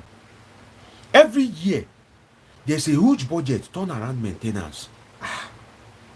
What do you maintain? And this is not Tinubu administration, it's successive government. Obasanjo, Jonathan, all of them. You know, all of them, they're almost the same. It's just that Tinubu is not. If Tinubu had tried to like take a bit of different turn and he has tried to bring Sokon, I swear it's not easy to defeat other past presidents because their performance are not super like that. And that's where Tinubu disappoints some Nigerians because some rated him so high. But it is what it is. Turnaround maintenance. I'm coming. Let me check my subscribers. God bless you for subscribing. I see you. Let me take some comments before I talk about the greatest scam in the petroleum something. Let me acknowledge my people. And Chinwe, I was about to say Chinwe Taluagu. You know, I want to say veteran actor. Leo. But this is not Chinwe Taluagu, it is Chukwebuka Agu. Okay. Chukwebuka means God. Chukwu is God. Ebuka, I don't know. God something, sha. You know. I appreciate you. Chukwebuka Agu says Nigeria is in such a bizarre situation. In fact, for those of us abroad to buy flight ticket to go home now, war, it is well low. Even diasporans, they feel them. Then go feel it. You know, you remember that song? And Augustine Igwe says, when do you normally come online? So, my brother, I don't have time. That's why I tell people. See, I'm a busy man, my brother. I just try. It's just something that it comes easy for me. So that's why I tell people, please subscribe. Turn on the notification button so that, you know, when I do flyers to come online, you know, today now I came online early because that's when I have the time. So please, subscribe, turn on notification button. You will definitely be notified. Even if you are not available, if you are notified, you can always watch it. You know, but I usually come online towards evening, sha. but I really can't be specific, you get. But I do come online regularly, and I do upload videos too. You understand? I do record and upload. I have 3 videos for tomorrow. It's already here in the cooler, you know. I uploaded 2 videos today. I think 2 or 3 yesterday. So do well to catch up with those ones too. Okay, God bless you. I appreciate you. If you are watching me for the first time or you are yet to subscribe, you can see the subscribe button on your screen. Do well to click it so that you can be part of the politics family. This is where we talk about politics and happenings in the politics.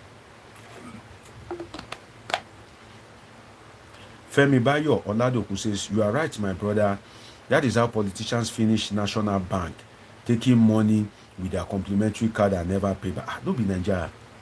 We know ourselves now, don't be Nigerians. I say, if Nigeria have refinery, a politician that is privileged, we think that, this one where they appoint me chairman Senate committee on refinery or oil.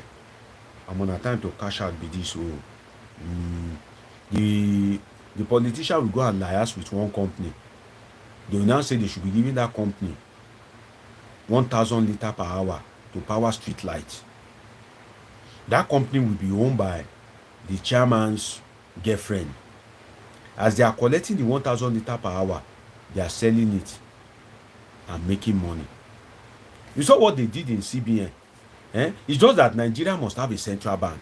See what they were doing in CBN some time ago, whereby they are giving themselves dollar cheaply and they are selling it expensive for Nigerians. Nigerian politicians are crazy. They don't have fear of God.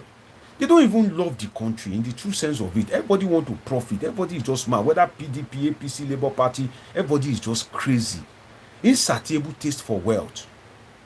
And I spoke about it a bit yesterday. Everybody just want to dip their hand. They just want to own. Everybody, you know, maybe just few that are really good people, because I can't say maybe all of them. There will be some good people, but very, very few. Refinery care, they will run it down. Nigerian Airways, greed. In fact, if they go back and do forensic investigation, you see how people were collecting tickets free. Some people were just flying. They will just look for money. They will board Nigerian Airways, go and enjoy free. Why? Because they are one big man or occupying one big post. If Nigeria Airways exist, Akpabio will enter the plane. You say, where is money? Tajuddin Abbas will enter plane. You say, where is money? Which money? But in UK, if the Prime Minister enter BA, he go pay. He go what? He go pay. So that is it. Boss Adebayo, that's our own Lady B. Oh. That's Lady B watching me from UK. Atibose, how far now? How you dey? Your maternal state, Ondo State, right? I remember you. Your election is coming, and they will start campaign. I think PDP starting on Tuesday. That's why I said you guys should subscribe. During a Edo election, it was so sweet. You don't want to miss it. You don't want to miss. So if you are yet to subscribe, subscribe to this channel. So Auntie Bosse, how far now you dey? That's Lady B. Since you called me that day and you say, Lady B, you see that I have not forgotten. I know my viewers. So Don Sivevo. Where you dey since you come late to class? You say you are maybe I should even get registered. Okay, I've marked you present. Don Sivevo. And Ogunjobi Ayomide says the hilarious state of our economy. Hilarious care. Okay. The hilarious state of our economy, they take us for idiots and spend our tax money lavishly. Okay. And Bossa Deba, that's Lady B says, Dr. Deji, Nigeria, tired person, one can fall into depression thinking about the giant of Africa. You should be you there, UK. Abi. You see they enjoy, Lady B. Call people in Nigeria, call them back home. I say people are just sad. Like if I get to speak with any Nigerians, they are just afraid. What are they afraid of? They don't even know. Because you know, see, when economy flog you, do you know how many business collapse? You buy a good. Do you know how many? I said, thank God I went to school on time. That I've already have my master's PhD. If not, do you know how many people that their education has stopped now because of some of them? They were part of the people say, oh, Emiloko. Well, you can support Emiloko, you can support any candidate you want. But some of them now, and it is, you know, the sad thing is, when you fight your neighbor, when you believe so much in a man, you fight everybody tooth and nail, that man become president, and the administration of that man now drag you from something to nothing. You never forgive yourself. Do you know how many Nigerians cannot further their education now? I didn't study abroad out of convenience, so it's not that there was so much money, or maybe I'm from one super family like that. Too. Let me tell you the truth. I'm not from Adeleke family or Dangote. No. Because some of you looking at me now, you want to help me. Eh? You now be thinking, Deji is a big boy. I'm not big, though. I'm not big, though. Because some of you now, you want to help someone, you think he's a big boy. No, I'm never big, though. Trust me, I'm not big. Help me. You don't read T-Pain.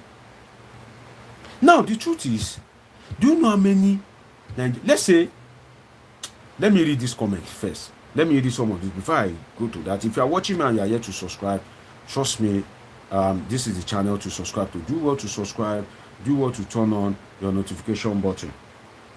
Let me read some of these comments, you know.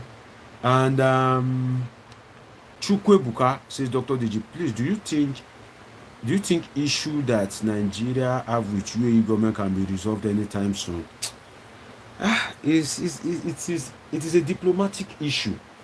It depends on how Nigeria push, and it depends on what Nigeria have to offer in return.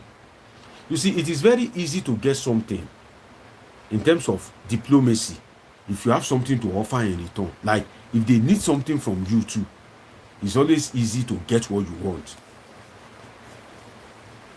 But most times, do you want to hear the truth? Nigeria just always want to receive, have nothing to offer in return. The rule in international relation and diplomacy is give and take. So if you just want to take, you don't have anything to give, you are weak. You are weak, you are vulnerable. So if, let's say, the way Nigerians are going to UAE, let's say UAE too, we have good education than UAE, and UAE citizens are coming here to study. UAE cannot use that visa ban or leave it like that for long. They dare not. Why? We have something to negotiate with. But in international relation and diplomacy, if you don't have any tangible thing to be able to use to bargain, that, like, let's say, Gari and sugar makes a meal. You have Gari, me, I have sugar. You have water, I have water. Water is not the problem. But you have Gari, me, I have sugar. I have her. Do you want to drink your Gari like that? This is sugar. Sugar is good with Gari. You too, you want to lick your sugar like that. You need Gari. Oh yeah, come. Let's collabo. You give me Gari. Me too, I'll give you sugar. So let all of us have a good food. Let's go and sleep. I don't want to be using political jargons. I just try to, anything I say here, like I break it down to the last.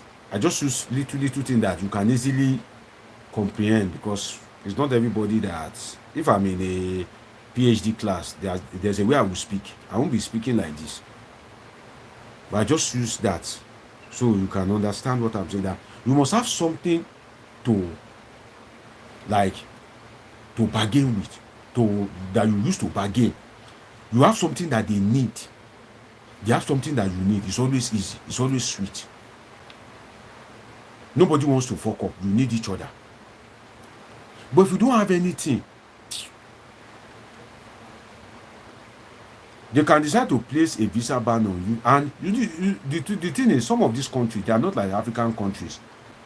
They can decide not to allow Nigeria for the next 10 years. Their peace of mind, if Nigeria is giving them trouble too much, if they have 20 cases of Nigeria impregnating UAE citizens and they are not responsible, domestic violence, they use them to borrow loan, and they have these cases. If they have cases in their police stations, it is in their central database that most of the report that they are getting of foreigners disturbing, maybe robbing, disruption of public peace, if they are Nigerians. This country are beyond money. They cherish the peace of mind of their city. It is only in Nigeria that government will be looking, bandits will come and be killing all of you. Yeah? Nigerian government doesn't even care. Somebody will even say, accommodate your neighbor that want to take your land, or a foreigner is calling your neighbor. That's during Buhari's time. When he told Samuel Otom of Ben, that only happens in Nigeria. That Fulani militia from Mali want to come and lord over other tribes in Nigeria. It's not possible. So these countries, they cherish the peace of mind. And if you don't fight for the peace of mind of the people, wait till the election. They know you can't escape it. So they not bond you well. May you not fight for the citizen, because you know that you are finished. So if you now don't have anything to negotiate with, forget. You are gone. So that is one of the things delaying this Dubai something. Nigeria doesn't have something that it can use to negotiate. So it may last for long, because, and the reason why it has lasted like this is UAE is not losing anything tangible. If UAE is losing diplomatically, that ban cannot last more than 1 month max. But it will persist, because Nigeria doesn't have any significant thing to offer, and these people cherish the peace of mind of their country. So I hope I've answered you, Chikwebuka Agu. Let's continue. Lord Lucas says, Doctor, you've done more than 4 hours. I just enjoy what I'm doing. It comes easy for me. If you are watching me and you are yet to subscribe, please do well to subscribe to this channel. And Don Silvevo says, I really don't think Nigeria can ever be good. It can. But it's just that it will be a bit difficult. But it can. Nothing is impossible. I hope so. I pray so. In fact, I don't believe that I don't pray Tinubu should fail. Because if he fail, he no go suffer that failure. Now all Nigerians go suffer am. So make it pass. At least pass till 2027. If you can't come out in your private life, maybe you can't dey fail. You no concern me, just dey fail, dey go. But that's why I usually tell people, don't curse your leaders. Don't curse your leaders. If you curse your leader, if every day you are saying, Tinubu, Tinubu, if you are cursing, if that curse come to pass, then Tinubu is alive, he will be the president in 2027 at least. If that curse take effect on his life, he will just be ruling you anyhow. Where he's supposed to appoint A, he will go and appoint Z. Where he's supposed to spend 2 naira, he will go and spend 2 million. Where he's supposed to spend 2 million, he will go and spend 2 kobo. Before you know it, your life, all the citizens is in shambles. That's why I usually tell people, don't curse your leaders. The time that you used to curse, whether it is Tinubu, whether it is Jonathan, any leader, use it to strategize. Okay, I don't like this leader. Me and my family, do we have PVC? Yes. Election day, we must vote. We must stand by our vote. We must do everything humanly possible. If government is doing bad, I must criticize. If government is doing good, I must praise. That's the best way. But if you are cursing your leaders, if that curse take effect, now you go suffer and pass. So let them go away from the office before you begin to curse them. If you want to curse Tinubu now, let him leave the presidency first. So because the life of Nigeria is, if you curse him that, only Tinubu okay. If he wakes up tomorrow and his head is truly not correct, he can decide that petrol is now 1.5. That is it. So if you feel that they are not what to be prayed for, just leave them. Strategize, get your PVC. That's how I feel as a political scientist too. That's my own view. And What's that about? That's Lady B says I did. Oh, yes, so Ondo State campaign by the APC took off today. The campaign today, APC, right? I didn't know. But don't worry, we'll catch up, we'll pull it in. You know how we did it during Edo now. You know? Of course, we'll make it happen as well. If you are watching me and you're yet to subscribe, you know, trust me, I'm rounding up. Do want to subscribe to this channel. Let me take this comment and, you know, we move. Say we move, you know. And Ogunjobi Ayomide says, I'm an undergraduate and I'm always anxious, man. Sometimes I just sit and start having panic attacks. Imagine, Ogunjobi Ayomide, an undergraduate. Why won't you have panic attack? Because government can literally wake up tomorrow and say school fees is now 1 million naira. And that's it. And I've said it that Nigerian government lacks dynamic of conflict management. What do I mean by that? You can't just wake up and increase the price of school fees. Let me tell you what happened at a university abroad, so that you know that all this Oyibo government, they have sense. You know, sometimes if I want to go, it's some of your comments, you know, that usually make me come with some of these things. You guys that are politicking, no go kill me. But who's your guy? Now only me. Who's my guy? Now only you. We politic.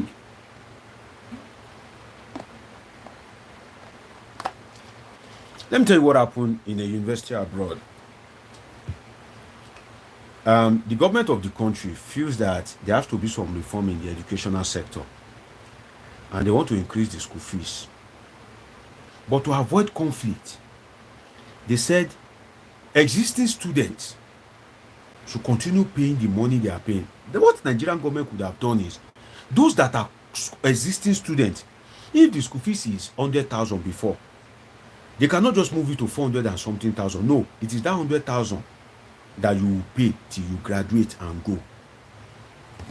That 100,000. But you that you are just entering, that they just want to give admission, they would have told you,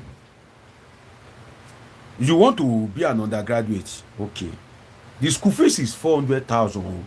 Do you agree? If you agree, you say yes, you register, you pay. So you know that you have already agreed it is 400,000 you pay. But they cannot say school fees is 100,000.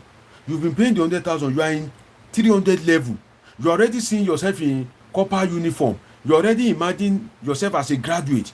You are already seeing yourself as a. You know that when you are doing something, you know, if you are a master student, for instance, you'll be seeing yourself as that's very soon I will have master's degree. That thank God, master's degree. If you are a PhD candidate, especially when you reach the advanced stage, you will say, I will soon become doctor. Say, doctor, what is that your name? Ogunjobi Ayomide. Dr. Ogunjobi Ayomide. This thing sound nice. And it sounds, God help me, make I get this doctorate too. So if you are a student, you already see yourself as a degree holder.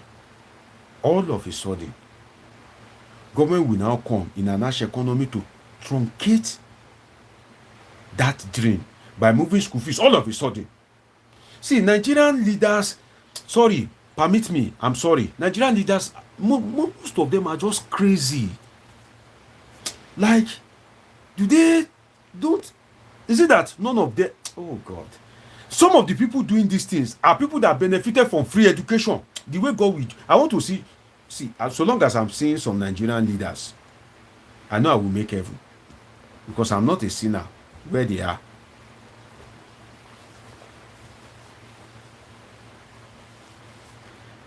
Look at when they increased the school fees. I saw it in the media. One girl, dark-skinned girl, that the girl was crying that my mother is poor, my father is poor, I'm just managing to see myself and graduate. Maybe I can get a good job and help my family. Now they've increased the school fees. The truth is, I don't even have any means. I don't need to lie.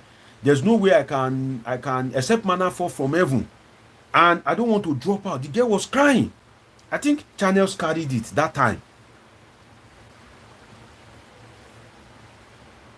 Will you truncate people's dream? You know? So it happens a lot. And at the end of the day, it's still no job. It's crazy. If you are watching me and you are here to subscribe, please subscribe to this channel, okay? Subscribe so that we can always politic.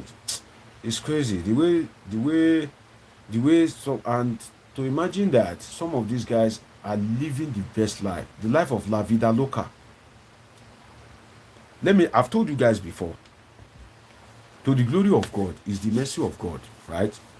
I'm exposed to different academic culture. I schooled in Europe, schooled in Asia. If you go to Europe and you see the way some of Nigerian politicians' children, the way they are living large, some of them are living fine than British citizen. You know how much is pound? To buy a pound, and maybe you need 2,250. The way some of them are living, they are living fine than British citizen. They are spending pound like money and water. Okay, you can't make that possible for all Nigerians. Let Unilag be affordable. Let's see. Should I tell you the truth? I know some of my mates that if it is now that we are just entering university for BSc, they can never be educated. When we were in school, I know one of my colleagues that she used to do chin-chin. You know you. I know one of my colleagues that she used to sell boxers and singlets. I know one of my colleagues that she used to do moi. I know one used to, from school, go and do bricklayer. I know one that will from school go and sell praise and worship. That there are so many like that in all these public universities. When we were in OU then, that was how they rugged to graduate.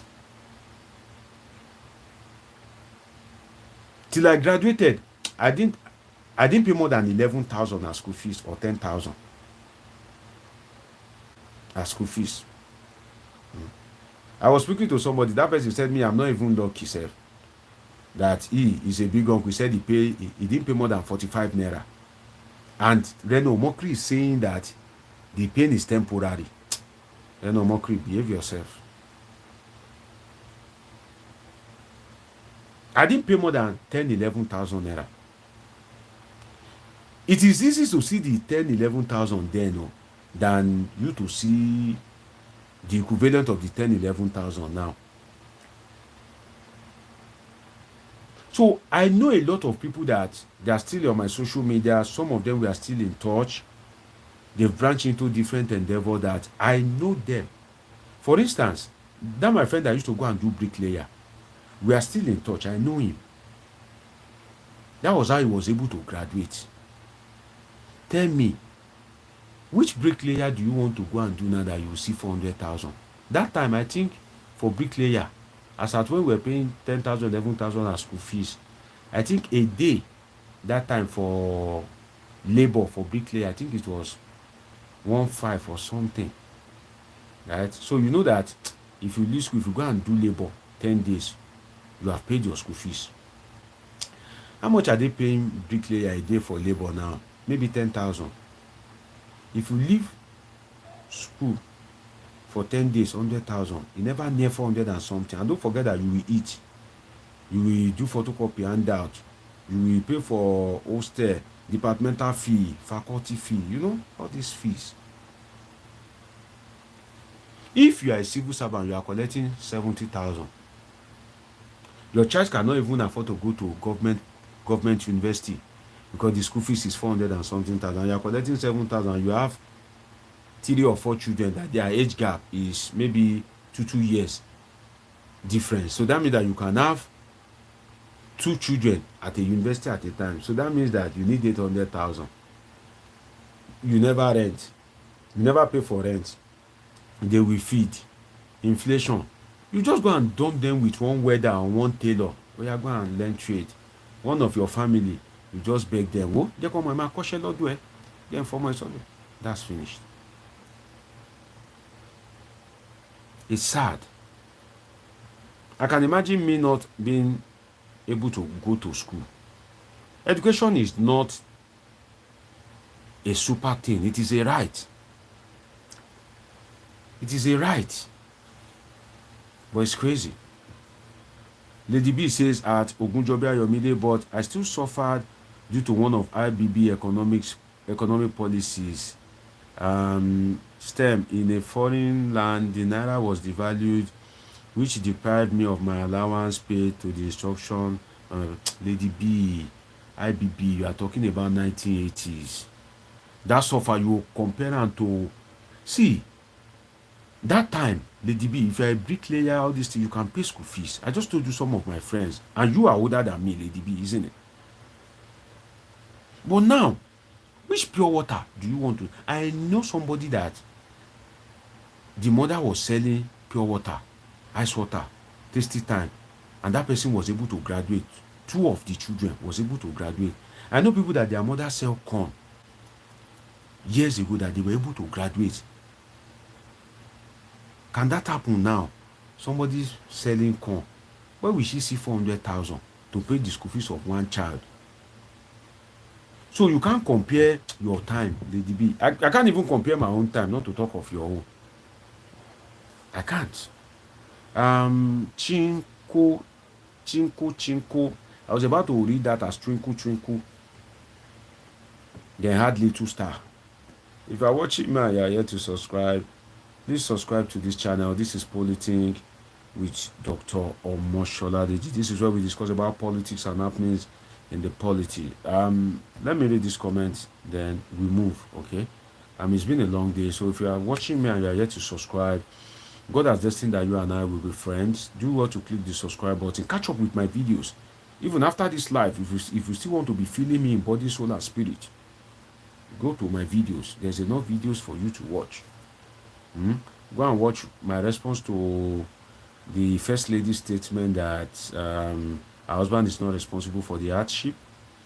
You can watch 7 reasons why the president is being called T-Pain. You can watch my videos on Yes on Wiki. Lots of videos there. Trust me, you will love it. If you don't like politics too much, there are videos on happenings in the polity. I did a video on why Davido and Whiskey can never be friends until they are old. And I was able to bring out some empirical examples. And I said in the video that if you are old school, I want to take you back memory lane. If you are new school, I want to refresh your mind.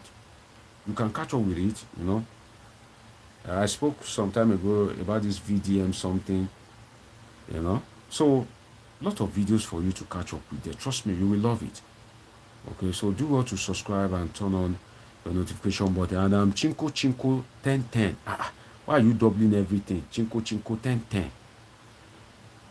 He says, I'm surprised that Nigerians are busy discussing Tinubu government. Why are you guys wasting time discussing his policies, knowing his antecedents? Please, people should stop expecting miracles. No, it's not expecting miracles. And we are not just discussing. Sometimes, when you have conversation, you don't know the impact of that conversation on people in terms of education. Education sometimes is not when you go to school, when you go and pay school fees. You understand? If I'm seated here and I'm treating a hot topic and I'm coming from the empirical, from the philosophical, you know that indirectly, that's why I just pity Nigeria. You know that indirectly you are in a school. Because ordinarily, this person talking, if not that this person choose to just be kind. If I'm lecturing in a foreign university, you will pay thousands of dollars, thousands of pounds to listen to me in a class. Even in that class, you cannot record my lecture. But here, you can still go back and rewatch it. That's great kindness. I know scholars that are stingy. Let me tell you the truth. We are friends. We know ourselves. I know people that have brain that they will say, that thing, are you seeing money there? No. Man, I don't have to. Let me give you an example. I used to analyze on TV. I've been doing it for years. I've appeared on Arise channels, name any station, except TVC, sha. Except you want to go and be praise-singing. They don't like objectivity. That's why I'm here. I have somebody there in TVC. I know somebody there that have recommended me to other stations, but it won't bring me to TVC because he's afraid that if I go and be objective, they can even sack him. That's how they are in TVC. So he doesn't want to risk bringing me.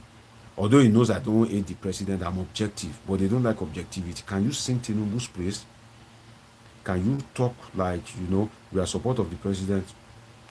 you are good, come on board. That's what TVC is for. Obviously, because he's the owner now, so that's it. So I was speaking to somebody, saw me, a lady. I think the lady has maybe BSc in all these social, maybe public admin or something, just something related to political science. And she said, Dr. DG, say, I want to be like you. Say, I want to be analyzing. Say you will train me. I said, training. If I can teach people that I don't know, when you are talking, if you have a sane mind, if you have very intelligent people listening to you, they will be more intelligent. In South Africa, there's a name they call people like me. They don't usually like them because they know that people will gain from you. They don't like when Bobrisky is fighting Tonto Dike, government like it. But you that you come and speak normal, objectively, intelligently, they don't like it. I'm telling you. It's not only in Nigeria, even in South Africa, all these countries, they don't like it. The lady now said, will you train me? I said, that's small now. She said, but if they call me, if I don't know what to say, I said, don't worry. So long as you are serious, if they give you topic, just call me. Even if you don't have anything to say, if it is in you, if I speak to you for just 5 minutes, give you point, you know how to develop it. That don't worry, if media call you, it's not a problem. I would have trained you well before, and if I'm going to any studio, I will take you along, so you would have. In fact, I can tell some of the producers that I'm close to that, let it be 2 guests instead of only me. But they'll just be kind to you. So you just be like a backup. So you'll be using it to know how to face camera, because the light in the studio, it's not like the light in your room. If that light shine in your eye, everything where you want to, if you come off for your brain. They can say, going live, going on air, 3, 2, 1. Immediately they say this. You can think they will ask you A, they can go and ask you Z. It's a crazy thing. You have to have a knowledge bank. It can only be God. All glory to God. So he now said, that's nice. I said, okay. Now said, we are now having the conversation. She was excited, very excited. She now said, how much will they pay? They used to pay. I now laughed. I said, should I tell you the truth? Sometimes you, the guest, will even be the one to spend money, because some of these guys that are not well paid, maybe some producers, some cameramen, they will even be greeting you fine in such a way that they just want a tip. They won't pay you. How many people do they want to pay? The only thing is they are showing you, and showing you is only God that can make a star. Forget. That's all. You have to dress nice, look good. It costs money to look good. It costs money. You have to refine your intelligence. Your intelligence must be top notch. See, Nigerian media are very crazy. Nigerian media is the type that they are not ready to spend shishi, but they want the best. If you are not good, they won't call you again. They didn't spend money to train you. They are not giving you money, but they want the best. If you are not, except if the producer is your friend, or maybe the presenter happen to be your party, but on a normal day, there are no connection, no affiliation. The way you are talking in the studio, all of them, the backroom boys, they are listening to the producer, is there, other people. Even if the CEO is around, maybe he's tuning in his office, they are listening to, everybody is listening to. And it is that content that if channels is bringing good guests, it means that channels will have more viewers. Like, that content will be great. So every media station wants people that are very intelligent. If you are not so good, if you are watery, they won't call you again. Or maybe just, they won't even call you again. That's the way Nigerian media are. I said that they don't pay. In fact, let me confide in some of you. In terms of analysis on TV, thank God for Jesus. Thank God for other means of making money. Appearing on TV, I've been appearing for so many years. The amount that I've made, let me shock you, I will tell you, on TV. The whole analysis that I've done in my life, If they count it per video, I will have more than about 400 videos of media appearances. But I've only made 55,000. You won't believe. 55,000. If you see it as something that you want to use to make money, you won't analyze. It has to be a passion. It has to be like a community service. Let me tell you how I made 55,000. Exclusive, I'm telling you for free. During, was it 2015 election? 2015 or 2019? I can't remember. Because Jonathan participated in both. No, not 2019. 2015 or 2011, sorry. It's one of both. Jonathan participated in both. 2015 was defeated. 2019 and 2011. Was it 2011 or which one? Before 2011? That is 2007. 2007 was the second one of us. No, it's not 2007. I think it's 2011. 2011 or 2015, sha.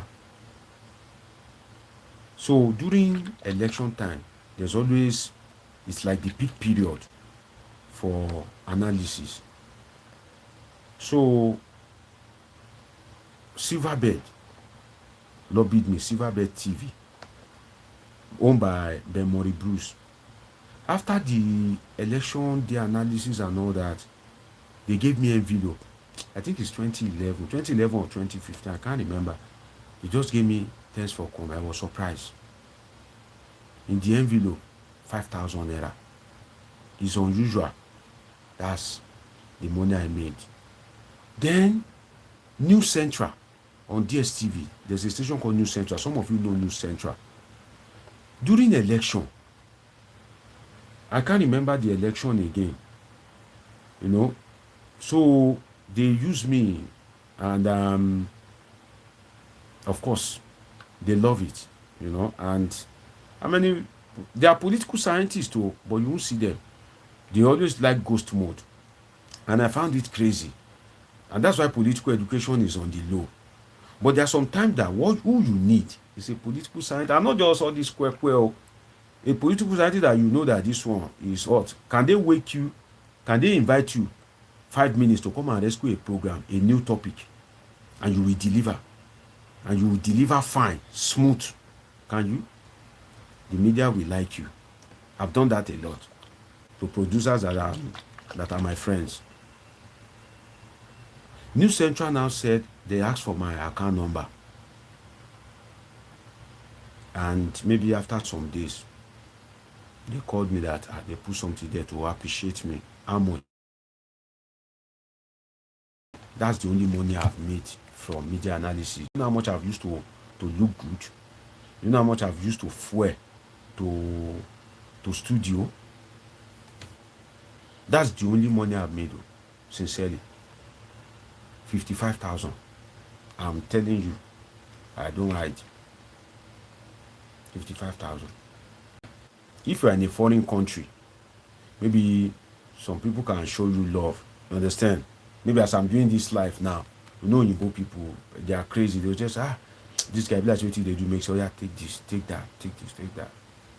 But Africans, somebody watching me from Nigeria that is here to feed, that managed to buy data to listen to me, will I be expecting that person to still give me? Except if I'm going to give the person self. So it takes a lot of sacrifice, and that's why I don't tolerate nonsense sometimes. It's just passion. It's just that you see that, why is political education so low like this? Then you decide, these things, well, that's just it too. So it's not like maybe there's money that maybe if you see somebody on TV, they are very rich, they are giving them. No. Shishi, I'm telling you. I've been appearing on TV for many years. Shishi. In fact, you run at a great loss, self. Sometimes they invite you for breakfast program. Before internet, virtual became popular, the Nigerian media are using virtual. If they invite you for breakfast program, you will wake up early. If you don't want to get stuck in traffic, if you have to appear on air by 7:30, you must have wake up by 4:30 or 5. to just hurriedly bath, enter the car, beat traffic, drop your lines. It has to be very sweet. When you finish, what will you hear? Thanks for coming, sir. That's all. No money. Oh. I'm telling you, don't take my word for it. If you have friends that study mass comm, or you have friends in the media, say, come, there's one Dr. Deji that lied. Should be those people that used to that you people invite. Should be after I invited them, should be you pay them. Just use it to bust my lie. That this Deji's lie is too much. You will see, they will tell you now. It's an open something. At least you have friends in media, maybe radio, TV. Ask them. They'll tell you. So that's it. You know, it's like, teacher, the word is in heaven. But then, if it is your thing, if it's something you like, if it's something that is passionate, that you love, you just do it. That, well, if I see reward, fine. If I don't see, no wala or joy. It's just like you, that you are a natural footballer. You won't care that maybe one club will sign you. You just want to play because you naturally have that football skill. You understand? You just want to play. When you are on the field, you are happy. You just want to play football. That's how it is for me. Aside that, even self, Nigerians make it difficult, self. In the sense that some of them will come and abuse you. Some you have to beg them to subscribe. Some you have to scream, you have to shout, like this video, turn on the notification button, this, that, this. Professionals don't have that time. They'll be like, see, I've sat down amongst professionals before. Some of my colleagues, they'll say, we will ráyè jẹ́ kí ìyà jẹ àwọn people yẹn jàre wọn kì í gbọ́ràn. Ibi nǹkan tó máa lọ ṣe tó tún máa bú ẹ. Jẹ́ kí ìyà máa jẹ wọ́n lọ. Wo ìyà ṣé wọ́n ní problem ni? Deji ò ní problem now. Kí ló wá ṣe? Let me translate. Deji, you are the one that have time for those people. You think you want to be educating people. See, leave those people. Let them suffer, jare. Leave all those Nigerians. What are you wasting your time for, you know? Are you suffering? You are not suffering. Do you have any problem? No, now leave them. Leave all those Nigerians. That's what some of my colleagues do say. That leave them. Did their father send you to school? Their mother send you to school? Will they pay you? No. Leave them. Who has that time? Nigeria, that you'll be telling them they'll still be abusing you. You'll still be talking anyhow. That's what some of my colleagues say. You know? But then, the truth is, if you transfer education, for instance now, if I don't say some of the things in my brain, if I die, it's just a useless death too. Because not everybody will have the opportunity to study like that. Not everybody will have the opportunity to gain that knowledge. So you don't release I've not released 2% of my brain. No. All this one that I've been thinking all this while, I've not released 2% to 2%. I've not used it.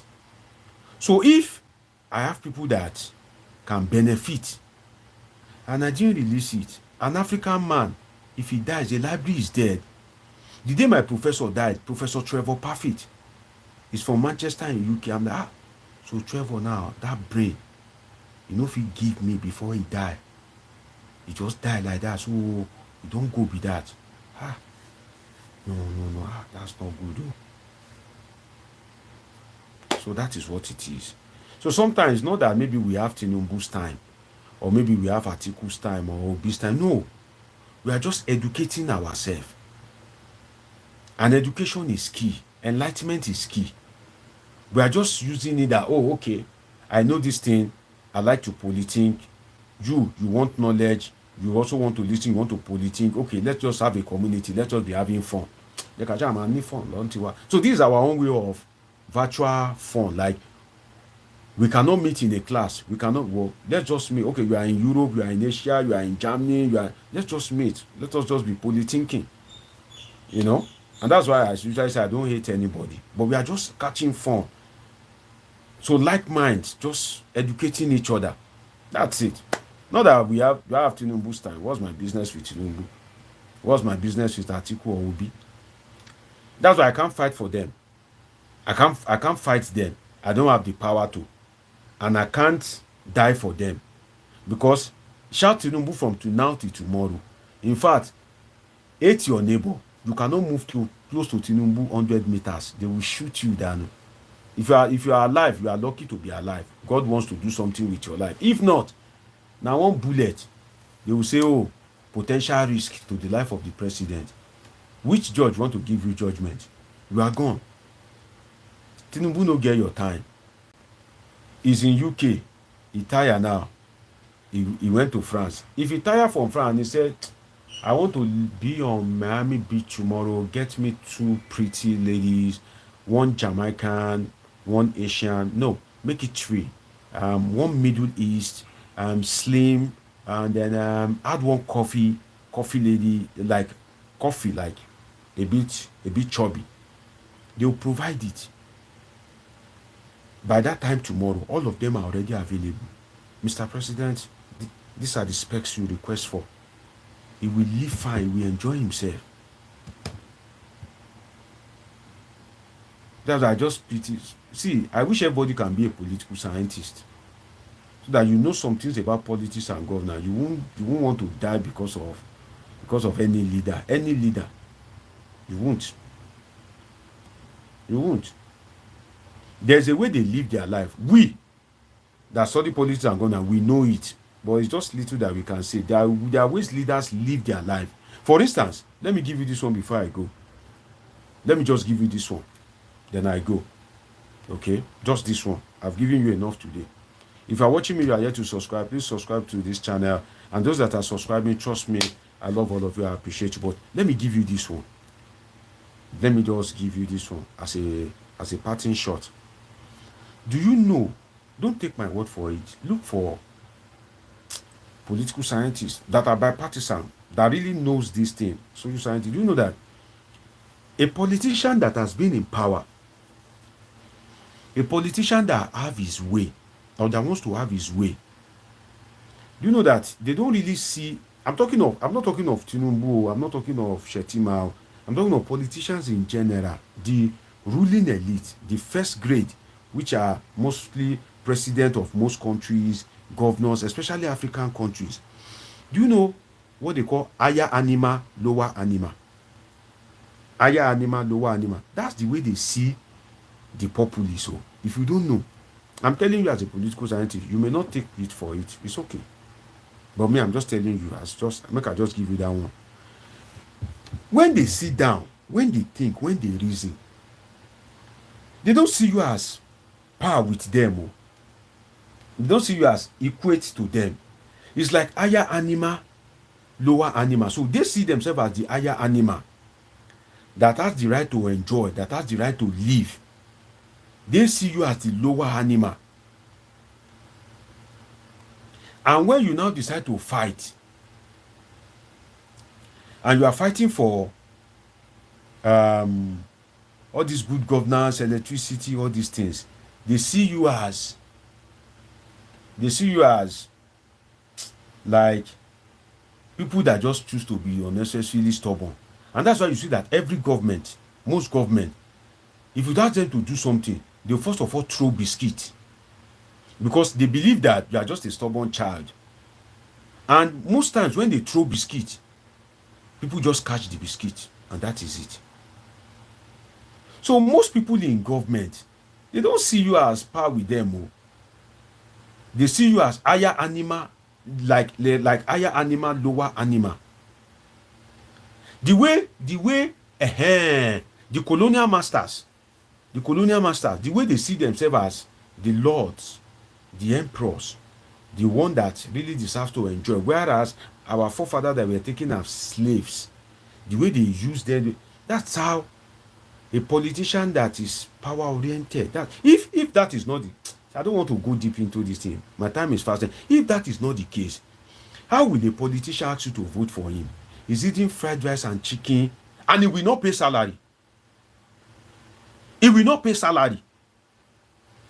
That little money, 70,000, that he knows that there are people, so some of them are even for poor family. See, there's a way power reconfigures your brain.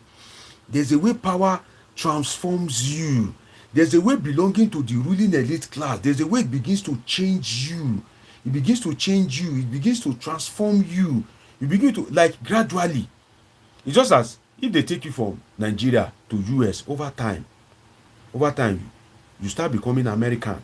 You'll be reasoning like American. If they take you from America, go and drop you in Oyigbo. Over time, You too, you go, they do, oh, shit, that's how it is.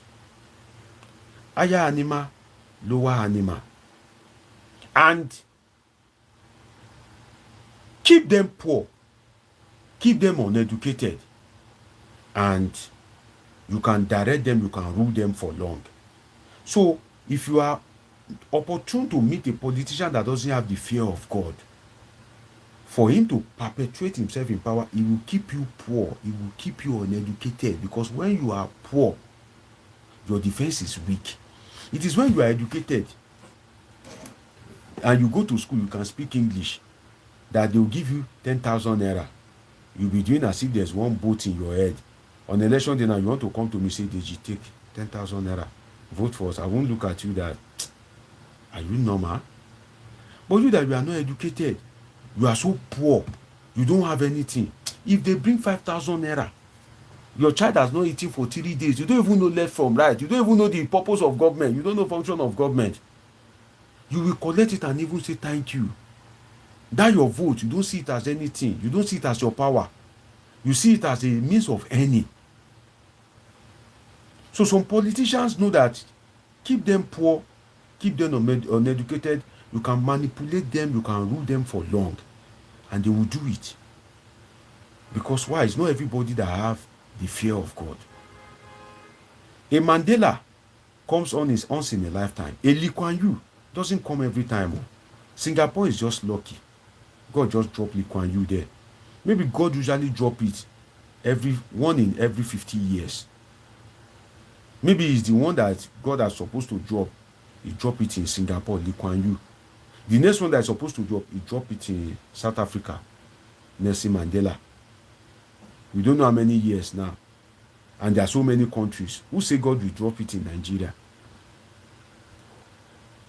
Power is addictive. There's a way, over time, when you are in power, when you are used to power, you become addicted in such a way that you won't naturally give it up. It has to be a fight. It has to be a fight between life and death to take that power from you. That's what is happening in River State for Wike. He has become like power, sometimes like cocaine, it's like drug, it's like weed. It becomes addictive. That, if you have any means, even if it's your last breath, you don't want to let go. And that's why countries try to have strong institutions. It's such that whether you like it or not, you must leave that power. So power is addictive. I can go on and on, my people. May God spare our life by the special grace of God. May God give us long life, good health, and of course prosperity too. It's 3 in 1, Good health, long life, and prosperity. That's how they teach us to pray. Trust me, it's been an interesting time, and with all of you, I appreciate you. I don't know how to appreciate. Trust me, if I know a better way, I would have appreciated all of you.